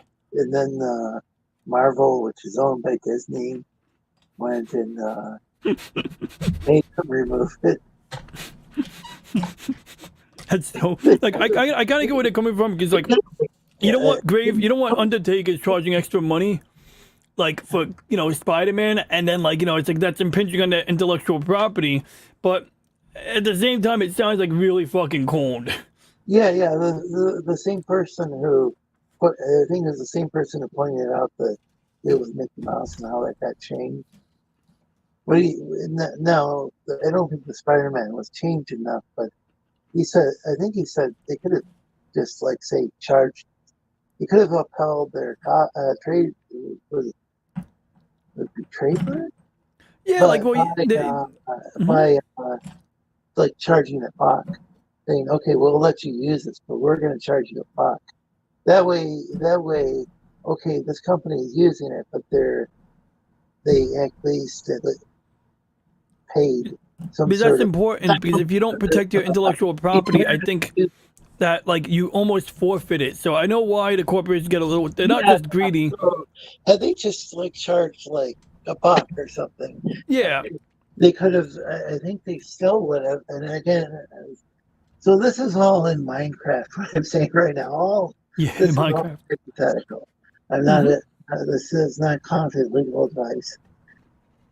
But it seems to me in Minecraft like they could have just charged a buck or whatever, and they just as long as they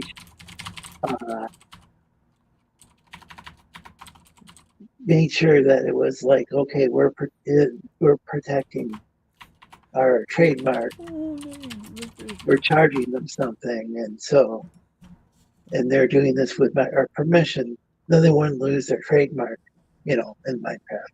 I'll say. Well, yeah. Again, I'm not an intellectual property lawyer. I mean, that's basically how that works in Minecraft or not. like if you don't like protect it, you can lose it to some extent. So that's why they get touchy. It's not just like they're trying to be dicks. It's that they know they forfeit it in a sense if they don't. Yeah. So they could have charged. They could have charged maybe a tiny amount of money. And they, you know. I agree. What if they charge $20? You know, I mean, it sounds logical to me, but I'm wondering if that sets some kind of unexpected precedent that they don't want to set. That is hypothetically possible. That's like my only guess. Either they're dicks, or they don't, or maybe they don't want to do the paperwork. Like $1 is not worth our time, type of bullshit. You know. That's why they keep releasing terrible Hellraiser movies, since everybody loves Cthulhu. So that Clive never gets it back. Yeah, that's what I've heard with a lot of these. You know, like. Or you got a situation where here's Spider-Man and Marvel might lose Peter Parker, you know, so maybe they got a different, you know, character with a similar name. I don't know. I mean, maybe the suit would. I still don't know about the suit because Miles Morales does wear let's see. I'm trying to figure out. I mean, Miles Morales, his powers in his suit are kind of similar to Peter Parker. So I don't know, but is that different enough that if they lost? Yeah, I always wondered. I didn't know. I thought that was official. I had no idea about Miles Morales, but that kind of explains a lot. I just thought they were trying to wokeify it or something. Well, I mean, I just wonder if they would be able to. I don't know if the issue is with a certain state of the creator of Spider-Man, or if the issue is like, okay, after a certain amount of time, this is going to be public domain, or what the deal is. I don't really know enough about it. Yeah, I got you. Spider-Man, but it could be that that's part of the reason why these companies make changes to characters and they keep releasing. Like I think if you go and come up with to change things enough, like Disney did with Cinderella, then they had their own version of Cinderella that they could. I don't know if they have the trademark on that or what that would be. But their design to their Cinderella is their intellectual property. But the basic idea of Cinderella, which is that the Brothers Grimm, or it might have been multiple sources. Because the Brothers Grimm would go around and they were folklorists and they would collect stories, and I think they tell their own variants of these stories, but these were stories that had already existed in various forms. I see what you're saying. So yeah, it's like, can they take folklore and trademark it without changing it? That's an interesting. I never looked into the legality of that, but that's very kind of interesting. Yeah, and of course with the Brothers Grimm, they who knows what the laws were like back then with their stuff, but yeah. I guess they could copyright their version of the character, but like, you know, Disney's version, so to speak. But like once they, you know, but then does that mean if I make my own Cinderella, and obviously like it's popular because of Disney Cinderella, as long as my Cinderella looks distinct, can I do it? I would like to think yes, but I don't know. Again, speaking in Minecraft. Yes. Just joking. Speaking hypothetically, I think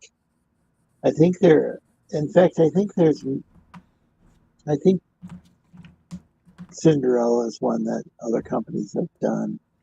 But you can't. You have to have the design quite good. It's like with the Little Mermaid, I think. Oh yeah, that's definitely an old story. Little Mermaid, but it can't be. I think you can have the Little Mermaid, but Disney's version is one way. You have to have it. You can't have like the Ursula. I don't think, because I think that's a character that Disney made up. Okay, that makes sense. There's a video called "Gimme Mermaid" by the song itself is by a group called Negative Land, and they typically don't copyright their work. They did come up with some sort of Creative Commons license. That makes sense. That would, but it was a way for them to go and make sure that their stuff, that this stuff could be like reused, I think. Because what they do is they take lots and lots of samples from lots and lots of sources and put it together, and so they're very much for copyright reform. But what Negative Land did was they had this, I think it was a lawyer from Disney, just yelling at this person, and it's called "Give Me Mermaid" or "Give Me the Mermaid" or something like that. It's on YouTube, and he's just yelling at you.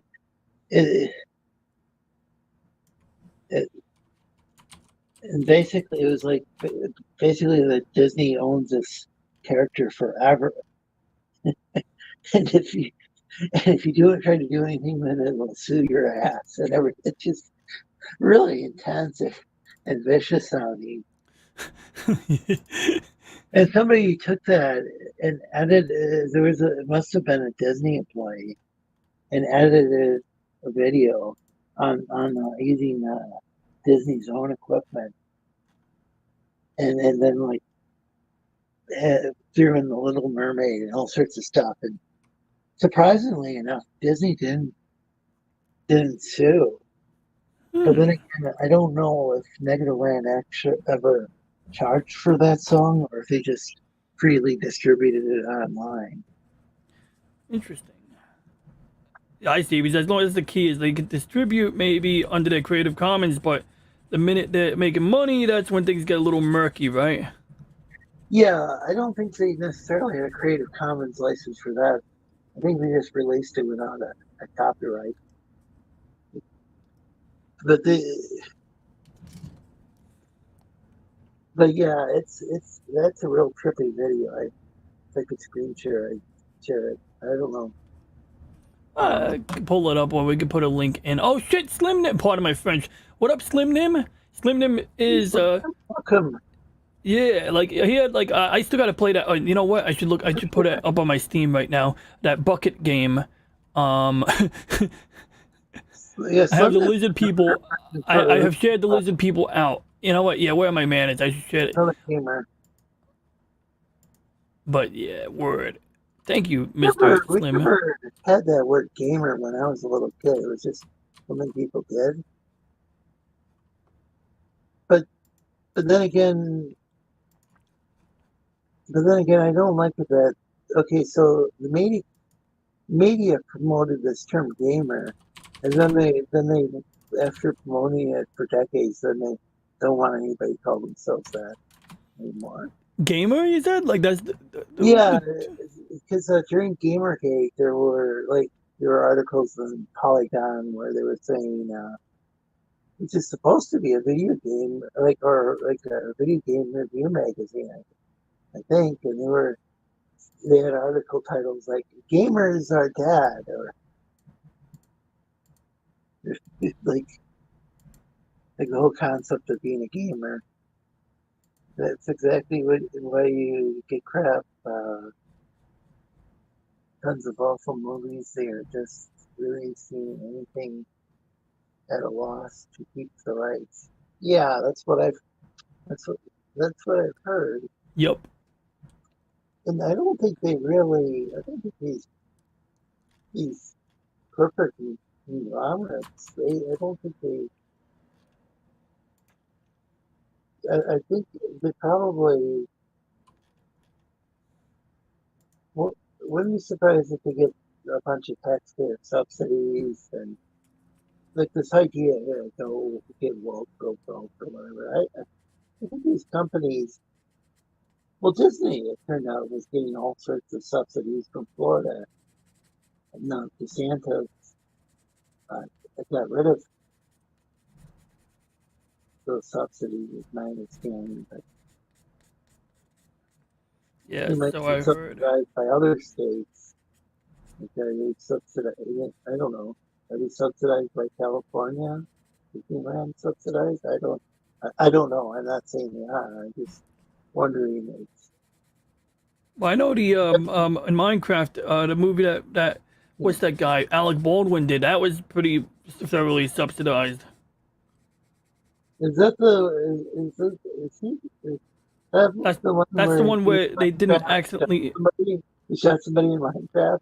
Yeah, that was the one where they shot somebody in Minecraft, and like it was like they was like crazy because he's acting like all innocent, and it's like they're throwing the master of arms under the bus, and it's like the person who was like they put in that position, they probably underpaid them. They found someone like that, probably was a little naive, and like the young lady, I remember there was like some talk that they were practicing shooting soda cans out back. Oh, look at that! I think that's a satellite. See, there's like a little streak in the top right corner there, but like they were practicing shooting soda cans.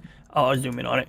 And like it's like you don't bring live ammo to a movie what do you call it, shoot, like you're supposed to keep that shit separate from the blank so that there's no accidents. And of course, because they were playing with live rounds out back, it was like possible, and apparently turned out that it did happen, that someone left live rounds in the thing when it was time to film the scene.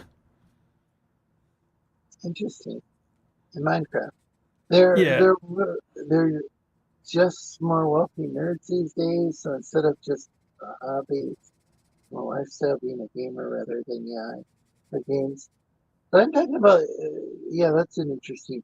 That I could see somebody looking at it from that perspective, but I don't think everybody who considers themselves a gamer is necessarily wealthy. I think.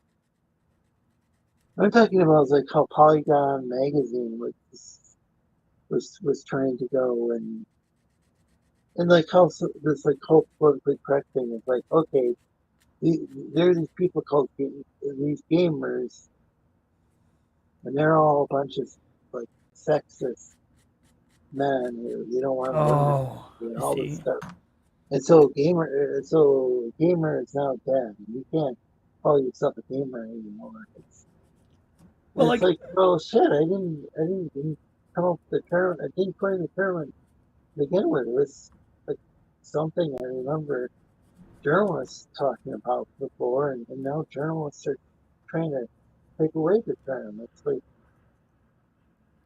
well, I think we learn that they don't always set the standard, and they're not going to set the standard this time on this matter, because there's plenty of people who are self-proclaimed woke who will call themselves gamers, but it's the non-gamers who want to pretend to be gamers that think they could rewrite it. And this is like why there's these arguments where like you have a boys club, and then people complain that it's not inclusive, so they decide to make it inclusive. And the next thing the guests, whether it be women or non-anime fans, maybe men and women alike who don't like anime, next thing they're trying to change the rules. It's like, geez, we were trying to be nice and let you people play, and then you're trying to change my space. And it's sort of like I'm segueing a bit, but like Comic-Con, where like you'd see a bunch of like basement dwellers, or young single men or old single men, and different people who like were outcast, who actually had a safe space where they could meet people, like-minded people. And then now the cosplayers and the OnlyFans girls basically like take over their space. Yeah, and well, that's an interesting thing is And that's interesting. And yeah, Brandon Lee was livid from his grave. The cosplay scene does have legitimate like real hardcore nerds who, you know, like the people who, like, gosh, like back in the day, somebody like putting on a Star Trek uniform and like the pointy ears, you might like gotten your ass. And if you met a girl wearing a Star Trek uniform, you might actually meet someone you like. Somebody saw you walking down the street like that. It was you could get but yeah, there are some people who are doing this for trendy reasons as well. It gets kind of complicated because I mean, look, I don't mind somebody who does it. I don't know. I don't really mind if some model wants to dress up and make sexy pictures or whatever. They're doing a good job with that. But yeah, but originally it was.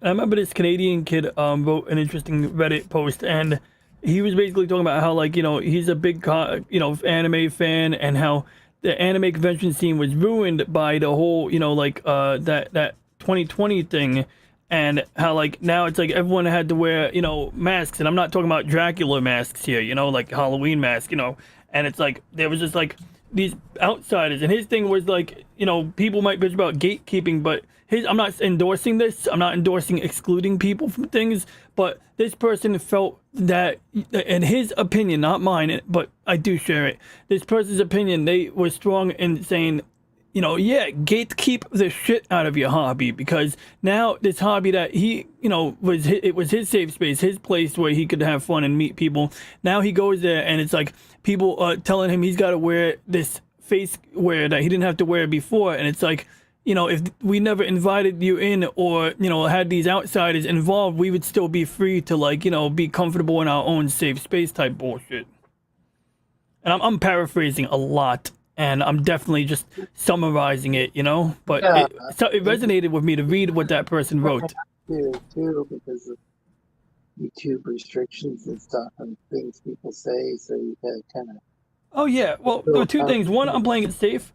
Two, they did lift some of those, like, whatever you want to call it, but that's still, I did get where you're coming from. Like, even me, like, I do have to get in better habits on my streams, because I sometimes feel like after a stream, did I make a mistake by bringing up a certain topic on my own stream? It's like, well, on one angle, I don't believe in being censored, but, I mean, within reason.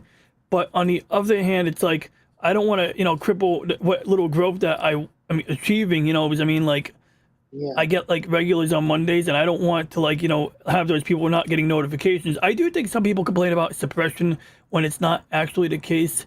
That does happen a lot, too. I tend to be more inclined to believe that it's usually something I'm doing or not doing. So it sounds, apparently they banned, I don't even know if I can say those words on YouTube, but there's certain cards from Magic the Gathering. Because they were... Going as an Android is so worth it. It takes forever to get rid of all of that blue.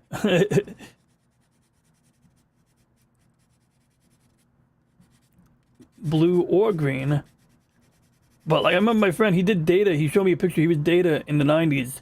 And it was a pretty good costume, but he swore that Data was white, like it was white makeup or some kind of gold flake makeup. But I'm like, I don't care if it's because of his burgundy shirt. If I put on slightly green makeup on my face, I'm going to look more like Data than if I put white makeup on my face.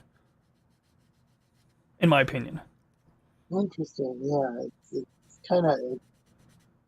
I don't know how they did that with the makeup, but white, I guess you don't want to look at mine. And if you start putting white in makeup, you might look like a clown or a mime or something. That's funny. David's makeup was like really different. I don't know exactly how they did it. Yeah, I forget. Like I'm human and kind of not. Like wasn't quite. It was like Andorian. Looked human, but it didn't. But he didn't quite look human. Yeah, it didn't. I mean, that was like sort of. Okay, that makes sense. Yeah, Andorian. Yeah, that is a lot of blue makeup, man. I mean, like, I don't know how easy or hard. Like, I would think you just jump in the shower and it comes right off. But I know some makeups are designed to not rub off. Like, they have, for example, like the airbrush makeup, for example. In fact, I bought an airbrush that was like $40. I have to fix it because it was built like shit to some extent. But it's cool because it's a handheld pump. But it was literally not made for me. I was able to use it for models, but it was for makeup, you know, like for people who do that, like nice faded, you know, eye shadow and all of that. If you go as a Klingon, will that be considered black in the near future? Well, that's interesting because, like, in the original series, that I think actually has been contested as being that, you know, the Klingons from Star Trek, the original series. And that's part of why it's safe to have the modern Klingons, because at least with the cranial ridges, like, you can, you know, make that argument. But original series Klingons, that's a little trickier. Yeah, weren't they kind of supposed to be stand-in for, what was it, like the... I would say, but I don't know if I should. East Asian group, or like... Oh, yeah, well, they did have, like, the eyes that, like, were, like, exaggerating slants, and I think some people did go for, like, the Asian thing. When I was a kid, an older family member was watching Star Trek, and they made a joke about them looking like, guys from the Lower East Side in Manhattan. Oh, wow. Okay, Puerto Ricans. So yeah, that's what they said the Klingons look like, and in a way they did, because like they definitely had like that tan skin, and then of course them carrying knives just kind of sealed it, because it evokes the West Side story. That's what I'm getting at. I'm not trying to be racist. Yeah, that is kind of.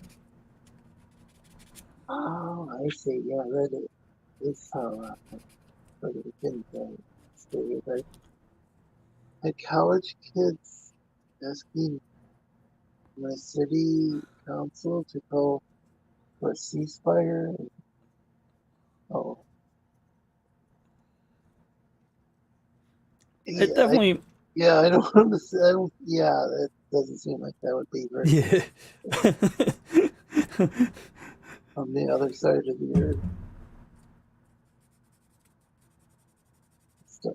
It's pissed off Japanese team here. Interesting. Yeah, it was interesting with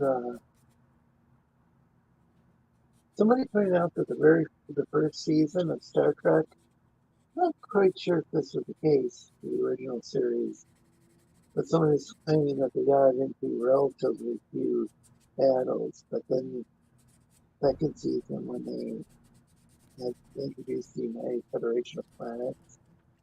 There was some things, like if you go and you really pay attention to the original series or whatever, yeah, you'll see things that didn't exist or things that evolved that weren't quite there in the beginning. Yeah, it seemed like, and the argument was once it came up with the United Federation of Planets, which was like, and they were saying I think it was like NATO, or I don't know if it was like NATO or the UN or what they were saying it was, but they were like constantly fighting after that, and that. Yeah, I mean, I remember I'd have to rewatch the first season again. I can't find. I'd like to watch it without being hampered with the digital special effects. Oh, really? Because they did a really good job on the remaster, but I do have see what I can find out for you if there's a way to stream it. But like I know, like like when you go to Amazon, yeah, a lot of times, or a lot of the mainstream streaming services, they don't give you like the two versions that if you want to watch both. Because I know some people, they buy it on the Blu-ray and it comes with both versions, of the remastered and the non-remastered. Because I've seen some websites with a side-by-side comparison, and they'd have like a planet that was red, and they would just make it look like Earth. And some of the planets looked totally different, but what was suggested is maybe they ran out of money or something, and they weren't able to completely. That's a big part of it because a lot of times they are reusing, you know, like things, and even like Next Generation. That's like a lot of the footage they spent money on for the first season was there to be reused, like whenever the ship goes to warp or something like that. You know. Yeah, when they remastered it, they should have if they wanted to digitally remaster it, they could have gone and okay, this planet's red. So we can go and make a really cool digital model, but the planet still looks red. Instead, it'd be like, okay, this planet was red. We're gonna just make this Earth-looking planet. You know. Oh, that's so they did that on the remaster. I actually got to look for that. That's interesting. I wasn't aware.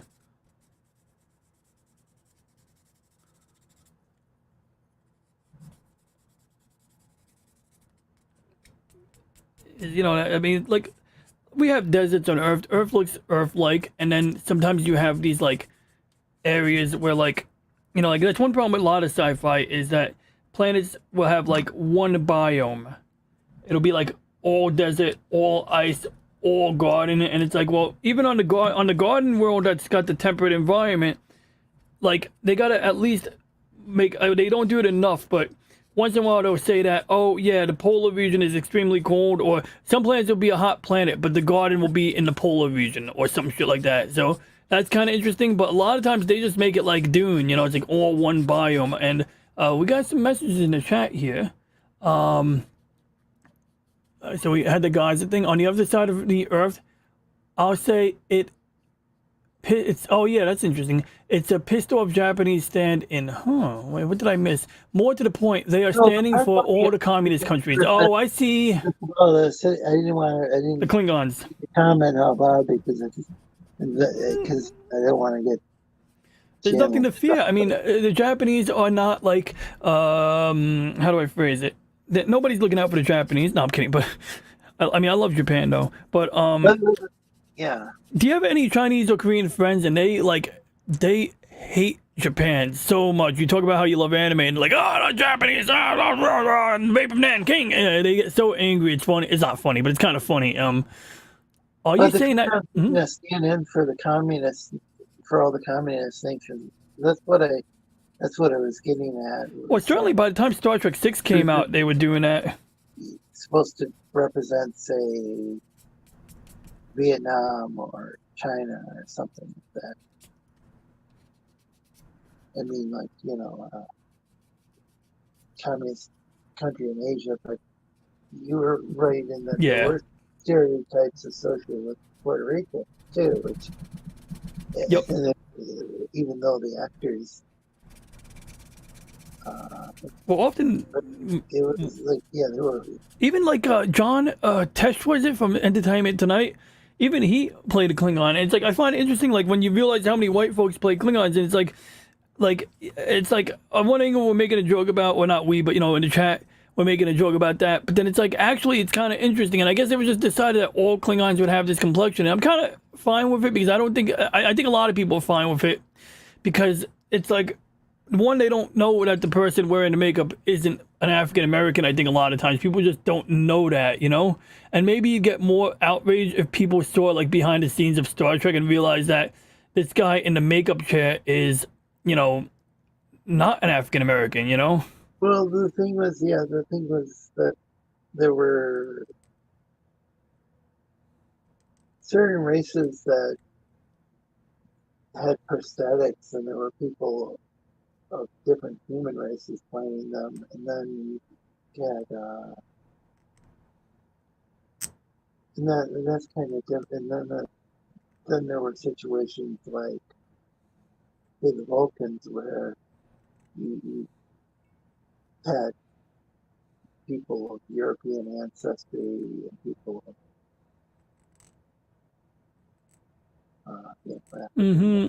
I see what you're saying. Different people playing, you know, because some of the races did have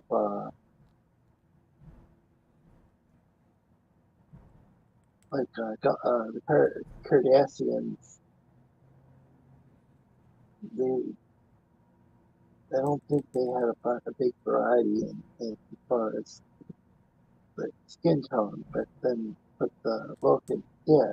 So That's interesting you mentioned that. Yeah, well, like, quite honestly, they're wearing so much prosthetic, but like, the Vulcans, they don't wear a lot of prosthetic, so at that point, it's much easier that you're gonna get an actor. But like, with the Klingons, it seems that early on they got stuck with having to make all the Klingons one complexion because they already like sort of typecasted the Klingons that way, so to speak. But the Vulcans like That's how the Klingons may have evolved, but then there was also and some people had a theory that there were different races of Klingons that you I don't know. I mean, there's like well, being a warrior race, maybe they did kill off everyone else, and was left with one race. That would be an interesting backstory. I don't know the truth, but I don't like. I'm not here to make excuses for Star Trek Discovery. That's for sure. Oh yeah, that's strange because they did have a. But I'm talking about even before Discovery, there was this fan theory that because not everybody. Because before Enterprise, they didn't even really explain why some Klingons had forehead ridges and some didn't. They did on Enterprise, but and DS9. Well, DS9 they didn't explain it. Worf just kind of went, "It's a long story," but you're right. Enterprise they properly explained it. Yeah, they're so like back then. There, like say when Deep Space Nine was on, there were think about it. Okay, there could be different races of Klingons or whatever. Though I think now, were there ones from were there Klingons from the original series who ended up with forehead? At least there was the guy on DS9 because they do have longer lives, and there was a Klingon on Deep Space Nine who was from the original series. I think it was Kang, and possibly Koloff. They did end up with. Yeah, and the disease, the augment virus, but it was like, I forget how they explained. I think in the original series, the ones that did not, the key was there were Klingons who did not, the ones who were the outcast or the ones who had the disease that was reversed using human DNA were the ones, who lost their ridges, right? So in the original series, these remaining Klingons, so in theory, during the original series, there were plenty of Klingons with ridges out there, but you were seeing the ones who, who didn't have them. And I don't know if they fixed it genetically, or I forget. I don't know if they ever explained how they fixed it later. I got to rewatch the Enterprise episode. They hinted on the Enterprise. They hinted that they said cranial reconstruction. Yeah, they did say that. It was like hypothesized by someone on there that this is going to be. Yeah, this the cranial reconstruction surgery or whatever it would be called. Yeah, is going to be popular. You're after right. that. And he so did say that. Explain how this person had the augment virus. They lost their ridge. Then they later on had surgery to It's still kind of a silly explanation, and before that even there were fan theories, though, about, there were different races of Klingons that, somewhat, had. Yeah, but you got an interesting point for sure. Like with, people, this was a friend of mine, and he didn't watch Deep Space Nine, so he probably didn't know about Kang, but he thought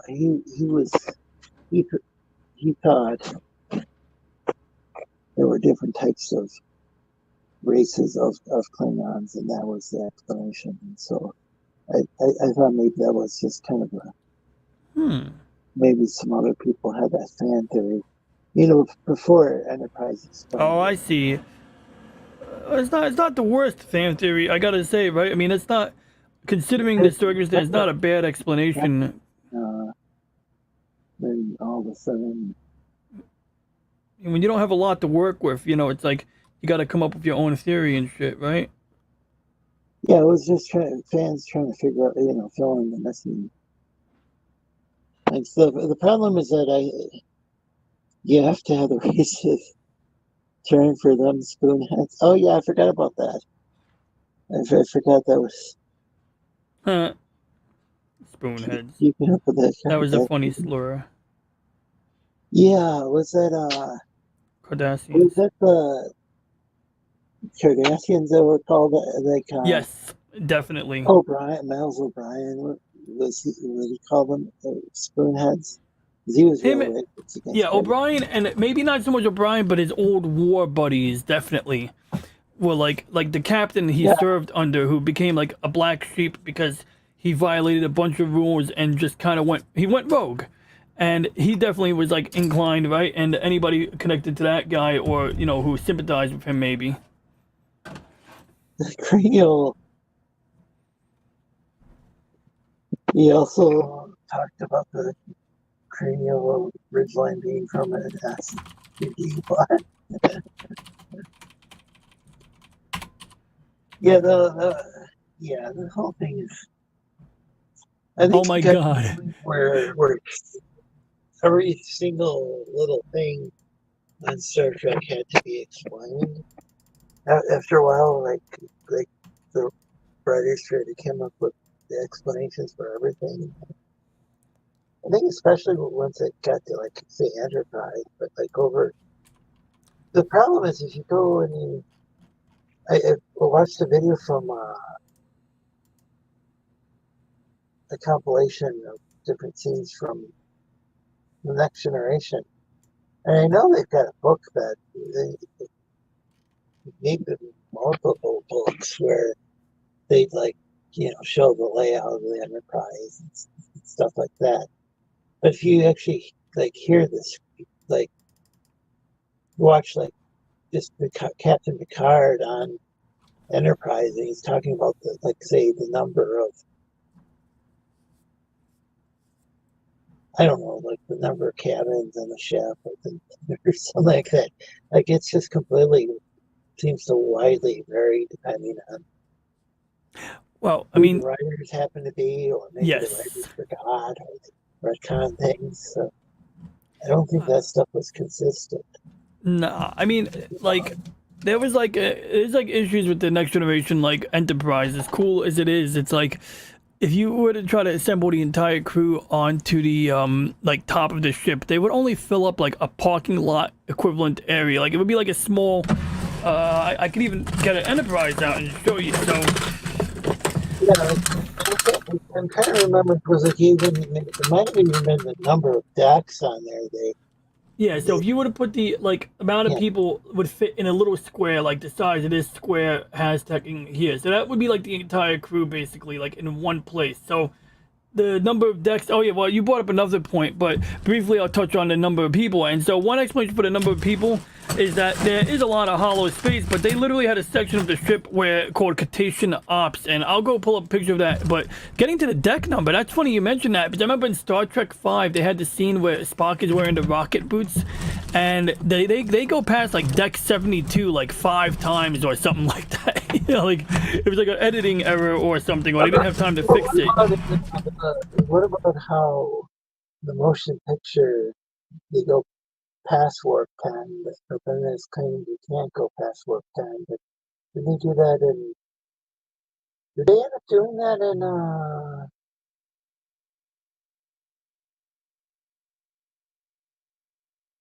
Voyager, and then turn into these lizards or something? Oh yeah, that was awful. But they did have 2 warp scales in the original series versus the later. But oh my god, that was a renowned terrible episode, right? Because it's okay, so if you can go past warp 10, you start to devolve. So it's what? And because I think they went past warp 10 in the motion picture, and then they decided that maybe parts of that movie aren't canonical. And it just wasn't anything. There's going to be characters and plot lines and stuff that get retconned, but the thing is that they've got the weird thing about it is that they had people who were in charge of say continuity, and then by the time there was Next Generation, they had all this psychobabble to explain how everything worked too. Yeah, oh my god. I mean, Voyager was, the writers went crazy with that, right? On Voyager, they'd make up all kinds of terms and, you know, like, oh, we got to do the transphasic, we got to adjust the transphasic array by 10 kilojoules. And I think maybe with J.J. Abrams stuff, I think maybe they threw some of that stuff out that would have been just like, I think maybe they made, I could be wrong, but I thought maybe that was one thing that they did was they kind of threw out like some of the techno babble that was just getting kind of. And that could have been a good thing with, I mean, because we did kind of get carried away on some of those shows that we were trying to explain in great detail how things work. The Orville, I think, did a good job, like, not, I mean, they'd have some cool technology, but it didn't seem like they went into massive amounts of detail just to try to explain how everything worked. Yeah, that's true. To sometimes on Star Trek go into way too much detail about stuff that wasn't real science anyway, but they were just like, it sounded like really cool. Seems like, because I think that was one thing that was both a blessing and a curse, so to speak, about Star Trek. Yeah. Oh, Slim Nim knows a thing or two. We did that on the original series, but it seemed like as time progressed, it would just go into so much detail about, well, this works this way and that works this way, and then so he raises a good point, Slim Nim. How on Voyager they did have a ship with new tech, just like how they had the bio-neural gel packs. So instead of like a lot of the computers on the ship and replicators, they had these like plastic bags full of gel under the console, and that was like the memory for that computer basically, instead of isolinear chips. And then of course he also said that, like, constantly added by aliens, because of course they'd bump into aliens and they'd acquire new technology. I mean, by the end of Voyager, they're fucking retrofitting the ship with Borg technology, Borg armor, you know, what's that shit called, transphasic armor, or that cool replicated armor.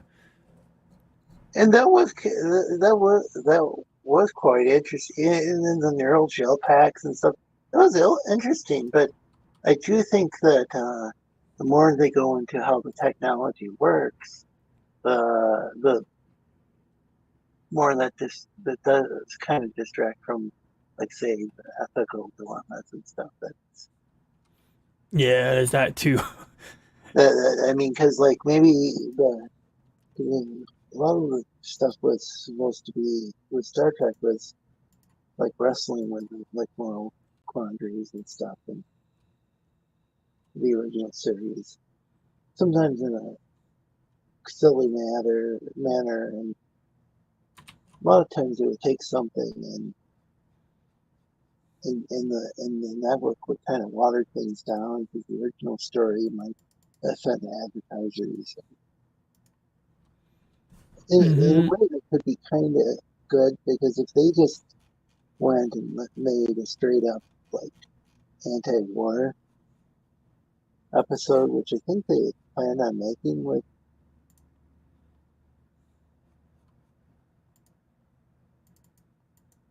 like, I think there were like episodes that were intended to be anti-war, and then they kind of watered it down a bit.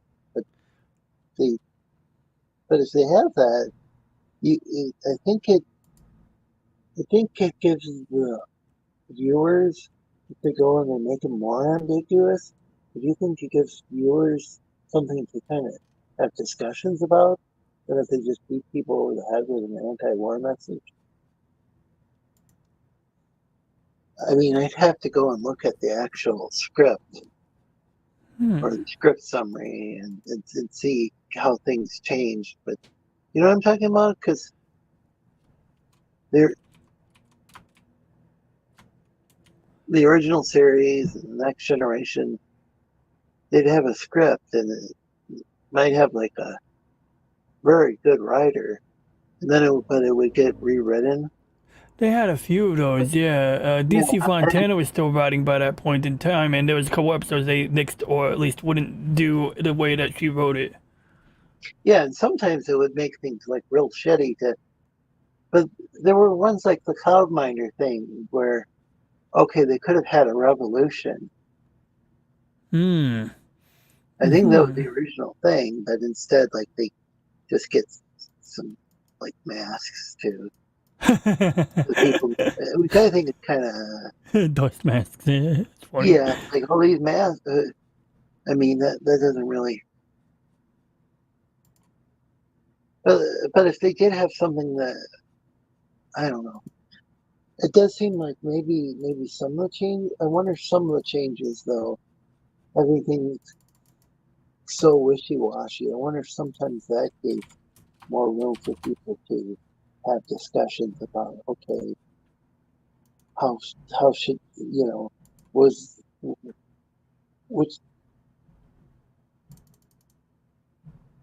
like, have discussions about, say, war, things like that. Because if they just made a straight up anti-war thing. Well, you get people with military families and things, they get sensitive maybe. Something where it's kind of ambiguous with the plot, where is this war a good thing or a bad thing, and then people can have friendly debates. You kind of nailed it, exactly. Like, they made ambiguous, sometimes they would do it with ambiguity and then let people fill in the blanks, let them discuss it amongst themselves. And I'm wondering if maybe the network, like, and they're like, I wonder if sometimes the network not wanting, like, definitive takes on controversial issues. I wonder if that could have happened, like, in some cases with help Star Trek, because if it was just like some like anti-war liberal show, I don't know if it would have had staying power. We should say hi to Niam H or Niam. I'm guessing the pronunciation. And there's no way Voyager made it across the Delta Quadrant intact. And that's another funny thing, is that the Voyager should have, like, had at least some damage on the hull, but of course it was just cheaper to not have to redo the hull of the ship every few weeks. So that was the reason,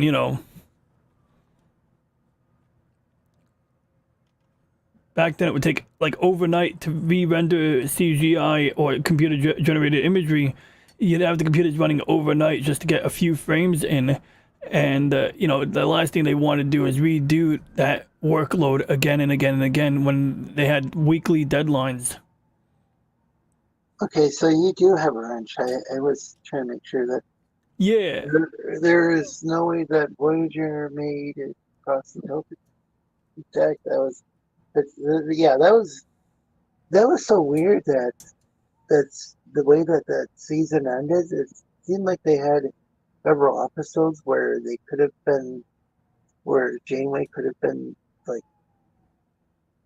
it seemed like they waited till, like, was it last two episodes of that season to actually just, like, pull something this did.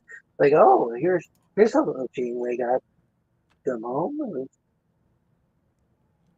I don't know. I don't want to give it a spoiler if people haven't seen it. But it's a good point, Whatever, but Pride and Circuses was such a good episode. I agree with Undertone. Yeah, I don't like how Voyager ended. That was like the way Janeway acted was Janeway.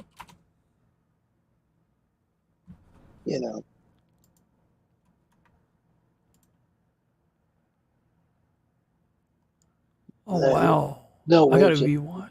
Would have done what Janeway, Janeway from the future did. Yeah, I mean, like, Janeway has a lot of splaining to do to temporal investigations. Yeah, I mean, like, even just like minor changes to history, that it's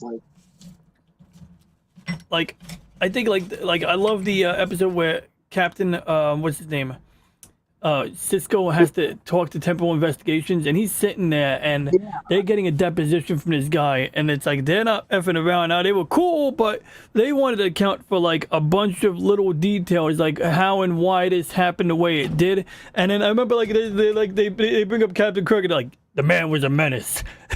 Like, they start listing his violations. They're like 33 violations. The Bill Riots, and it's like I don't know if I think they're like, well, Temporal Affairs is going to have questions about this. I mean, there was some great stuff, and I think even though it started out there was a while later, much years later, online when I'd be watching Deep Space Nine and Babylon 5 online, and then oh, wait a second, this episode kind of lines up with this episode, and I think Deep Space Nine progressed, and Babylon 5 progressed. It seemed like they did go in directions that definitely. I mean, like there's some main differences, and like one of them would be like how Deep Space Nine had a civil war that lasted like 2 episodes. Babylon 5, that was like not resolved for like at least an entire season, I think longer. Like, and so that's like one of these, like I remember reading someone doing comparisons. I was like, that's a pretty interesting comparison between the way the two shows handled certain things. Yeah, like, they had a lot of the same events, but then they took them in kind of crazy direction. So I wonder if the writers of the show of Babylon 5 even realized where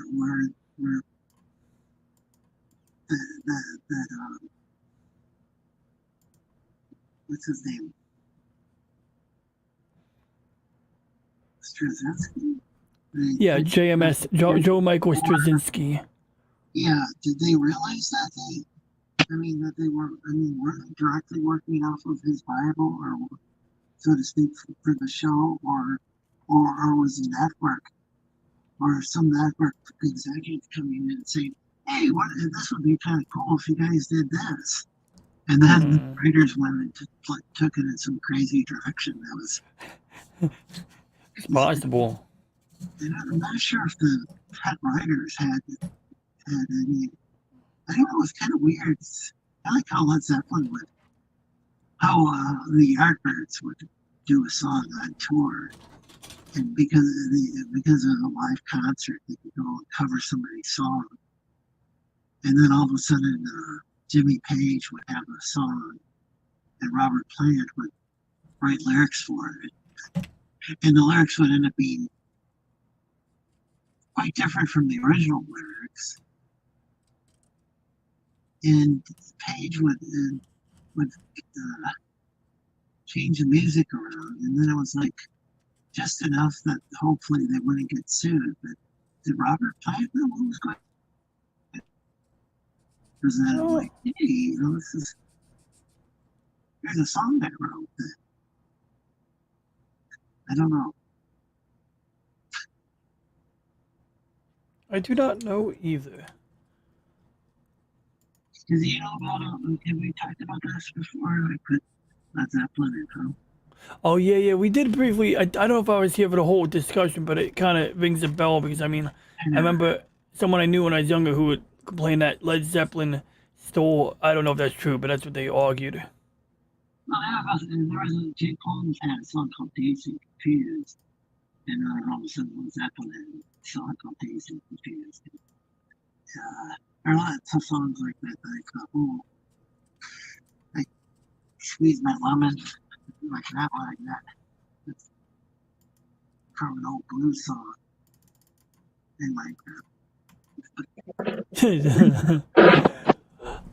And Slim Nim needs to look at pricing his Mad magazines. If anybody wants to buy Mad magazines, consider waiting till he posts prices one day.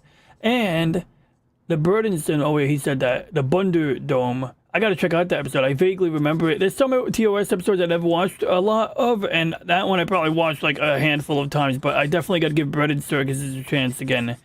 Oh, and yeah. then Slim said the ship was held together by thumbtacks at the point when Janeway Future showed up from Janeway from the future showed up, and in the actual ship exact point in the past. Wait. I misread that, but I know what he means. The ship was being held together by shit and thumbtacks, and then she brings in some future tech to basically boost them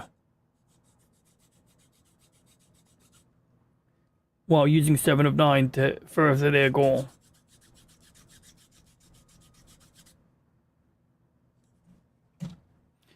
You ever see the episode where 7 of 9 has a bunch of Borg drones in the not Borg drones, a bunch of Voyager crew members helping on like a project, and she's given like multiple crew members to like help her on whatever objective. I think it was the Omega molecule, and she's like, to make it more efficient for her, she's like giving everyone names. She's like, you will go by the name of 8 of 10. Oh yeah. And like that was mad funny, yo. I love when 7 of 9 was so quirky on that show. I loved it.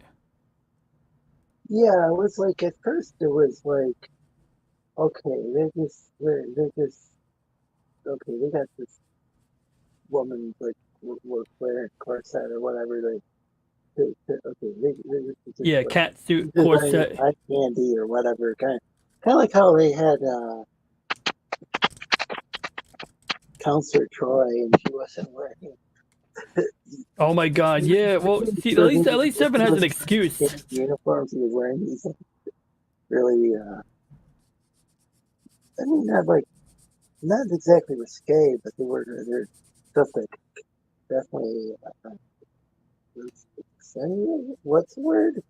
Her name was Lieutenant Camel Toe. No, not everybody's going to necessarily be an officer, you know, and they're not always all going to be Starfleet officers. You know, I mean, Counselor doesn't have to be a military officer. That doesn't make sense. They were using the fact that she wasn't to like put her in all these outfits. Yeah, I mean, I think what made that fall apart, aside from Captain Jellicoe, was the fact that, well, I mean, she is starting to angle for some command authority, you know, and like the right to be in charge of the bridge when nobody else is there. So it's at that point, she clearly is not just a, you know, counselor. She is apparently some kind of officer. Well, she ended up taking the bridge exam. Yep. But that's because the actress was like tired of wearing those outfits, and because she's talked about that before in interviews, because she wanted her character to be taken seriously and not just be used as like some eye candy. I could respect her concerns, but I remember in Minecraft she said some mean things to people who just wanted to be able to make choices at a convention. But other than that, yeah, I can empathize. Oh, what was that about? She said some people had an opinion about making a choice about a certain thing, and she was like basically like saying mean things like as if they don't have a right to make that choice. And was it a political thing? Yeah, sort of political, sort of more than political. You know, and so I'm not touching that with a 5-foot pole. As you can see, I'm like very careful here, you know, but it was like that. And it was just like, you know, it's like, come on, like these are your fans, you know, and it's like, you may not fully agree, but don't be like that, you know, and that was not nice of her. Yeah, it's funny. Some weeks I'm like very open about politics. I mean, in this week, been kind of like, yeah, because YouTube's constantly changing the rules, so I don't know what. I got you. But that's all I wanted to say about that. Just that's like my only issue with the actress. Like, I would have nothing against the actress and all of that, but then like she kind of like lost some of my sympathy after that. You know, that's all I'm saying. Oh, Slim Nim has Mad Magazine from as far back as 1968, but didn't realize it apparently. Yes, the pricing things. Okay. Open. Oh yeah, the Minbari thing. I guess it. Yeah, it was a pretty crucial. I'm not gonna give it a spoiler. Well, hey, Keely Chow, welcome. Keely Chow? Oh, it's good to see you, Keely Chow. Great to see you. Yeah. Now, does Keely have revenge? I don't know, but if Keely wants to post links, then we need to give them a wrench. But I don't know. I feel like Keely Chow just wants to hang out. Oh yeah, they do have a wrench.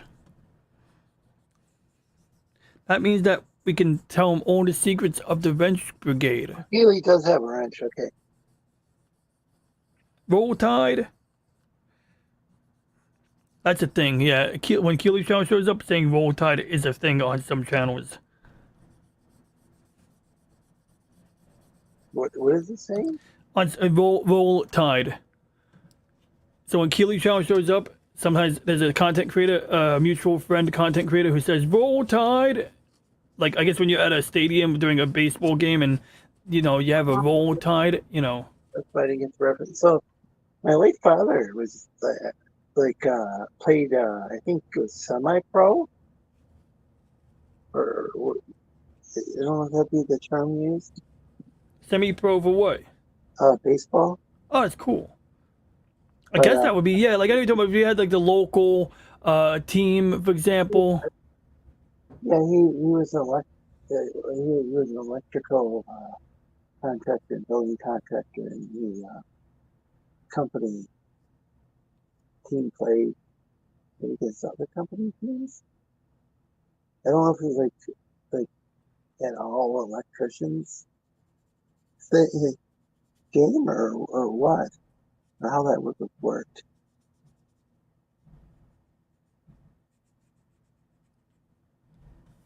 I'm gonna have to ask my mom. College football, also college basketball. Mm-hmm. But he had a I guess a pretty wicked curveball. Cool. But what happened is when in high school, the sports doctor for the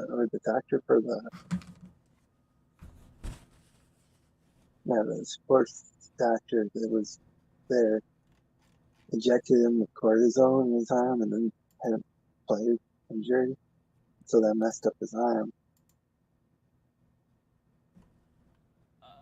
I see. So it threw off his ability to like enter the pros or something like that. Yeah, because he could have been like an actual full-fledged pro. I thought cortisone was used like like to reduce inflammation and stuff like that. Yeah, my mom has the details about it, but I know some people get cortisone shots into their foot if they like, I guess into the ball of their foot or whatever. I don't know. I've heard different scenarios. Yeah, it sounds like he should, and I don't know if it was like 5 minutes later that he had to play or whatever, but it sounded like he went back to playing before. Oh, I see what you're saying. So I don't know the details. I'd have to ask my mom. This is like back in the 70s, I think, when we graduated high school. Because there were some kids from the school from my parents' school that they met in high school. But some of the students went off to Vietnam and some even died. So they were from that end of that part of the baby boomer generation. I see. So that was a long time ago. I don't even know if that sports doctor is even alive anymore, I see. Yeah, I mean, like, they definitely were more inclined to do risky things back then. You're saying in Minecraft. I mean, but back then, I don't think it's controversial or worrisome to say that doctors in the old days in Minecraft, in the old Minecraft version. I mean, I don't think it's actually risky to say that. It's when you talk about modern day doctors in a disparaging way. That's when I think people, things, organizations get a little touchy. And I don't even know. I don't even know if I'm not even sure if the doctor even really knew any about it. Who knows? I mean, this was just like you could have thought that cortisone was some magical cure all for all it because I don't know details of all this stuff. So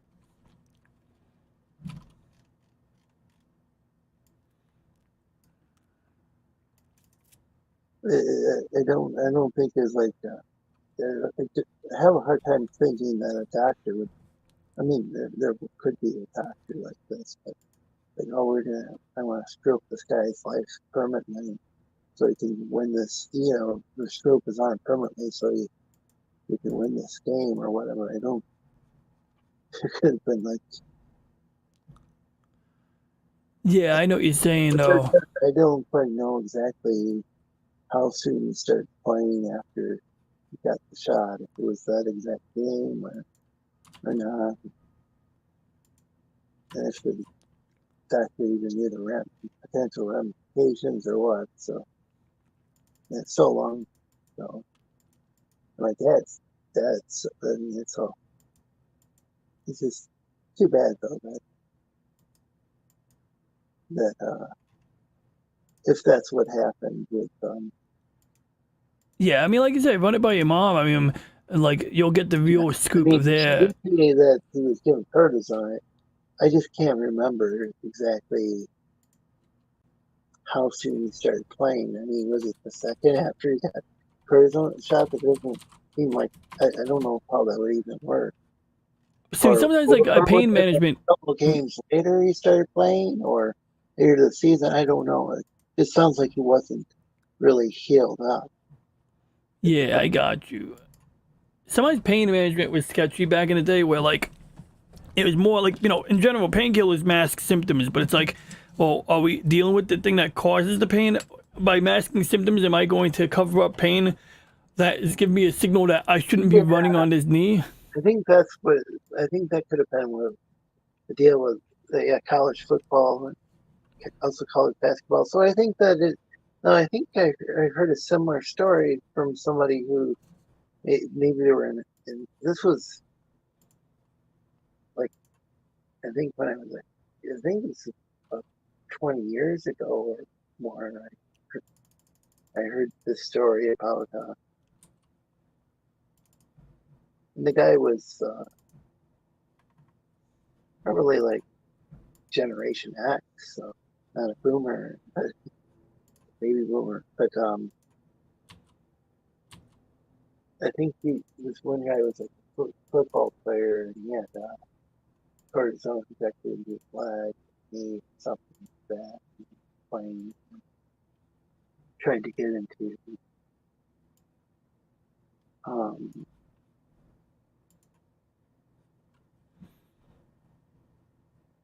certain very popular Catholic, not to slur the Catholics or whatever, Yeah, but no, it's football, and then it's probably if it was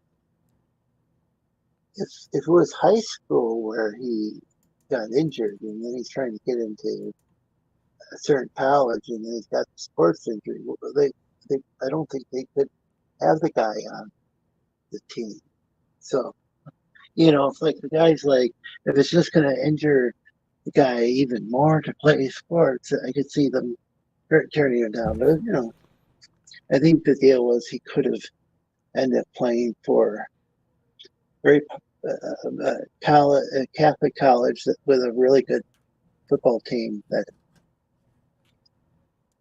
the Hunchback. Oh yeah. Yeah, I think I know which one. They don't, but well, maybe the one with the cartoon guy. Yeah, Hunchback of.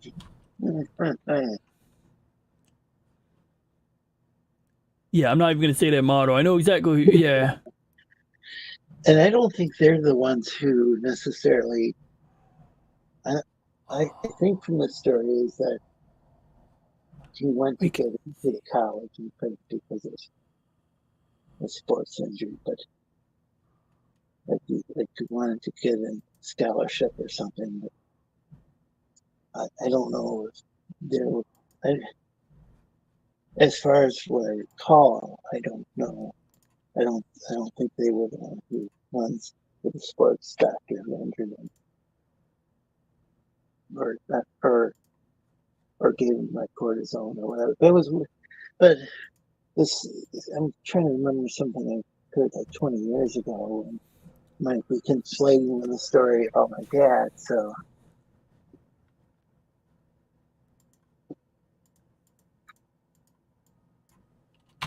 They seemed upset with the college, but if they wouldn't let him in because of a scholarship because of this injury that had happened before then.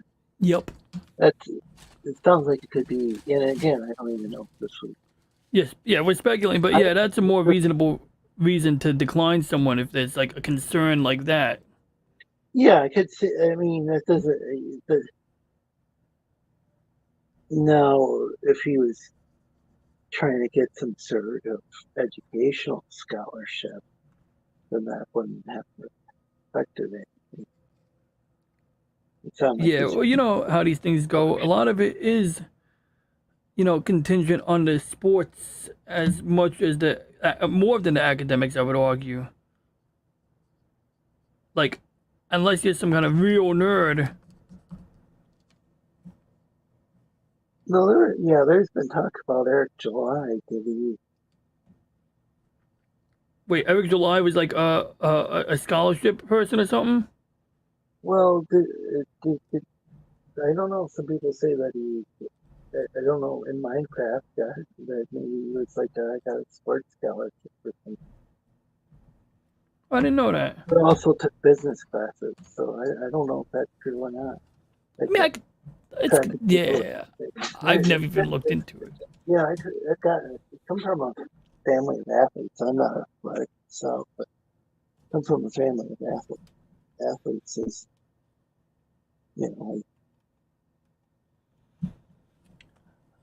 Dad ran his own business and he was an athlete, so there'd be nothing wrong if that was the case with July. But I've been quite critical of July, so I don't want to. I hear you. People do. He seems like an all right enough guy, but like I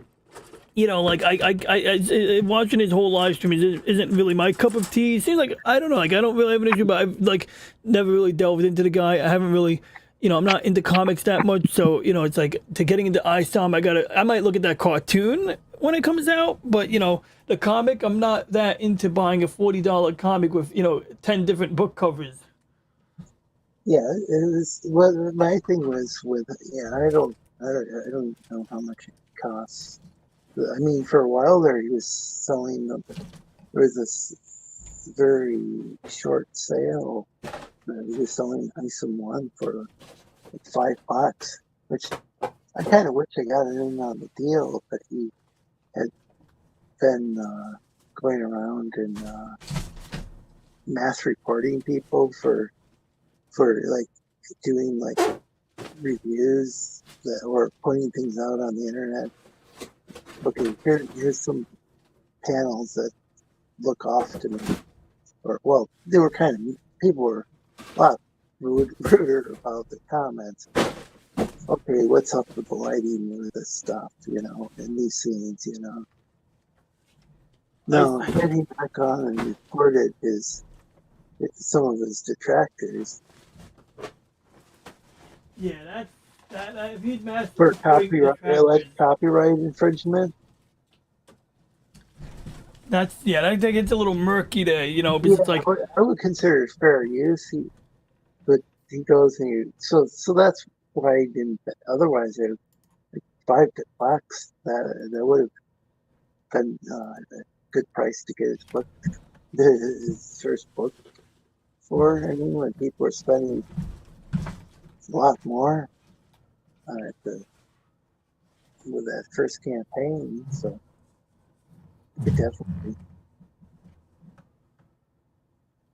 I mean, that's definitely a good deal. Yeah, I agree. If I knew it was 5, I probably would have sprung for it. I missed that, but yeah, I don't. I think if I wasn't aware of the mass reporting, I probably would have sprung for it. You know.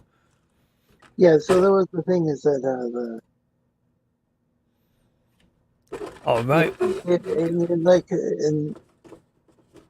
But yeah, I can. So I just the deal with him putting out the world's. It's like the world. I think it's the world's largest independent business comic book. Well, no, it's the world's largest. There's this ministry. This ministry school. I mean, that's suing him because they own.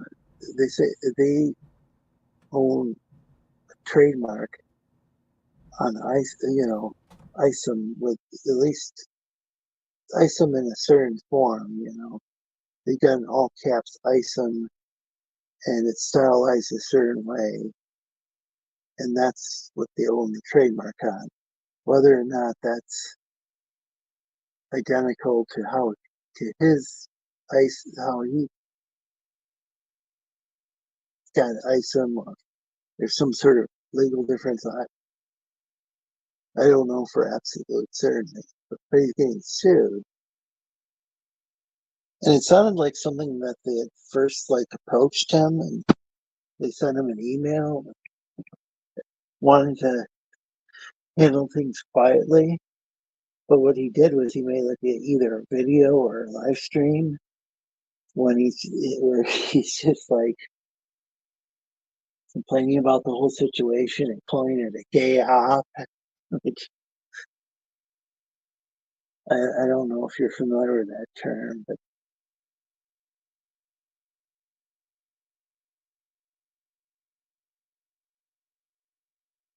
are you familiar with that term, gay op?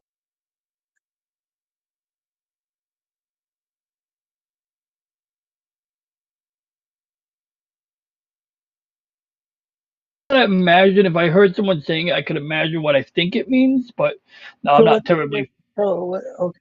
I'm sorry. Somehow you got removed from the stage. So what's going on is there's hey Bianca.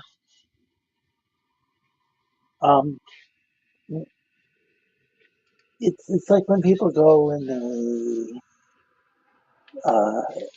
pod on the internet, get together in a Discord server or whatever, and they come up with some scheme to plot against people.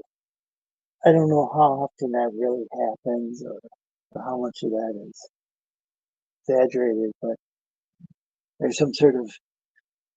He thought that some detractors had maybe contacted the ministry, or I don't know what he in Minecraft. I don't know what he. I didn't watch the full video or live stream or whatever, but I saw clips of it. And he's calling it a gay op and all this stuff, and I wonder if the ministry just found out that one of the first things somebody does in a search engine when they type in ISOM and they find this ministry.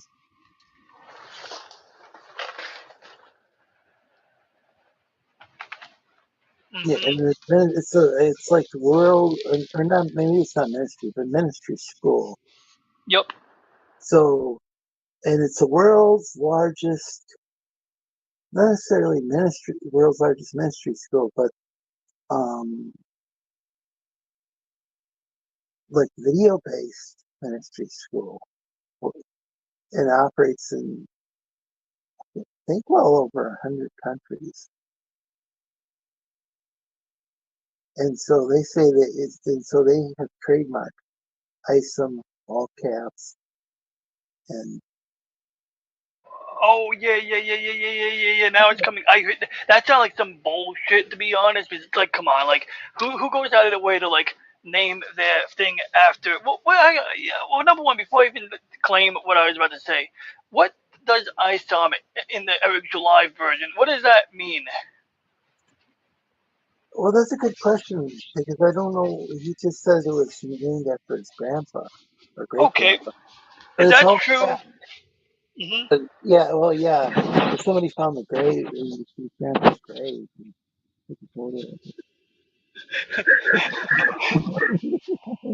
Things that were done. So the thing is, like, I just don't know why he's going to make a thing with a company chaos and stuff and just doing like a piece of labor responsibility. It's quietly behind the scenes. I just wonder why he didn't do that. That's all. It seemed like a pretty messy thing, but like, I mean, on its own, like, look, if Einstein is really named after his grandpa, even if it's like the version of his grandpa in the comic, that would be fine. But it's like I don't see someone going like, to a religious ministry and saying like, because I know that like the Eric July's character, he is like a black conservative or black Christian, I should say, right? Like he is, he does have like, I think he literally has a crucifix or a cross, I guess is the accurate term, on his belt. He's got a dick cross. Is what people are calling it. He's got a dick cross. He's got a cross on his belt, which is like that would be the worst place I think to put a cross. Like, what if somebody? I mean, it's on a belt buckle. You know what I mean? Like, not everything has to be like sexualized. I know, I get it though, but it is kind of funny. That is like where a lot of our gutter minds go these days. But you want to be very careful at the urinal and stuff, not to like pee. You're right. That would be desecrating the friggin' cross. Like, it's like, geez, that's funny. But yeah, like that's an interesting point. Like, yeah, you gotta like. Really, you gotta be very careful with that because you don't. Well, he's a superhero, so does he even pee? Maybe he doesn't have to go to the bathroom. You know how like some people don't fart, like some girls don't fart. Some girls claim they don't take shits. Maybe he doesn't do any of those things because he is a superhuman, right? What is? I don't. I think so. I think so. What is it day after that? Goes that up, part. Yeah. No. So, but the fact that he's got this, they went through a long list of reasons why there could be some sort of people from. I think it's called maybe it's Good Shepherd Enterprises or something like that. That's behind this ministry school. They went in through this huge list of, well, maybe not huge list, but it seemed like it had like 5 or 10 different things that why they thought that it could cause confusion. Him calling his book Isom, with his Christian superhero character, and there was like more similarities than I realized. I wish I had the list in front of me. But I think it's like what we were talking about earlier, where with intellectual property laws, they might have no choice but to sue, or else they might lose their trademark to their ministry.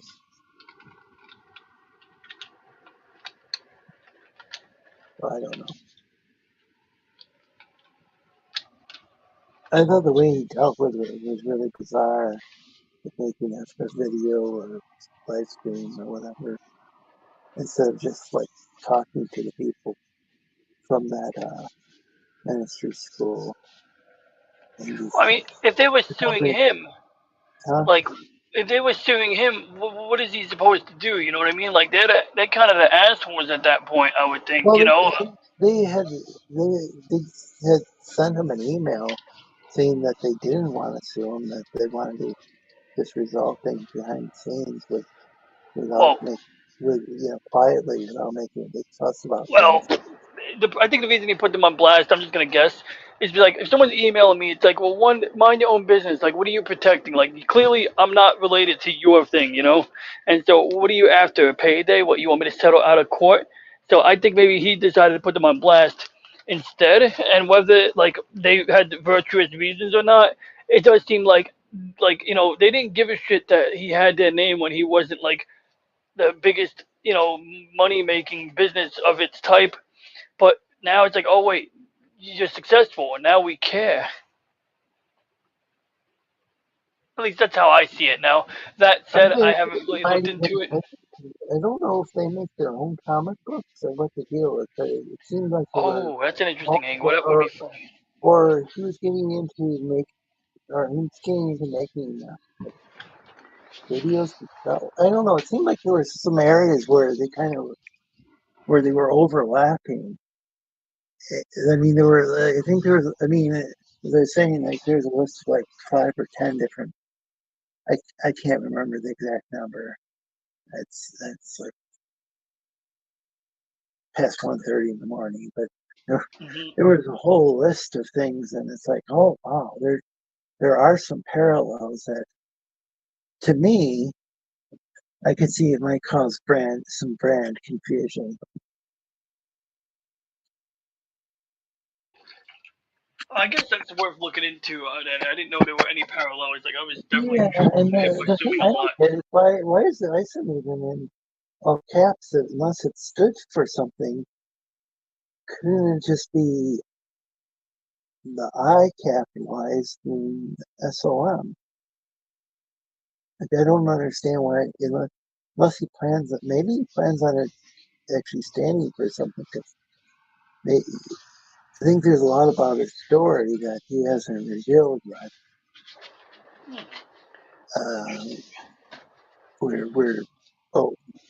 I think his thing is over time he'll reveal this, that, and the other thing about Iceland.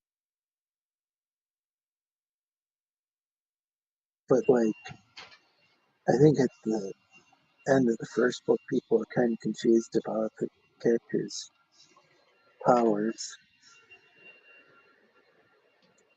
Then there's the second book, and it looks like he's got some. And from what I've heard about the end of the second book, it sounds like they're going to be going up against some pretty major boss, so to speak. You know, like video game terms. The third issue, so maybe that's where he's going to be really showing off his powers. I don't know. Yeah, I mean, on the surface, I just see like a superhero, right? But like you said, if they didn't hash out a lot of detail yet, maybe that's when you reveal. And I mean, I don't know, it's so confused. I have to find out about this ministry now. See, like, do they have a comic book? You know, is it like a Christian comic That's what book? I'm wondering is like, I was quite surprised at how many parallels there were. On the other hand, I'm not going to lie and claim that I'm unbiased because I did see like like at first I was really happy about the Eric Joy as he mentioned earlier that I thought earlier in the stream before you joined the stream that I actually do think it's cool that he does have his books finished before he, he's got books that sure I think you gotta print them out, but they're finished, but the story and everything is finished ahead of time, and then maybe when people order it, that's when he has it printed or something. I don't know exactly how that works, but I do think that's cool that he actually has the stories finished before he asks the customers for their money. That's That's one thing I found interesting, and like I don't know if he's just a drama queen, but it resonated with me at the time I was watching him talk about like how they were like PayPal was like giving him shit. They were like, oh well, until you deliver the comics, we're gonna hold this money in the side. And it's like, well, people pay money to Sony every day, and they hold on to millions of dollars, and they make a delivery of those goods. It's not like he's a shoddy Kickstarter. It's like, Yeah, and I'm not he's like, sure if it had to do with like because he hadn't delivered the books within a certain number of days, or what? Because it might be that's what some of his critics were claiming. well, I think the critics were full of shit, but I could be wrong. But it's just that like a lot of them look like they really just didn't care for his content, and maybe I'm just being biased, but it didn't seem like he was doing anything egregious, and certainly he did deliver even after all the bullshit. And it looked like it was like there was like maybe I'm wrong, maybe he's just playing victim, but it looked like he's being attacked from different angles, and it's like if he didn't deliver that thing on time after being put through bullshit, he would have been accused of like being a piece of like a liar. well, And it's like he delivered despite those odds, so I got to give him credit. But it's like he should have been entitled to being able to do it the way everyone else does it. I think there were some weird things where like he didn't like deliver things in the order that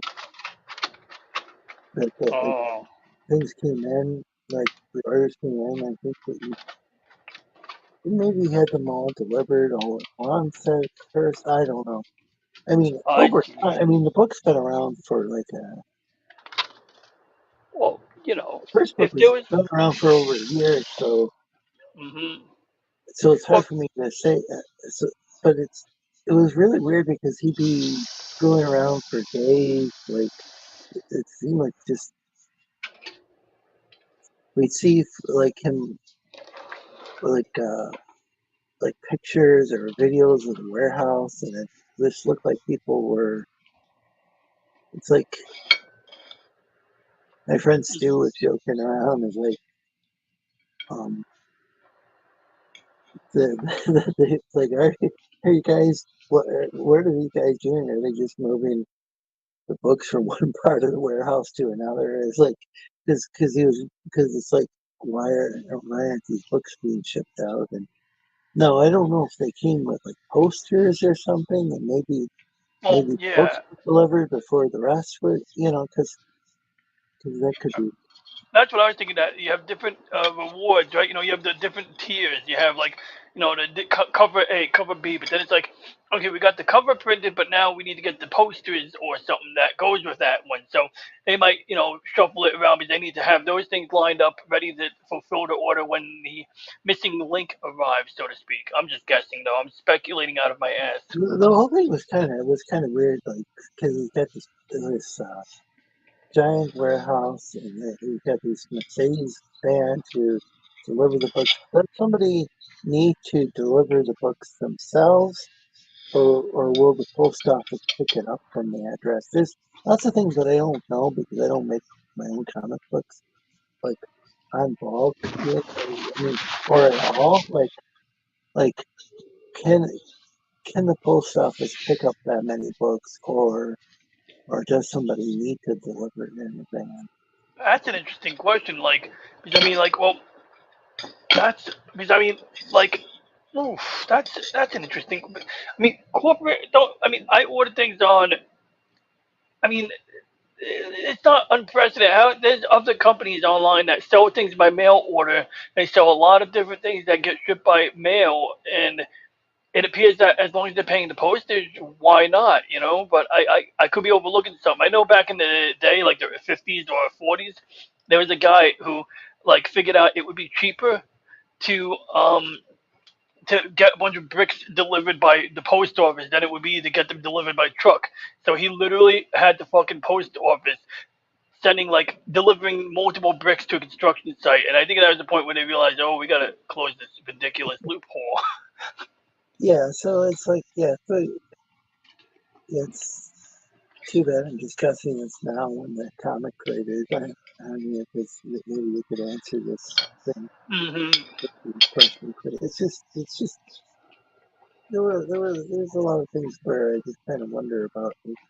things he does that kind of make me scratch my head as far as like, or like how many different customers say, well, you don't like the guy because he's black. And it's like, well, what is that? You're the only one mentioning race. Like, you don't want to see a black man succeed. It's like, what? This is like, just like these SJWs that he's complaining about, you know? So it's like It was fun watching him turn the narrative around, but like I said, maybe I'm being biased because he's like on my side of the culture war. But the idea of a black man being pushed down by the SJWs, the lefties, it does carry a certain irony if it's true. If it's just him being the woe is me attitude, then yeah, it kind of loses its luster, I guess. well, the critics I know well, I mean, I don't know what like the take Masterson and Vito. Maybe I don't know what their politics are, but the people I know, like say Vicky and Stu, they're pretty darn conservative.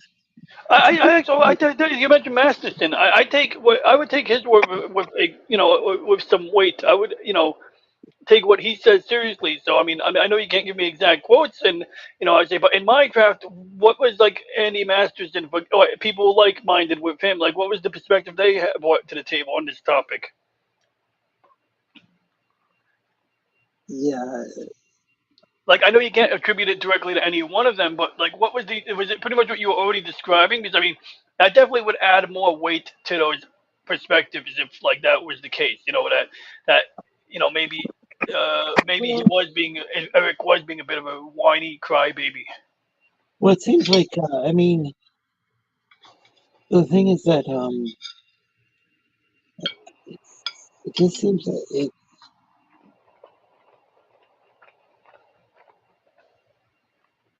it sounds like sounds to me like the story. Again, I'd have to actually buy the book. I see. Well, I can respect that. I'd have to spend money. It sounded like the book was kind of poorly read. It's like he was trying to make it out. I think as well, kind of have a mystery behind the character. I can understand that, but like it's like if you go through page after page after, if this was like the length of say a graphic novel, and by the end of it you still don't know what the superpower is, and then you're on the second issue, and it's like this long ass graphic novel. And again, I don't know the exact number of pages, so but you still don't know. It's Like unless it's like a 20, unless it's a floppy. You ask him what his favorite part of the book is, and then you ask, and people like won't answer. Or like you ask what the basic storyline is, and he won't answer. And it's like, what the hell is going on here? Is it like,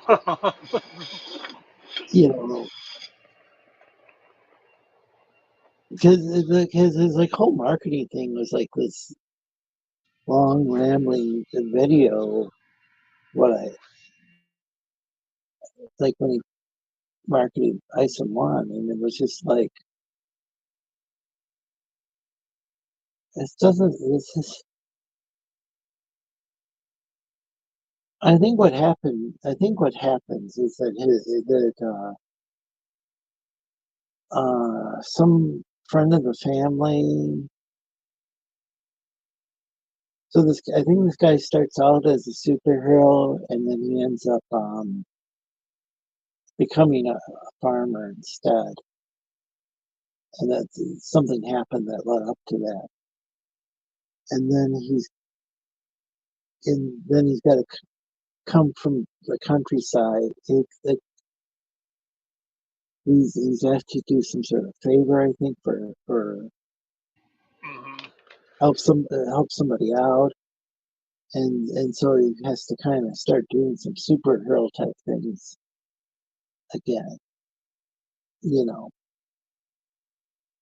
But is he going to, and the question is he going to be a full-time superhero? This is a nice one. Or is he doing that? Or is he just going to be doing this? Well, maybe I should get a review from somewhere because, like, maybe that would enlighten me. Because it certainly doesn't sound like I'm gonna get it from the guy who wrote it. Well, that's the issue. Is like the whole thing is supposed to be. He's supposed to be really transparent about things, but then people ask him basic questions, and it's all very mysterious. I mean, look, if one angle, like, he reveals it by comic book number 3, right? Then okay, I mean, there's that, right? But if there's really no idea what his power is, like, pretty much still, and it's like not a floppy, like that's what I was saying before. It's like, well, it's not a floppy, a flexible comic book, the regular type of comic you would have gotten in the 80s or something.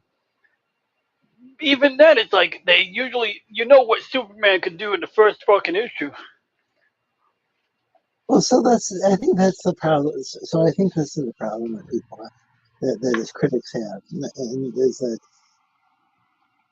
On the other hand, I can see why maybe he wanted to hint at that. Okay, based on what I've heard from even from my critics of his work, that it sounds like I should have had some sort of super strength. Mm-hmm. I think he ends up like throwing one person into another person, and then the woman he threw at the guy ends up dying or something. Oh my god!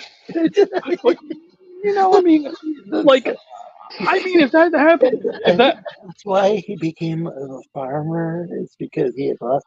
Oh, I see. That would kind of be cool. So let's say like early in the book, that's literally what happens. Then I mean, I think we already have an idea that this is a special person, and if he wants to take his damn sweet time with the exposition, I'm fucking fine with it. I think I am. I mean, it may not be my cup of tea, but if other people enjoy reading it, that's fine.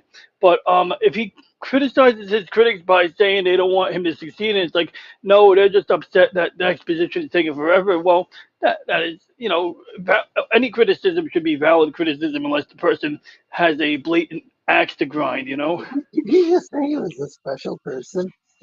It was special, like, as in, yes, I did say that, but I definitely did not mean like that. I mean, he has, like, the ability to throw a person.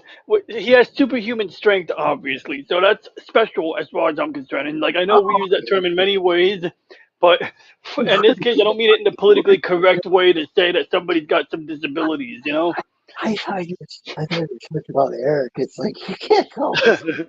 That gets in trouble for sure. Yeah, no, I didn't mean it like that, but I mean like a special person with superpowers, like Superman. Clark Kent, when he didn't know he was Superman, he knew he was special. His mom knew he was special because he fell out of the barn and he did not crack his head or something. Yeah, I think that. Yeah, I don't know. I think if Eric just didn't just like. I just think it's hilarious though how Eric just completely just blows his top when he's criticized and tells people to pull up, which I've looked up that slang. That's typically means that you're turning somebody to a fight. Say that one more time. The term is pull up. Oh, okay. Yeah, and but then he'll be in a debate with someone, and it sounds like he's co-op. He's like, look, you have to meet me at a convention. We'll mix things up, but I don't mean fighting. And it's like, it's just all this stuff was like, like this stuff is like, it just kind of seems like he's sending kind of mixed signals there, and like. Is he talking about a debate? Is he talking about fighting someone? What the hell's going on there? Like,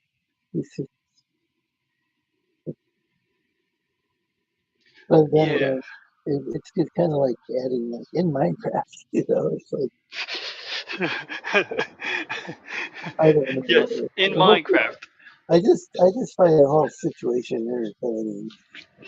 I mean, you made some interesting points, and I definitely slightly opened up my mind a little bit more than it was on the topic before. I definitely had a much more closed mindset on it. Just like assuming that it was like, oh, because he's a Christian conservative type, everyone hates him. But apparently, no, there might be reasonable criticisms that he's not willing to hear, and so he's using like you said, like borrowing from the SJW playbook. And if that's true, that would be a little bit condemning. And I guess I want to hear a good review, but if he's like really cagey about answering questions like, what is this about? In short, that's a little weird because it's like usually everyone who writes their own thing can at least tell you like, oh, my show is Babylon 5. It's about people on a space station and they do these things, and then Star Trek is like, oh, diplomacy and like there's usually like it's not that hard to explain what your thing is about.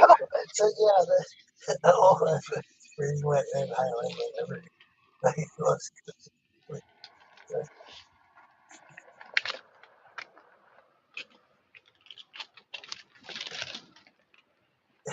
Do you see that on the screen?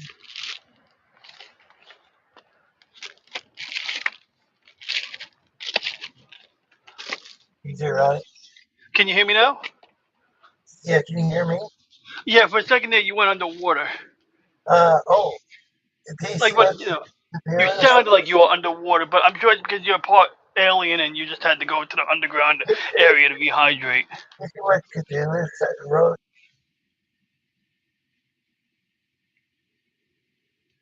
What they could do? Let me see here. I'm always shuffling around because I misplaced something and I have no idea where I put what I misplaced, and it's driving me insane. But anyway, I'm back at my desk, and Cthulhu says, yes, everyone, DJ Ronnie G does mean retarded when he says special. Shh. I did not mean that. Unless he is being that way, then yeah, I guess like he's not exempt from it. I'll tell you that. Like July is not exempt from that word. If like that's what he was doing, I'm not gonna say he's above reproach. Nobody is above reproach, as you guys know. Did you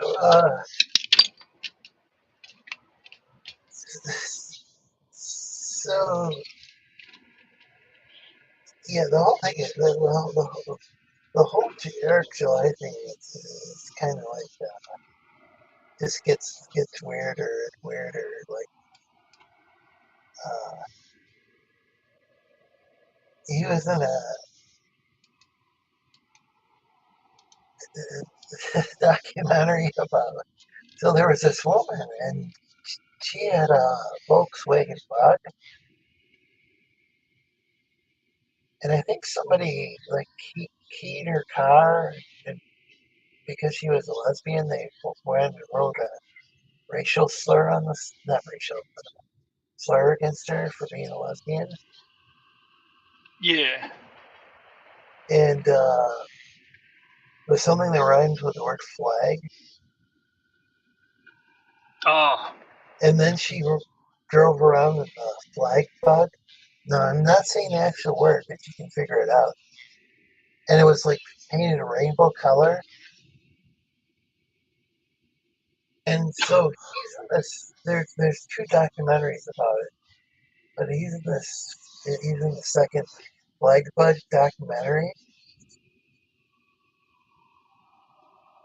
And it sounds like he wrote a bunch of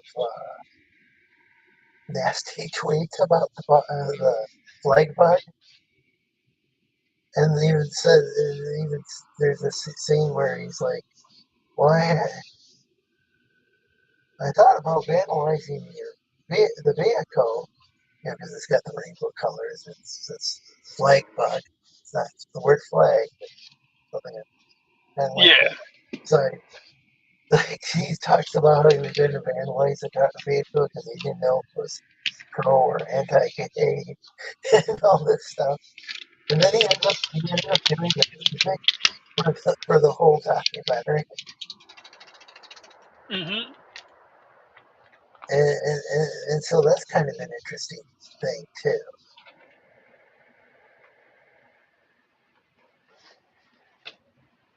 That does seem a little like suspect, but I mean, I can definitely imagine it in good faith. I don't care. I mean, I don't really. Yeah, the part about, I mean, like, the whole thing with, like, if he's a libertarian and he really does support gay rights, that's the perfect, I mean, or gay marriage or whatever. That, no, I totally understand. Or, like, be against gay people being discriminated against. That's totally consistent with libertarianism. I mean, you know, but that might not be a very, but the whole thing is like, so why is it that he wanted to vandalize it? Yeah, all that. The vandalizing part seems a bit like sus. You know, and like then he ended up doing the music for the. It's just, I don't know. He's an interesting character. I'm just kind of fascinated by the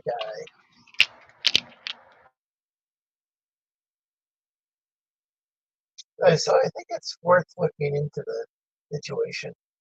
Like people, as critics don't seem, not critics. If some of his fans don't seem to understand. Like I gain nothing if the guy stops making comic books, and I lose nothing if people back his comic books. If I joke around about the guy and it sells comic books for him, that doesn't bother me one bit. I just find this whole situation just kind of entertaining, and just I'm puzzled by the different things that the guy does and what I care about the storyline, because none of it seems to make much sense to me. But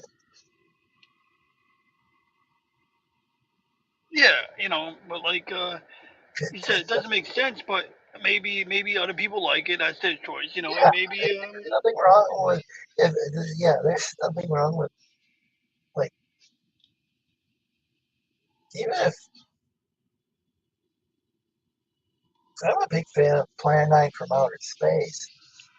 Oh I wow. think it's a pretty cool movie, even though I think the plot is convoluted as heck. But I think have you ever seen that?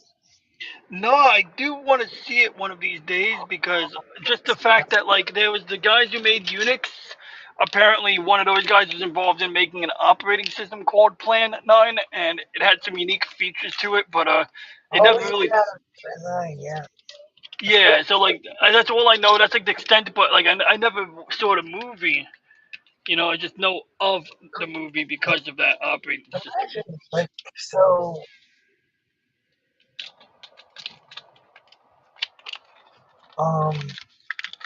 it's got that little ghost who dies before the, like, after filming like a couple scenes, and so like it just shows like a couple of random scenes of the real Bela Lugosi, and then the rest of the time it's got a guy who's like taller than him, if I remember correctly. Who's just covering his face. You know, it's a vampire, and so he's wearing a cloak, and so he's covering his face the rest of the time. It's like, okay, that's not the Bela Lugosi. You can even tell with the guy covering his face. But then he's got this Tor Johnson guy, this big Swedish wrestler guy, and he's walking around like it's kind of like a zombie film, but they're not zombies exactly.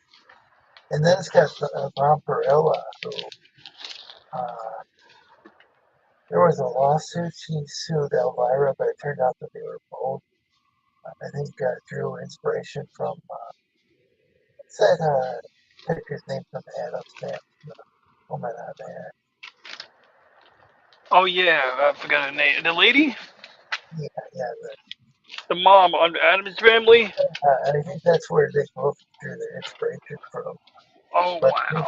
Marilla went and she posted a horror, like this horror movie presentation type thing, and then Elvira did the same sort of thing later on.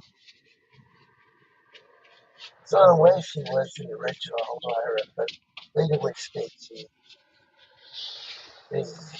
I gotta give Elvira credit, the actress, because like that lady, she's like one of those smart actors. My mom would used to use this term called smart actors. Basically, any actor who knew when to take work when it was available, and like I would see this lady popping up in random movies, and mostly like in the Halloween circuit. Like that lady owned Halloween, or at least that was like part of her. Halloween was her bread and butter for years. But I remember going to like a thing at Six Flags and seeing her on the thing on the sign, and it's like I just found that interesting that I think it was a Halloween or Spook Fest or whatever, Fright Fest thing, but she was on like the front of some ride, and I was like, this lady's everywhere. God bless her. Like, she's really like, keeping her resume stocked. Yeah, I think I might have seen her on the side of like something at we got this thing called the Midway. I don't know if that's what it's always called, like this carnival type thing. We got this cherry festival each year in Traverse City, Michigan. And I've mentioned that doxed myself a few times as far as my city. That's what I said. And I think I kind of remember if Elvira was on the side of the ride. Maybe not. No, I don't think she was, but maybe, I don't know. I don't know if she's on this, or maybe it's just exclusive to Six Flags. But she'd be like the right kind of,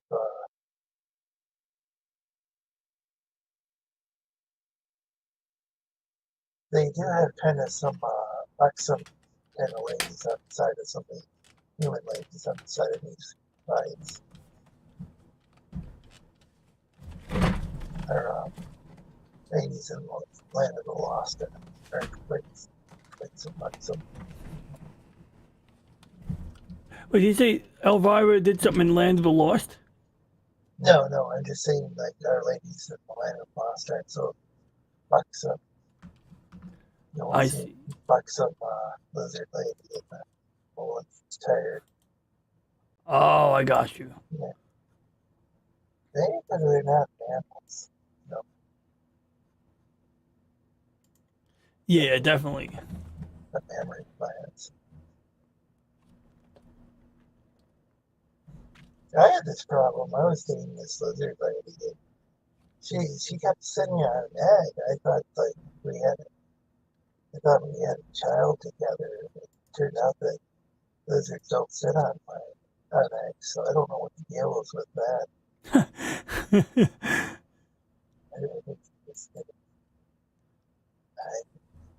The world may never know. Yeah, there's actually a dinosaur that humans call Big Alice who protects the eggs of the Land Lost. There's wikis that talk about this, but it's on a TV show. I'd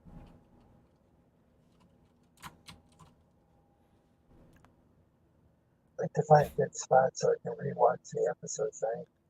I'm borrowing a friend's DVD collection. The problem is that it's kind of inconvenient because most of my devices with screens aren't like actual television sets these days. So, well, like, and one thing is like I would never do is if I could obtain something, a movie or show, I wouldn't mention it on a stream because I love when like I'm on a stream with other friends, and they go, "Oh, I never saw that movie. I can't get it," and then someone goes, "Oh, hit me up after the stream. I'll hook you up. And it's like, dude, don't say that on the stream, man. Like, and I mean, really, seriously, like, but generally, like, if I mention it on the stream, I'll mention it if I know there's a legitimate, like, place to stream it for free. Well, that's the thing. I'm trying to find if there is a legitimate source. Like, I haven't checked myself. If I could get that through Netflix or Shout Factory, I would.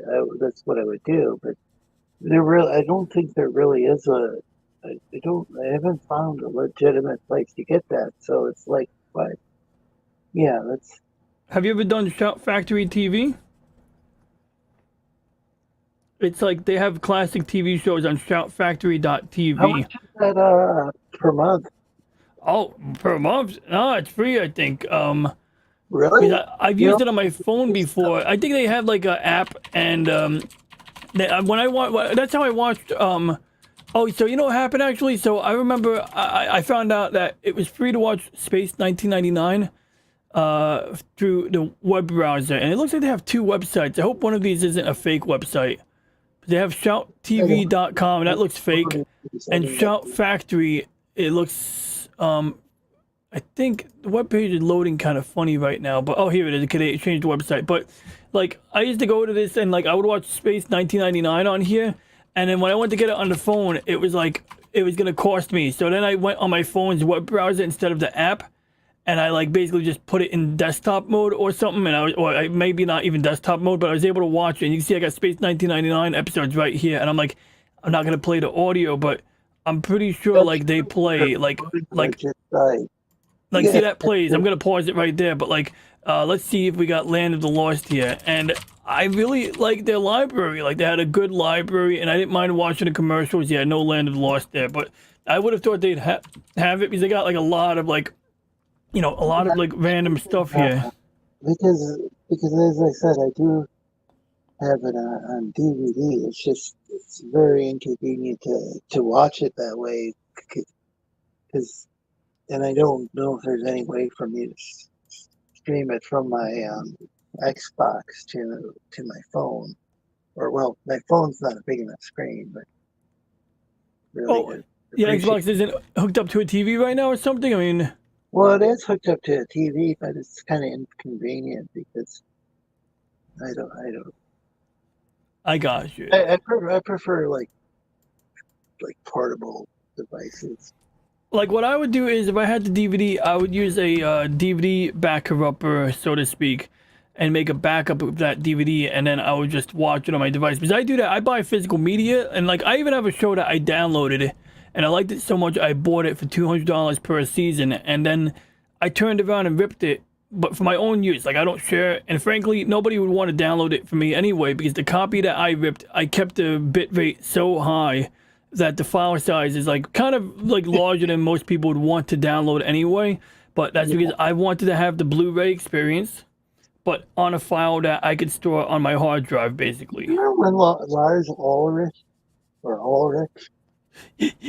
he was going around claiming that Napster had like perfect digital copies of those MP3s that people could download on using a dial-up modem were perfect. Yeah, I don't remember that, but I don't doubt them saying something dumb like that because it's like they're not perfect at all, right? What? You know that. Go ahead, sorry. No, I'm just saying, like, you know, they're not perfect at all. Like, MP3s are inherently like flawed to some extent, but generally speaking, for like most people's purposes, they're indistinguishable, I guess. But I'm saying that like, at the time, though, like. I think at the time they were so heavily. I think they got better over time, probably. Well, that's another thing. You're right that as things went on, you were able to download a high bitrate MP3, whereas back in the earlier days in Napster, you were basically getting things that were like 128 kilobits per second, and it wasn't until later on when you started seeing people uploading things at like 192, 256, 320, which is extreme. Yeah. Because even the ones that were like smaller, even the ones that were heavily compressed, it would still take forever just to download the thing on a dial-up modem. Yeah, that's true. It would take like, if you were lucky, you might see the download finish in like 10 minutes. But that was not everyone's experience at all. You know, it's like, Yeah, and that was just that'd be like one song. Right? Yeah, and that would be So if you were lucky, you get 10 minutes to a song, and that wasn't bad. Like, I mean, when that was new to people, it was the coolest thing. It's like, wait, I only have to wait 10 minutes to get a whole song. Because I mean, really, like, 10 minutes isn't that bad. Like, if you got like, like in 90 minutes, you have a whole album that you didn't pay for. Like, that was a game changer to people back then, especially teenagers.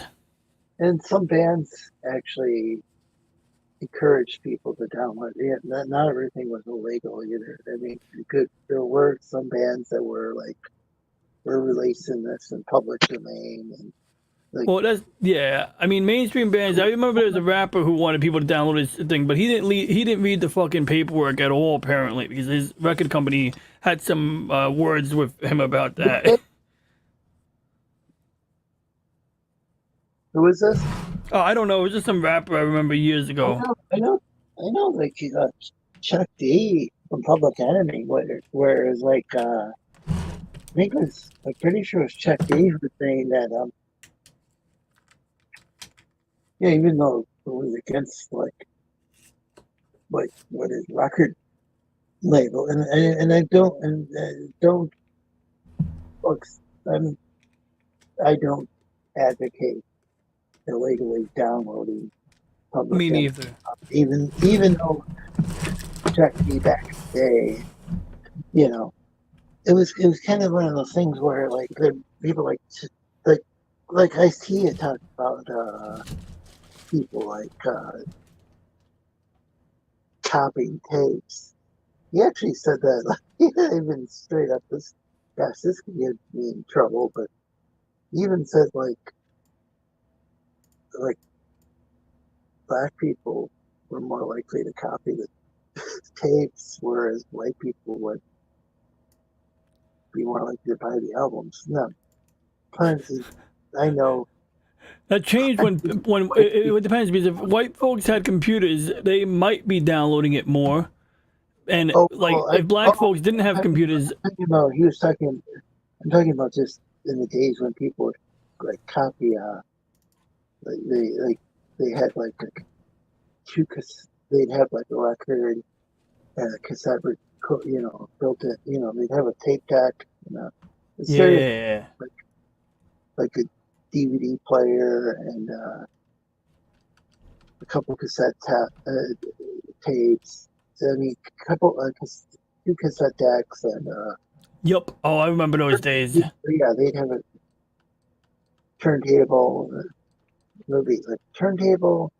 a CD player, a couple cassette decks, or whatever. Not everybody had like a CD player, but maybe they'd copy a record onto a tape, for a friend. Yeah, I know what you're talking about. Or they would copy one cassette onto another cassette because in the days with dual cassette decks and things like that. No, he had said that I think he had said that black people were more. And I gotta be careful. Like there's Ice-T making the generalization, not me. And I'm not sure this was true. We're more likely to just dub a cassette tape, which plenty of white people did. Yes. But I think he was just like speaking overall that white people are more likely to buy legitimate copy. But he supported people. He supported like piracy as far as a way that I think he preferred people buy his album, but I think the way that he looked at it, and then with Napster, Chuck D said that the smaller artists that they don't, a lot of times don't even own their own, music. They get royalties and stuff, but they, that some of them, again, are not advocating it, might benefit from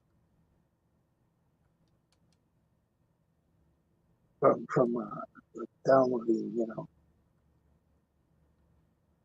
from Napster. Like he was fact, he was arguing that Napster was actually helping smaller artists get the, Oh yeah, smaller ones, sure. Especially if they don't have a label, but their own music, which was very unusual. But I think they owned their own music, and so it was actually hurting them. Is what the deal was, because they were like a super well-known band. After they had that, was it self-titled Black Album? Mm-hmm. I mean, I don't know if they own their music for that album, but I think later on, I know it. I think at some point they own their songs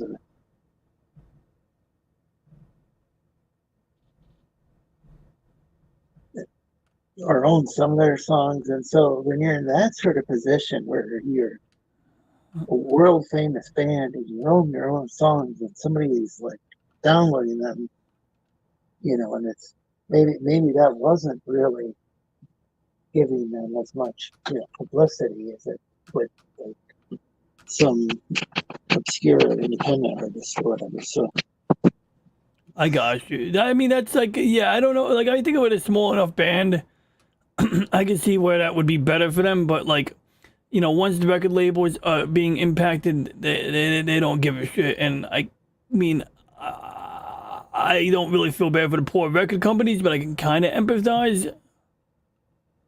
I actually don't mind now that I mean, if so for a small time,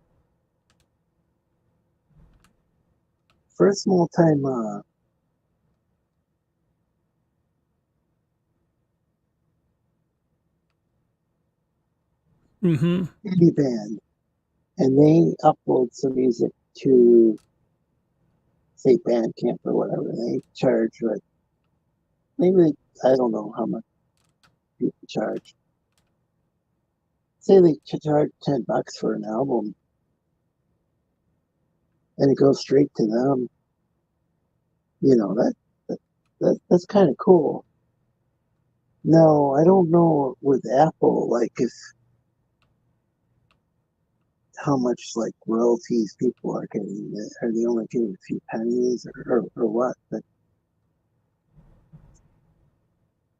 I mean, I guess I can see. Yeah, and I don't know with Bandcamp and SoundCloud and how much of money they take out of there, as far as companies running those websites. I mean, I do think it's cool though that there are places where independent bands can go, and these online stores where they can sell their stuff as long as they're getting sizable cut of the profits. I think that's great, and I do think that's an improvement over Napster. Yes, that's true. Where people are getting nothing. So I do think that's a positive outcome. I'm not sure with Apple and their music store how much people are, is Apple keeping most of it? I don't know. I'm not saying I wouldn't be surprised if they were, but like I don't know for sure. But like I do remember like there was like, what do you call it? What's that shit that was happening where like, I mean, I just remember like when they first started doing CDs on iTunes, and by CDs I mean MP, downloadables, and what was it like?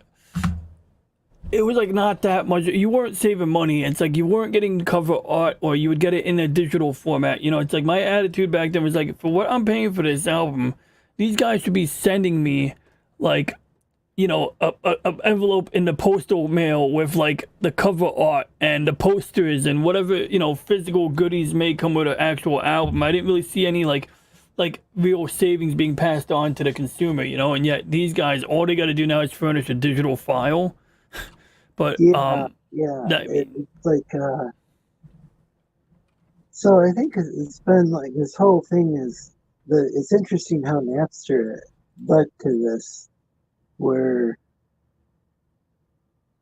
but it wasn't like the record labels were there weren't that many record labels that were offering music for downloads. It was like people were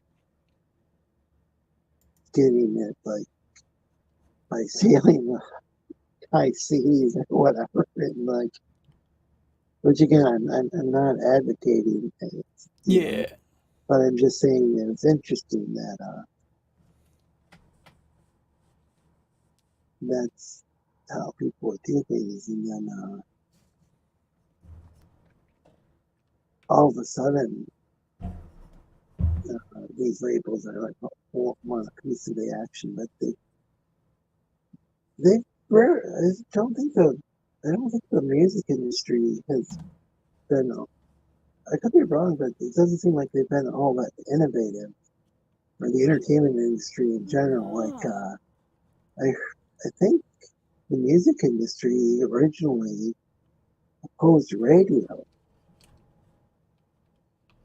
but then they got some sort of thing where now they got like a deal with ASCAP and BM. Well, now I don't think that many people listen to radio compared to past. I could be wrong. But when I was a college DJ, ASCAP and BMI would get royalties, even though we were like a non-professional radio station. Most of us DJs weren't even getting paid anything, and still they were getting the royalties, so that. And I think somebody at home, if something was played on the radio, I think they might be able to make a copy. Not a lawyer, not telling people this is what you should do, but I'm just saying. I think because I think it might be a situation because the radio station pays the royalty. People might be allowed to record things off the radio. I'd imagine they that can't like go and sell it to somebody else. I'd imagine it was more likely that they didn't give people a hard time because like what's that, like when you get a videotape, like you can copy the tape but you can't sell it, you can't rent it out to people, I didn't even know if you're legally allowed to make your own copy of your own tape that you pay for. I know with floppy disks, one used to be able to go and make a legal copy. You had one backup copy. That was the key, was the backup copy was what was allowed, but they definitely, like, even when that was like, something that you could prove and uphold, there was definitely like an effort, a movement to like make that impossible. So when they came out with like digital audio tape, that never really took off because it was useless to the consumer. It was like, I can't have any rights with my media. It was like, it was designed where like you can make, I think, you needed to have to make a copy with digital audio tape, you needed to have the original. And so it was like one of these things that like was like used by studios and whatnot, but like no consumer would buy anything like that. It's like, it just doesn't seem like useful. No, it made it to that now. Yeah, I guess if I had the original copy, does that mean I guess I can make 10 copies of the original, but I can't give you a copy and then you can't copy that copy. So I can give you a copy, you just can't copy that copy after me. That was the way that digital audio tape was like, had it baked in basically. So it was was it DAT or GAT or something for short? But yeah, I remember I was at a studio and ended up doing some vocals on this spoken word stuff on a tape, and sadly, one of the guys behind the label, the label ended up passing away, and so it never ended up on CD. But they were using visual audio tape. Mm-hmm. And that was something that I thought was really going to take off. I mean, this was before. I don't think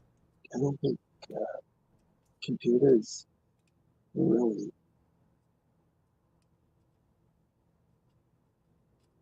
It could have taken off, but Were there might have been computers involved in the recording. I can't remember, but it was like when live recorded to the tape, or what, wasn't it? Or live mixed or whatever to the tape. Mixed live to the tape live. Yeah, I don't remember. Yeah, the DAT. I just know that like you could record off the radio, I think, but if you had a physical DAT tape that contained legitimate music or something like that, or anything for that matter, probably you had to have the original version to like make copies of that. I only learned that the studio could use that, and then put it on a CD. I think it was recorded on a digital audio tape. Oh, I didn't know that. That makes sense. Actually, that does make that's. I think that's how they were primarily used. So they never took off for consumers because of those safeguards, I think. But I don't think that I'm wondering if the computer. I'm wondering if like somebody went and tried to record that on a computer, if they were taking up too much hard drive space for. Well, that's the thing. I don't think computer audio was really that. I mean, they obviously manipulated things on computers and whatnot, but I don't think it was the standard back then. And I think you're right. Hard drive space was a thing, and like the professionals, sure, they would do like things in what do you call it? PCM, basically wave, right? But like the hard drive space was at a premium back then. Tapes, they wanted you could do high fidelity tape storage, I guess, more economically than high fidelity disk storage. You know, so I'm trying to remember. I thought that was going to really take off. Later on, was it Sony ended up with a mini disc drive or something? And that didn't. Yeah, so mini disc were interesting. They off there. You know, mini disc was initially, I think some of them were actually almost analog, like almost like you could literally like plug in the line input and hit record, and you're recording like not even truly digital audio. You're going analog to digital, I guess, but like they didn't all out of the starting gate support like copying actual MP3s. Like you would actually, and that was, I think probably Sony wanted it that way. They wanted to say, yeah, if you want to copy the music, you'd have to plug the output on your computer into the input on the mini disc, which like was effective but kind of cumbersome because now you're doing it in real time. Like 90 minutes takes 90 minutes. We had action. So we had, and I wasn't trained in how to use it or anything, but we had that at the college radio station. You know, like the band came in to maybe a band could come in and record something in the production studio, or which was different than. I mean, it had it was a different than the live broadcasting. So you both had mixing boards, so, but you know, production studio was like for recording. People would record like say, like maybe an intro to a radio show, or they would record like the sponsors for this show is sponsored by such and such business, which is kind of like a commercial, but there couldn't be a call to action. It couldn't say, go out to Save a Lot or Walmart or whatever. It'd be more like, you know, the PBS does, where this show is brought to you by. Yeah, I got you. Whatever, but, you know, little letter B. That's kind of a parody on, like, but we did have in our production room, we did have things where people could throw around. We had those mini discs, and those were to replace the old carts we had. Yeah, I remember hearing about those. Yeah, because we actually had a cart. We had some cool carts though. We had some carts that were recorded by like members of different bands would send us carts with saying the call letters to the radio station. That was, I'm so and so from such and such band.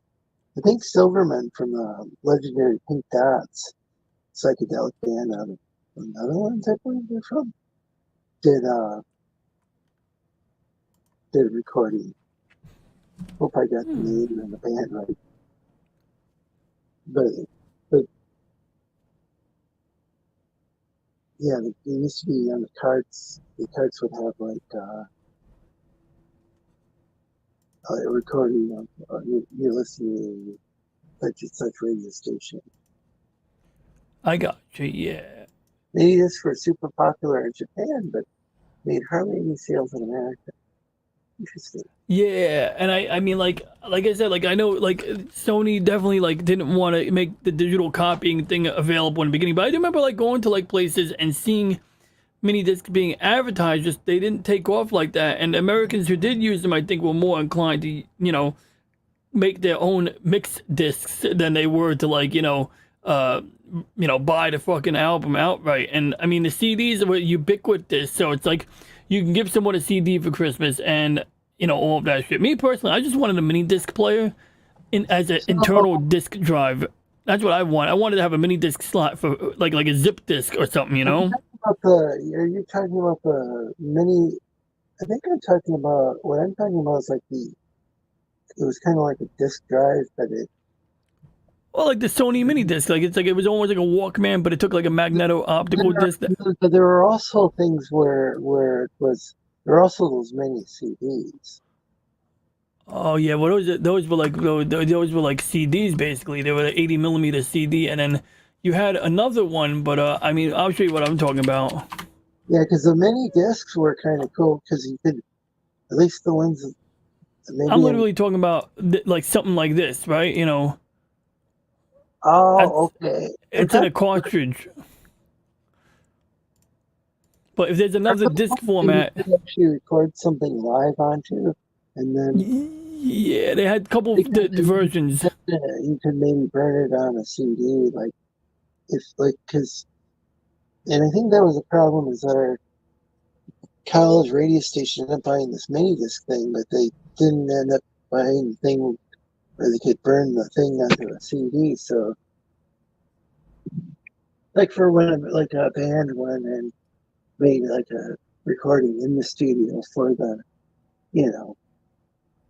radio station. Yeah. Oh shit, that's a challenge. Yeah. Exclusive thing to your station. You guys can play this. You have our blessings, and it's all legit. They don't legit and everything. Oh yeah, yeah. That when bands would like. But I think we mainly just use it for in place of cards, just having kind of like intros to shows on there. But I think one could record like a full song to there. Can't remember how much they would store, but maybe it must be a different type of disc. I'm familiar with like these 74-minute. Wrong terminology too. But those were. It was too bad though because they were kind of like DATs, but they were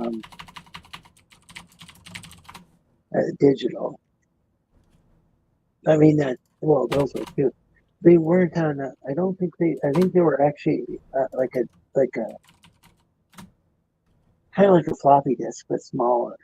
But I know about the actually you do remind me of one thing. Let me floppy. I know because my mom worked at a public access station, and sometimes you do stuff there, and they had something called a Sony Mavic disc. But let me see if I can find you like actual what they look like. Yeah, maybe that's what I'm thinking of. There were a lot of different formats like this that kind of were around for a short time and didn't stick around. There were also those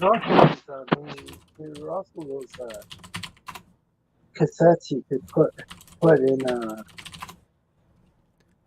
Like I can't believe It was so tiny. It looked like a floppy disk, but this thing was like, it was like that. Yeah, that might be what I'm thinking of something either the same Yeah. or very similar. And I think we would use something like that for in place of the cards. And like they would use it. My mom's public access. They would use it for pictures. I think we could store multiple like short recordings on there too, like you got some sort of 10-second or whatever thing saying you're listening to, and giving the call letters.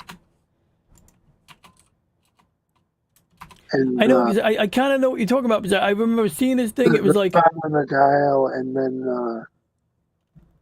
I can't remember now. I can't remember anymore if it was like the call letters and the city and the spot on the dial, or which exact order we had to have things in. Yeah, I think it was the call letters, the city, and then we're in such and such FM. But I could be wrong about the exact order now. But those things would be recorded in the production room and onto I think it was like a little miniature disc of some sort. Like I've seen it. I know what you're talking about, because like I seen this. Yeah, and I think they could, and I think those things could actually.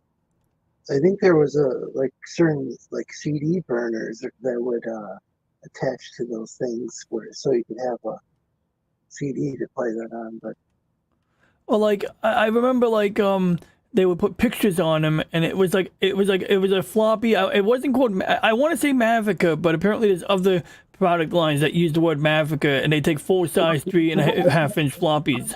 There were a gazillion different formats, because this one wasn't for pictures, unless they had ones that would use the same sort of disc, but for something else, which did happen sometimes, I guess.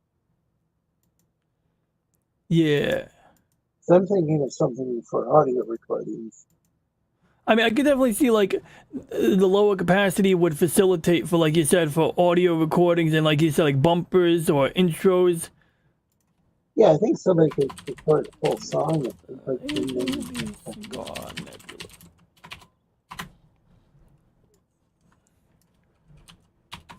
But yeah, for a while, whatever this technology is, they'd probably have to ask some friends who work with it. I mean, if you find out, I'm curious. Like, if I find what I'm looking for, because I know I've seen it before. I can almost swear I saw a YouTube video about it. They might have been, because like when I used a mini disc, I was talking about brand name mini disc, right? And then you were talking about the other shit, which I used to call Mavica, but I'm pretty sure it's not called that. But I mean, we're kind of like on the same page now, because like I think we both know what we're talking about, and it might even be the same thing. It might be the same thing. Like, I'm not even kidding. But anyway, man, I'm about to wrap up on my end because I want to play some Mario. I was going to play Mech Warrior, but, yo, this game got me stressed out. I'm not even going to try this tonight. Like, this is just going to stress me out. But, and then what I... Say again? Can you hear me now? Yeah, can you hear me? Okay, I can hear you now, yeah. Well, could have been a Sony mini disc. That's possible. Because the Sony mini disc is literally a thing. It's the thing I just pulled up earlier. But I know you're talking about, like, it's like a mini floppy. And... Well, I don't know if it was a floppy. I don't know exactly what the hell it was. It looks like... It could have been like a little cartridge or something. But what it was something that you could just kind of stick in the... You could just, like... It was just something that I remember we were using to replace the carts with, because the carts were all analog and this was digital. And so I have a funny feeling, but I mean, like I said, if you find out, let me know. I want to say, like there's a Wikipedia post about different variants. Could have been like the mini discs. The Sony mini discs do look like little cassette tapes. I thought these were more like cartridges, but then again, I'm talking about something for like couple decades ago or something. Yeah, no, but I know like it was like something like they were using Amigas at this public station, but they had like these exotic floppies. Now this is a Canon video floppy disk, probably very short, and this one looks like it's from 1991. It was something that whatever it was just hooked up to like a standard analog. Well, maybe it wasn't analog. I don't know. Yeah, I don't know. Yeah, maybe. Yeah, I now that you got, I couldn't even. And I think you could put analog equipment through there, but the equipment itself is digital. Basically, it was like CD12 or whatever, and you could even burn it through a CD. I don't know how much you would store on there, but we also had cassettes. I also had cassettes for like. I also had video that was DV video. Like I still have one of those DV video. Yeah, that's like that's an actual tape. They weren't perfect, but that was like I think it was better than like Super VHS, which was already better than. But Super VHS was still a pretty darn good format, like compared to a regular VHS. It was still superior. It's true. I remember that format. And you could broadcast in Super VHS, but then there were the smaller cassettes though that were DV. Yeah. And, like hook a DV camera. Some of them hooked up to like a FireWire. Yes, mini DV, and mini DV, and you could take a mini DV cassette and put it inside an adapter that would put it into a DVC Pro deck. No, that's a totally different technology than what I'm talking about with it. No, you're talking about mini DV with the FireWire, right? So the stuff we had at the college radio station wasn't like mini DV, but oh, I got you. Yeah, you talk. What were they like about this big? We had the public access TV station though. Oh, okay, yeah, that's what I was thinking of. Okay, yeah. I think you might have also had bigger cassettes too that were DV cassettes. They had like 3 sizes that I'm aware of, and like the portable camcorders would use mini DV, but then they had something called DVC Pro, which was like larger, and then they had another size. I'm looking at one right now. It's a JVC. The thing that kind of sucked is if like somebody was wearing a shirt with a certain pattern on it, it would get it would look a bit wonky on the camera. If that makes any sense? Oh yeah. Well, part of that was apparently they were not progressive scan still. They were still interlaced. Yeah, and I think that had I spent like hundreds of dollars more on like a Sony instead of this was maybe a lower end JVC, but it was cool. Yeah. I mean, I could have gotten it with I could imagine that. Yeah, no, I mean, like Sony would have been a premium cost, compared to Oh, he said something. Lorenzo's talking about that digital audio tape.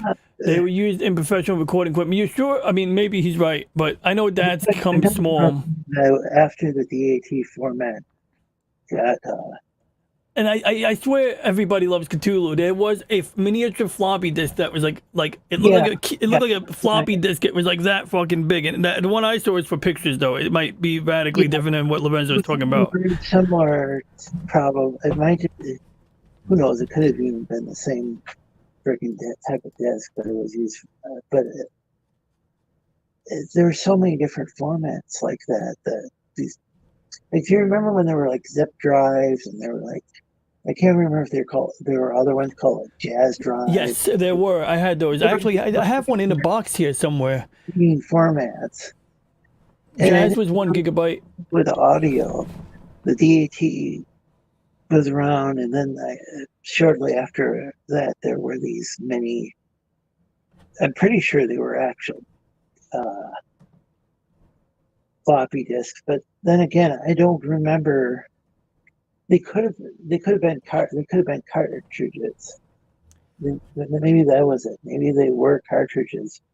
We were replacing the carts that we had, but That's conceivable, yeah. but They might have just been carts, digital. I don't think it was necessarily taking them out and putting them in. If they had a gazillion different promos on there that I could choose from, I probably wasn't taking them out and putting them out a lot like I would with a cart, because I think it's stored. The cart, I think, stored only one recording. Yeah. Whereas this thing, I think, had multiple tracks on there. I think they had multiple tracks like a CD player. And you could even record it to a CD player. I'm trying to remember again. But we have to ask someone. I can ask the former manager, one of the former board members. Sleep on it. Contact with some of the former board members from the college radio station from like 2 decades ago. Don't know the current people, because I don't pay much attention to the college radio anymore. Even though, I don't know, last time I listened to it, they did an excellent job. I just don't listen to the radio that much anymore, which is a shame because it's a local. No, I mean, like I said, sleep on it. If it comes back to you, you'll know soon enough. IMD. Huh. I'm gonna get the. Oh wait, what did he say? They have been using. Oh, HiMD. They were high down. Oh wait, what's that? Oh, that's interesting. Okay, I didn't know about those. Well, thanks. But yeah, it was so weird. But they had not weird at all. But it was such like this whole disposable. This whole thing where, like, it seemed like every few years, people were, like every 5 years, you're supposed to change technology, or it was like, actually, it was like multiple different tech formats competing against each other. Sometimes, yeah. Like they had VHS and Betamax. Yes, and like look, Beta had some advantages, but people wanted to have the longer recording time, right? Yeah, word. I think what's his name is leaving, but interesting Stram. What's Stram? Oh, interesting stream. Oh, have a good one, guys. We'll have a good one. You too. Where can we find you, DJ Ronnie G? Me? Yeah, I'll give you my link right here. Put it in the chat for everybody loves Cthulhu and anybody else who wants to check out my content. But otherwise, I'm always available on at DJ Ronnie G, and I humbly request Call of Cthulhu, Call Everybody Loves Cthulhu, that you subscribe to my illustrious channel, because I have a Monday show every Monday, and I do that every Monday. And I appreciate you tuning in on that one, Lorenzo. You actually, I remember you dropped by. But let me get Wednesdays as well or not? There we go. I got it right there. What were you saying? Do you stream on Wednesday nights as well? Sometimes. It's not like a committed thing. Whereas the Monday thing, I commit to.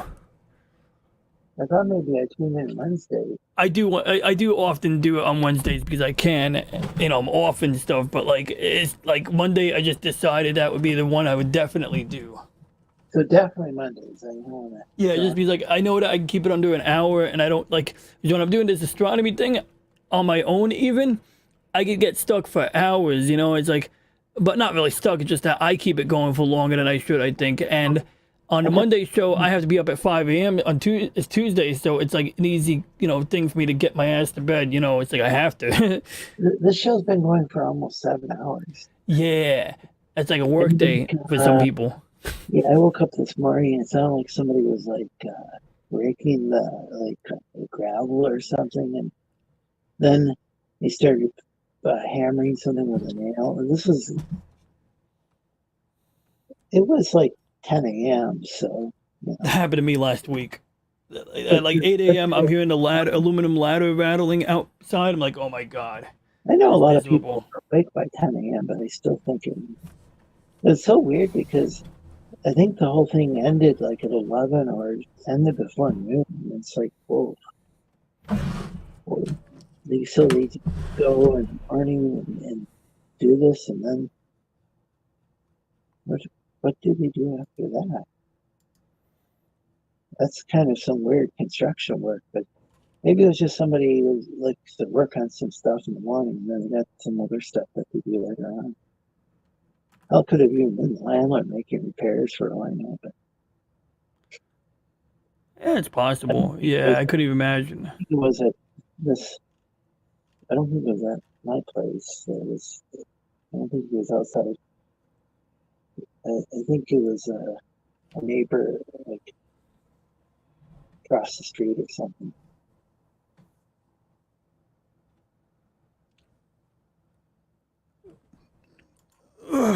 Excuse me. I had to yawn for a second.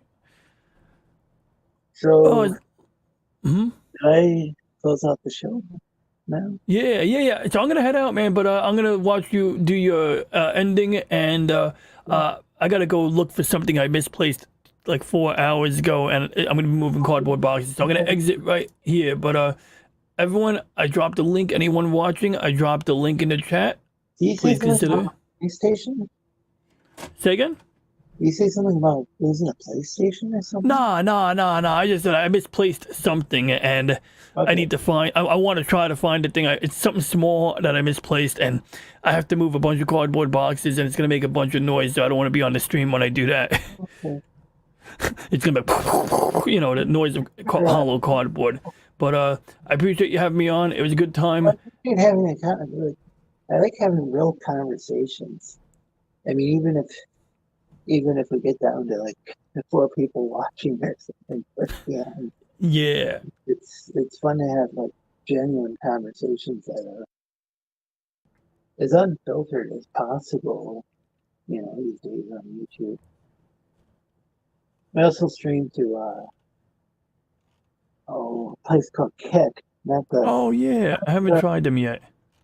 Not the instant messaging app, but it's spelled the credit. Yeah. I seen it. I got a couple of people I know who use it. I just don't want to be like on 5 platforms, but like I understand sometimes people will say they'll do like exclusive content on different platforms, and then at that point it's like, okay, if they say go to my Kick, then I go to their Kick. Well, it's just good. I think just in case, to have a backup plan.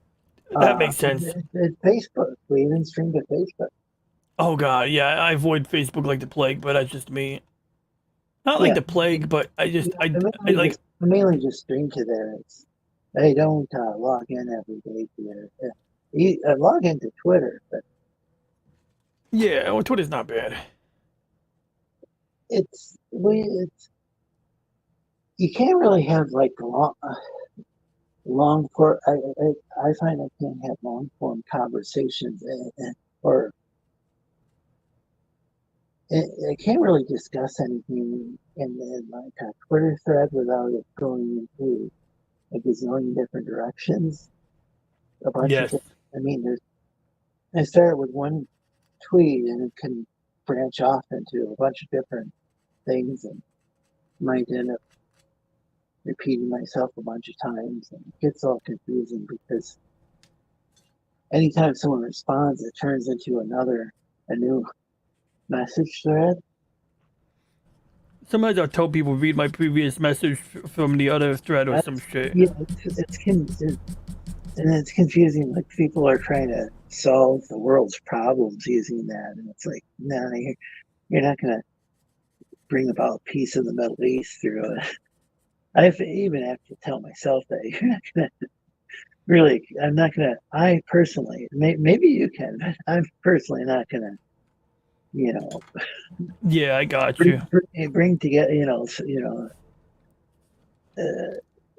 prevent World War III or whatever. Yeah, I mean that's the thing. Like all these people, monkeys on typewriters, people on typewriters, just like everyone's got their own opinion, but like like pretending to be an expert or arguing with people. Like some people act like they're bigger experts than other people. They'll call out credentials or something, and it's like, okay, then go solve the issue. What are you doing here on Twitter if you know what the fuck you're doing? Not you, but people who argue. Yep, I dig that. Oh shit. Anyway, I gotta go, man. I'm gonna talk to you later, man. And once again, I appreciate being on. By the way, the thing I was looking at on my screen is a little bit fuzzy now, but this is the Cigar Nebula and the Bode's Galaxy. But when I process the good data, I will share what that looks like. It should look pretty interesting because it's shaped like a cigar. Very cool. Can you hear me? Yeah, I can hear you. Yeah, Did you? Yeah, got a text, and it's like, well, I don't usually answer texts in the middle, right? Oh, that's crazy. Yeah. But yeah. Oh, I guess tell people your host Lorenzo Sleestakians. You can find me here every week, every Thursday. Well, not next Thursday. It's Thanksgiving. Have a happy Thanksgiving, everybody. You can find me every Thursday, 5 Pacific, 6 Mountain, 7 Central, 8 p.m. Eastern on Lorenzo Sleestak channel on YouTube, Facebook, and now Kick.com.